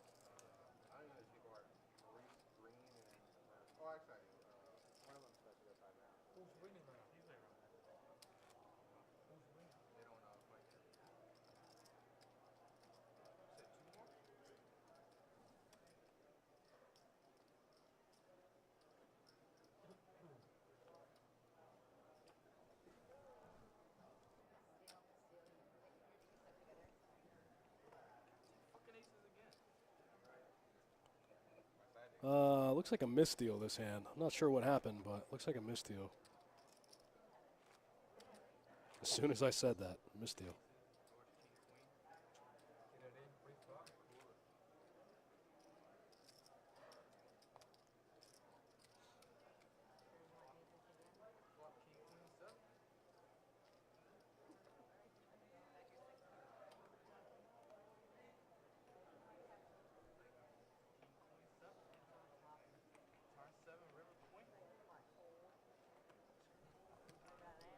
Sean getting rid of the queen 10 offsuit under the gun. George opening the king 4 suited in the hijack. Folds around to Wendy in the small blind. Puts in the big 3-bet with aces. Makes it 400 to go. Gets that one through George pretty easy. George quick folds. And that's like the 4th time Wendy's had aces this game. I wish we had a stat for that. Speaking of stats, we mentioned earlier George's VPIP usually around 50 to 60%. This game, 26%. Brian, the lowest at 20%. Charlie, the highest at 43%. That surprises me a little bit. I would have thought Jimmy would have had the highest.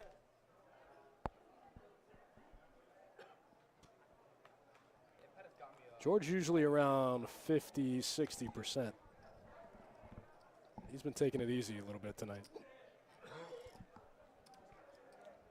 But as I say that, he opens 7-5 suited to 100. Under the gun +1.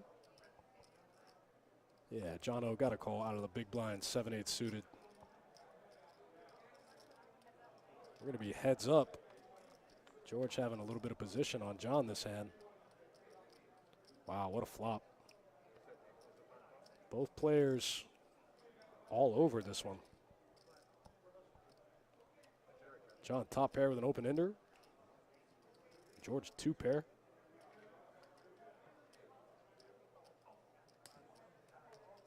Check call from John. Oh, wow. Both players with 2 pair on a scary run out. What do you do in this spot? Check, check. A 7 would be a disaster card. Wow. What a strange hand. John thinking 2 pair might be good after George checks back the turn. Bet 600 into 630.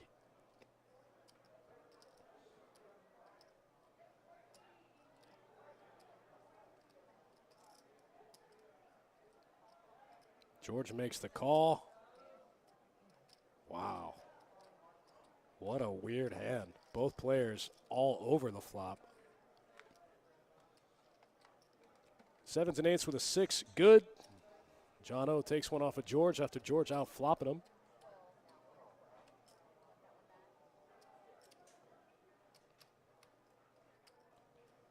Button moves. We're on to the next one.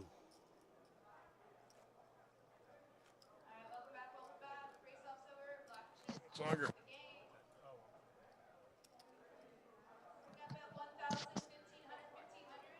Out on back, Dustin. I was just watching that last hand with the 2 pair over 2 pair. Did you see that? How weird was that hand? How weird was that? You know, when you see that flop, you think, oh my God, they're going to get some chips in. And then you see the turn and you think, they're never going to get chips in. Right. Like all of a sudden, they're not. And I'm really surprised by the call by George on the river. I don't know. I was thinking, you know, he can raise it here or he can fold. But I really don't like a call there unless he just totally thinks John O is just trying to bluff him off the pot with absolutely nothing. I think George might have thought that John could have, like, you know, maybe, I don't know, that was such a strange hand. George thought that maybe John was going to try to steal it after George checked the turn, is what I'm trying to say. Yeah, that's it. Yeah, that was a weird one. When I saw the flop, I went, oh, man. And then, yeah, you're exactly right. You see the turn, you're like, oh, never mind. No chips are going in this pot. Yeah. On the flop, you think, whoa, they're going to get some chips in here. And then the turn comes out, it's 4 card straight, and they each have 2 pair. Like, nobody's putting any money. The flop went check, bet, call. They both have hands that they don't want to put any money in with in that spot. You know, they want to get to the river. They could have the best hand, but neither one of them wants to put any money in. How did neither one of those hands raise? I mean, it was kind of a bad turn, very bad turn. Yeah, bad turn. I mean, you can't do anything but check the turn. Right. Both of them. How nasty would a 7 be on the river? Oof, that'd have been Then we'd see some chips moving around. we see some movement there. You missed Master Lee turning a straight flush. Oh, I did miss that one. Making it look easy, too. Making it look easy, Master Lee. The only thing that saved him, Sean had the second nut flush, and Sean let it go. Sean found the fold button. Wow. What a play by Sean. Yeah, that's what I said.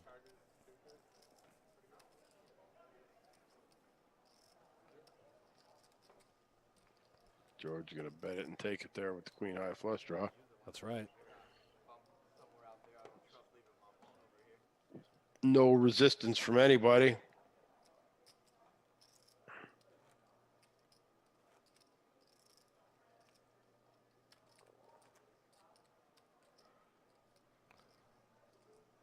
Yeah, so you missed Master Lee, turn in the straight flush, and then you saw the weird hand with George and John. Charlie's gotten a little more active. Wendy picked up aces again for like the 4th time this stream.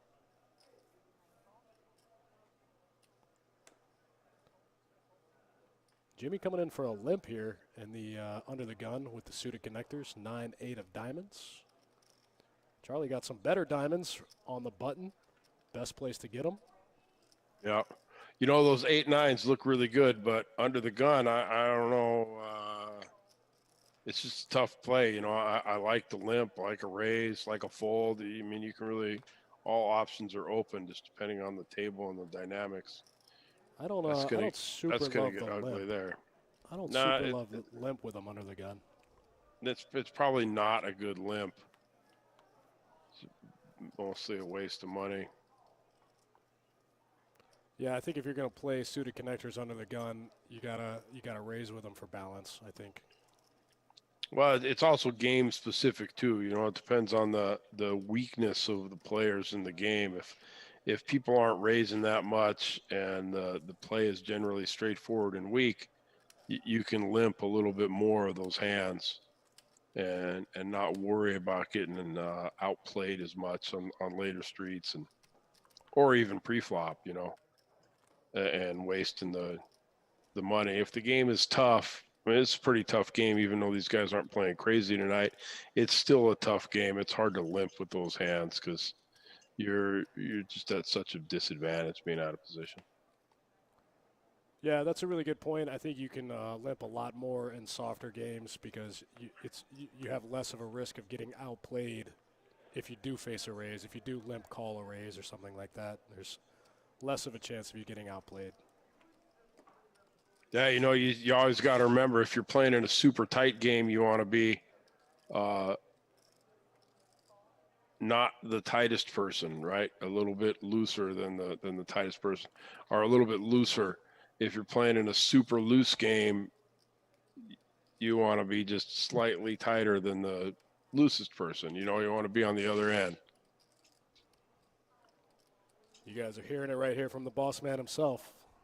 Poker life lessons. Been around a long time. Poker life lessons.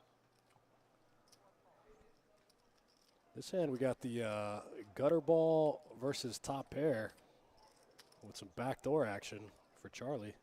That 3 of diamonds isn't going to help him any. George needs Charlie's queen real bad.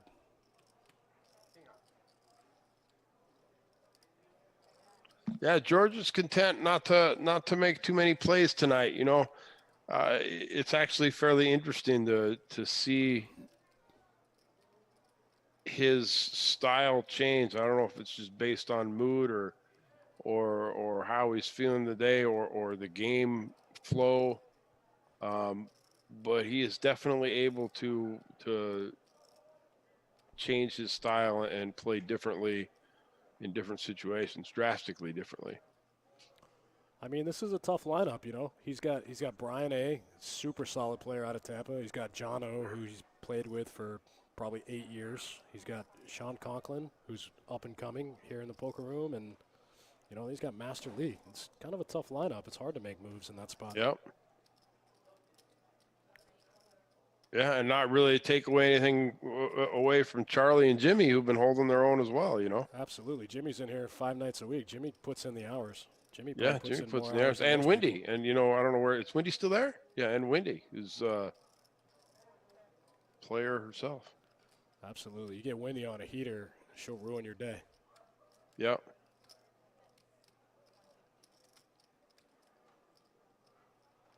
Yeah, she will. Wendy can play a heater pretty well. Absolutely. Wendy can play a heater like nobody's business. Wendy will just spin it up, too. Wendy will sit down with 2,000. You look over 15 minutes later, and she'll have 8K. Yep.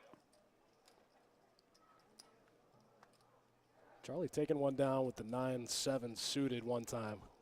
There she is. There's Wendy. There she is.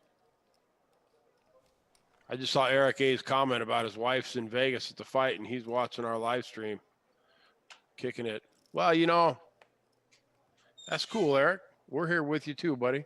That's right.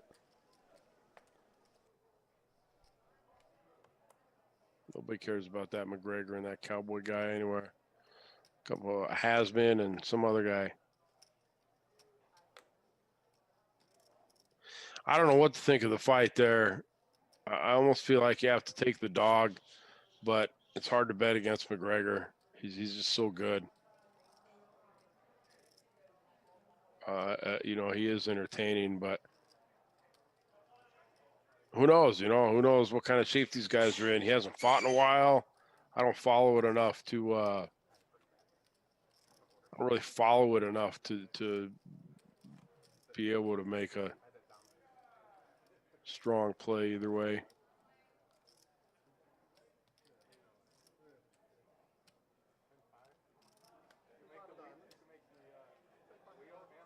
Let's see if we have a line on this MMA action.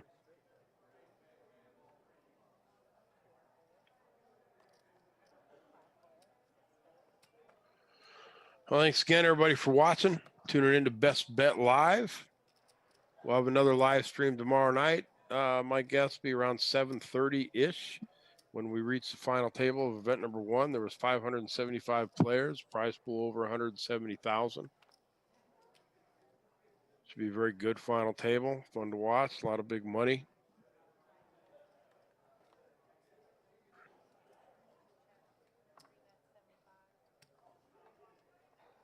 Hey, there he is. Still got his Philly jacket on. John O trying to pick up this little pot here. Bet it and take it. He didn't really even need to have those two pair. He just needed to have those chips.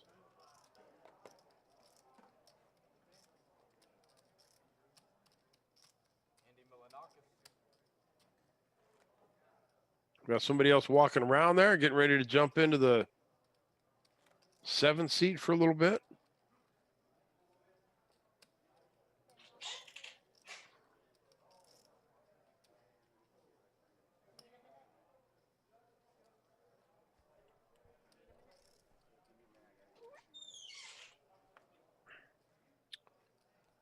Remember, you want to get in one of these games. We do several games throughout the month. We usually live stream a couple games a week, whether it's tournaments or cash. We live stream everything too. You know, it doesn't have to be a big game like this one, 5, 10 and a quarter. Sometimes they're bigger, and sometimes they're smaller, even much smaller, all the way down to 2-2 no limit. We want to give everybody an opportunity to play on the live stream. Tell your friends, watch it. You know, it's an incredible tool to have to be able to watch these guys play and analyze the play and go back and watch hands and try to figure out what they're thinking. And if it was me, I would play on this live stream and put in a couple sessions, then go back and watch them myself and see what other people were doing and what I was doing. And did my lines make sense? Did my play make sense? And try to analyze my own play, critique my own play as a learning tool. It's a great opportunity. So if you want to play on one of these live streams, it's not often that you get an opportunity. You know, there's nobody else that gives you an opportunity to play 2-2 or 2-5 on a live stream like this where you can go back and watch it. So send an email to Sage, SAIGEC, Sage C, at Best Bet Jacks. That's bestbetjax.com. And we'll get you in a live stream. Tell us what, make sure in the email you tell Sage what game you're interested in, because we do spread this game, 10 and a quarter no limit hold'em frequently. We also do the 2-2 no limit, 2-5 no limit, also some PLO, 5-5 PLO. Last night we had a 5-10 25 PLO. We also do some limit Omaha 8 or better, as well as all the final table of our monthly tournaments and big guarantee tournaments, and even charity tournaments. You know, we do charity tournaments. A lot of times we'll live stream those, which is a blast because they, you know, talk about watching people who have no idea what they're doing. They're just, you know, throwing money around, having a good time. So it's really interesting to, if you want to see the most amateur player play and how they play, you know, watch one of the charity tournaments. It's actually kind of interesting. I will say this: no, they do not play good, but you know, you'll see people bluff, you'll see people fold winners, and it's interesting to watch them play. And the 1010XL event, we run a 1010XL featured tournament about 3 or 4 times a year, and we live stream a feature and final table of that tournament. So that's another opportunity to get on the live stream.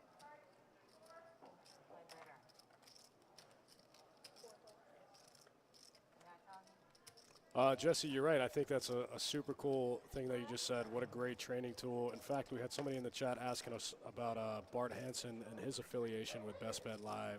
I told him that he played on the chat, and he played on the stream, and he took the footage, edited it, and went back and reviewed his own play. You know, and he did, you know. And that's right. He posted the hands, and he posted, you know, to his credit, he got beat pretty bad in some big games. And he posted the hands where he got beat on, and he analyzed them and talked about them. And it's really some good educational, some good videos. And he did, you know, he got permission from us to use our content, and he is allowed to use our content. and break down some hands that he finds or whatever he wants. He likes our content because we have real poker, you know, where you look at a lot of other live streams or either the games are so big that it's just a joke or, you know, they just don't feel right. And we have a lot of games like the 2-2 and the 2-5 that are regular people. The people that are watching videos trying to get better at poker are generally not the people that are playing 1 and 200 no limit hold'em. So, you know, they're the guys like us that are playing 2-5, 5-10, 2-2 in that range. So to watch people and try to learn how to play, watching people play super high rollers or 1 and 200 no limit hold'em, it just doesn't make any sense. It's not even the same game. So Bart likes to use some of our content. Yeah, very cool deal. That's just how it is. I was just scrolling through social media one day and I saw Bart Crush Live Poker's Instagram, and it was footage from Best Bet Live. I think I might have even been commentating. Yeah, that's pretty cool. It was pretty cool. Yeah, Bart's a great guy. You know, he does a good job. He puts in a lot of effort. He does a lot of work with his Crush Live Poker site. It's a great educational tool as well. You go to his site, Crush Live Poker, and he just takes hands from different live streams and breaks them down. You know, him and Jonathan Little, these guys do so much work. And Jonathan Little puts out so much poker content. I feel like when I talk to him, I'm like, man, you have to be a robot or something. You either you never sleep or you just have a bunch of clones and robots, or it's just all artificial intelligence. And you know, it's just crazy. The guy is just the hardest working man in poker. Yeah, I subscribe to his newsletters, and I get like 4 emails a week from him. And each email has, you know, 5 or 6 different articles and paragraphs and videos and stuff in them. It's amazing, right? Hand of the week, hand of the day, situation of the month, put out another book, another article, another, like, how can you possibly have enough time in the day to put out that much content? Yeah, he's an animal. And still work on your own game. I bet teaching and doing it that way, though, helps you improve your own game as well. But Oh, absolutely. I mean, you're basically teaching yourself every time you put out another video. You know, you're reiterating your own beliefs to yourself and pounding it in your head. You know, it's easy to say what to do. I would fold here, I would call here, but it's much harder to actually do it in practice when you're sitting at the table. sure. The more you pound it into your head, the easier it'll be. Looks like Master Lee just 3-bet George and got a fold. Got him to fold the ace-9 suited. Yeah. George don't want none of that. Nope. George says, take that. I like George's stack tonight. I like his haphazard, spread out stack of chips tonight. It's not always like that. Sometimes he you know, everybody stacks their chips differently, and George sort of spread out random stacks. Yeah, they don't make any sense. No, they're just all over. I think that's all part of George's image, you know, like the tattoos and the messy chips and the Yep. aggro action, you know. I think it's all part Well, of his image. part of the tells, right? If you read the Poker Tells books or any of them, one of them is to look at how people stack their chips, and it seems very elementary and silly, but look at the table and see how people stack their chips and see how they play accordingly, and that will hold pretty much true. You know, it's not 100%. But look, Brian's chips right there are stacked in perfect stacks 20. John O stacks to 20 with extra one on top. You know, if you look around and you see the haphazard chip stacks by people, if you're wondering if they're kind of a loose, random, aggressive player. That's just another piece of the puzzle. Yeah, I think you're right, boss man. Pretty interesting. Yep. We got a couple more hands for you guys here on Best Bet Live. Thanks for tuning in. Thanks for hanging out with us this long. Myself, Dustin Shacklock, the boss man, Jesse Hollander. It's always a fun time. Nothing better than spending your Saturday night sweating some cash. High stakes cash here at Best Bet Jacksonville.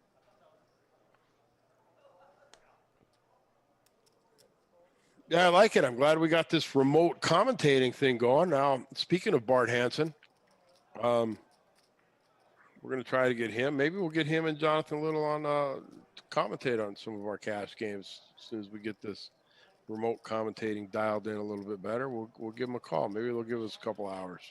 Oh, man, that would be super cool. Yep. We had him on the radio show not too long ago, Jonathan Little. Yeah, we've had him on the radio show several times. Always a nice guy, great guest. Played in our WPT 5K main a few months ago. I think he fired 2 bullets into it, didn't he? I think so, yep.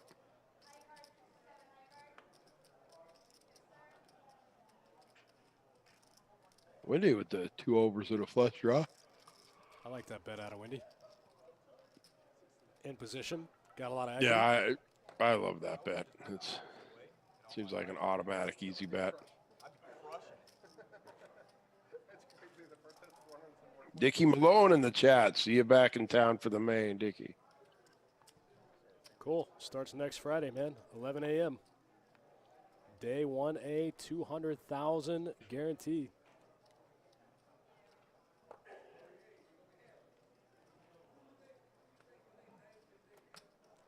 We talked about it earlier, guys. You can still win your way into that thing this Thursday. $260 mega satellite.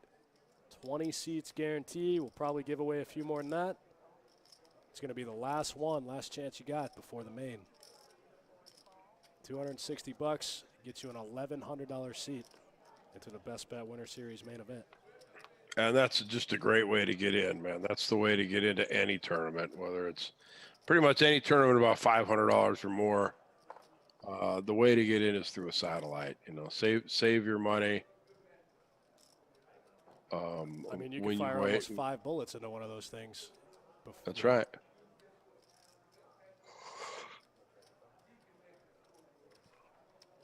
Look at this, Jack, Queen, Jack, King, and then the Ace, King is technically the best hand, but really not a hand you can call with in that spot. So the best hand had to fold.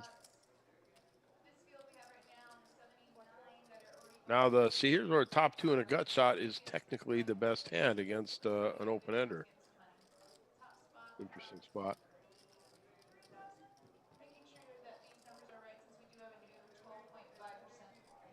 Uh-oh. Wow. Gutter ball gets there on the river. Hate to see that if you're I mean, you know, Charlie doesn't hate that card. It's the bad thing about it is he doesn't hate that card. It made his hand. It gave him an actual hand. He's going to have to pay this off.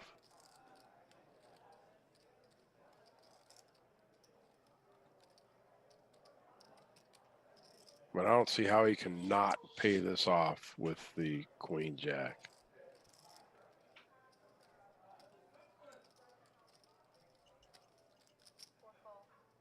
Nope, two-handed.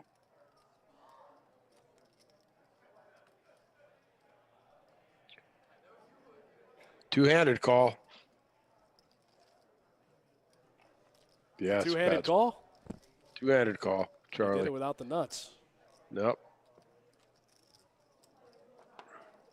I saw him do a one-handed call earlier. He didn't have the nuts.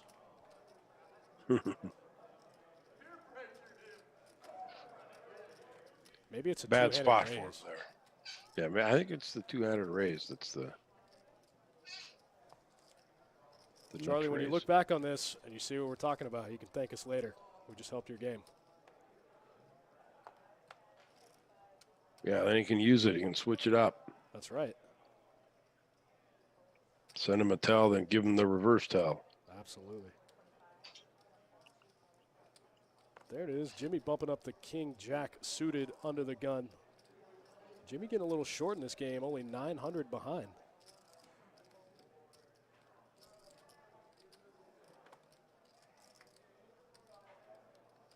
You see that? Andrew wanted to fold, but changed his mind, decided to call. He said, I'll play the 9-10. Oh, sign of weakness there, Andrew. That was pretty pure tell. Wow. Got a flop, though. Andrew gets the best of it. Checks it over to Jimmy, who gets there on the turn. Oof. Wow. How does this board go check, check? All three streets. What's going on here? All three streets go check, check. Jimmy shows 2 pair, kings and eights with a jack. Gonna be good. I'm not going to lie. I don't think either one of those players are supposed to check there. Flop or turn. I don't think so either. Not in my book, anyway. I think if Andrew leads out on the flop, Jimmy goes away. Maybe not. Jimmy might see another one. 2 overs and a backdoor flush. Yeah, he might.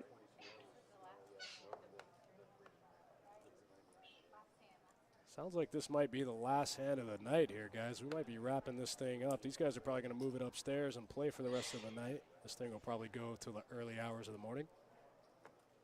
Last hand of the night, John O picking up pocket kings in the hijack. Jimmy limping the 7s under the gun. Charlie with the two-handed call. 7.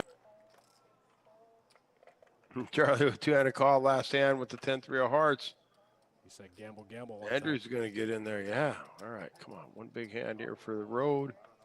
So I don't think anybody ever likes to see pocket kings or pocket aces pick up 3 callers, go 4 ways to the flop. No. You lose almost half your equity when that happens, especially when an ace comes right in the window. Yeah. And he has by far the best hand, which is funny. Right.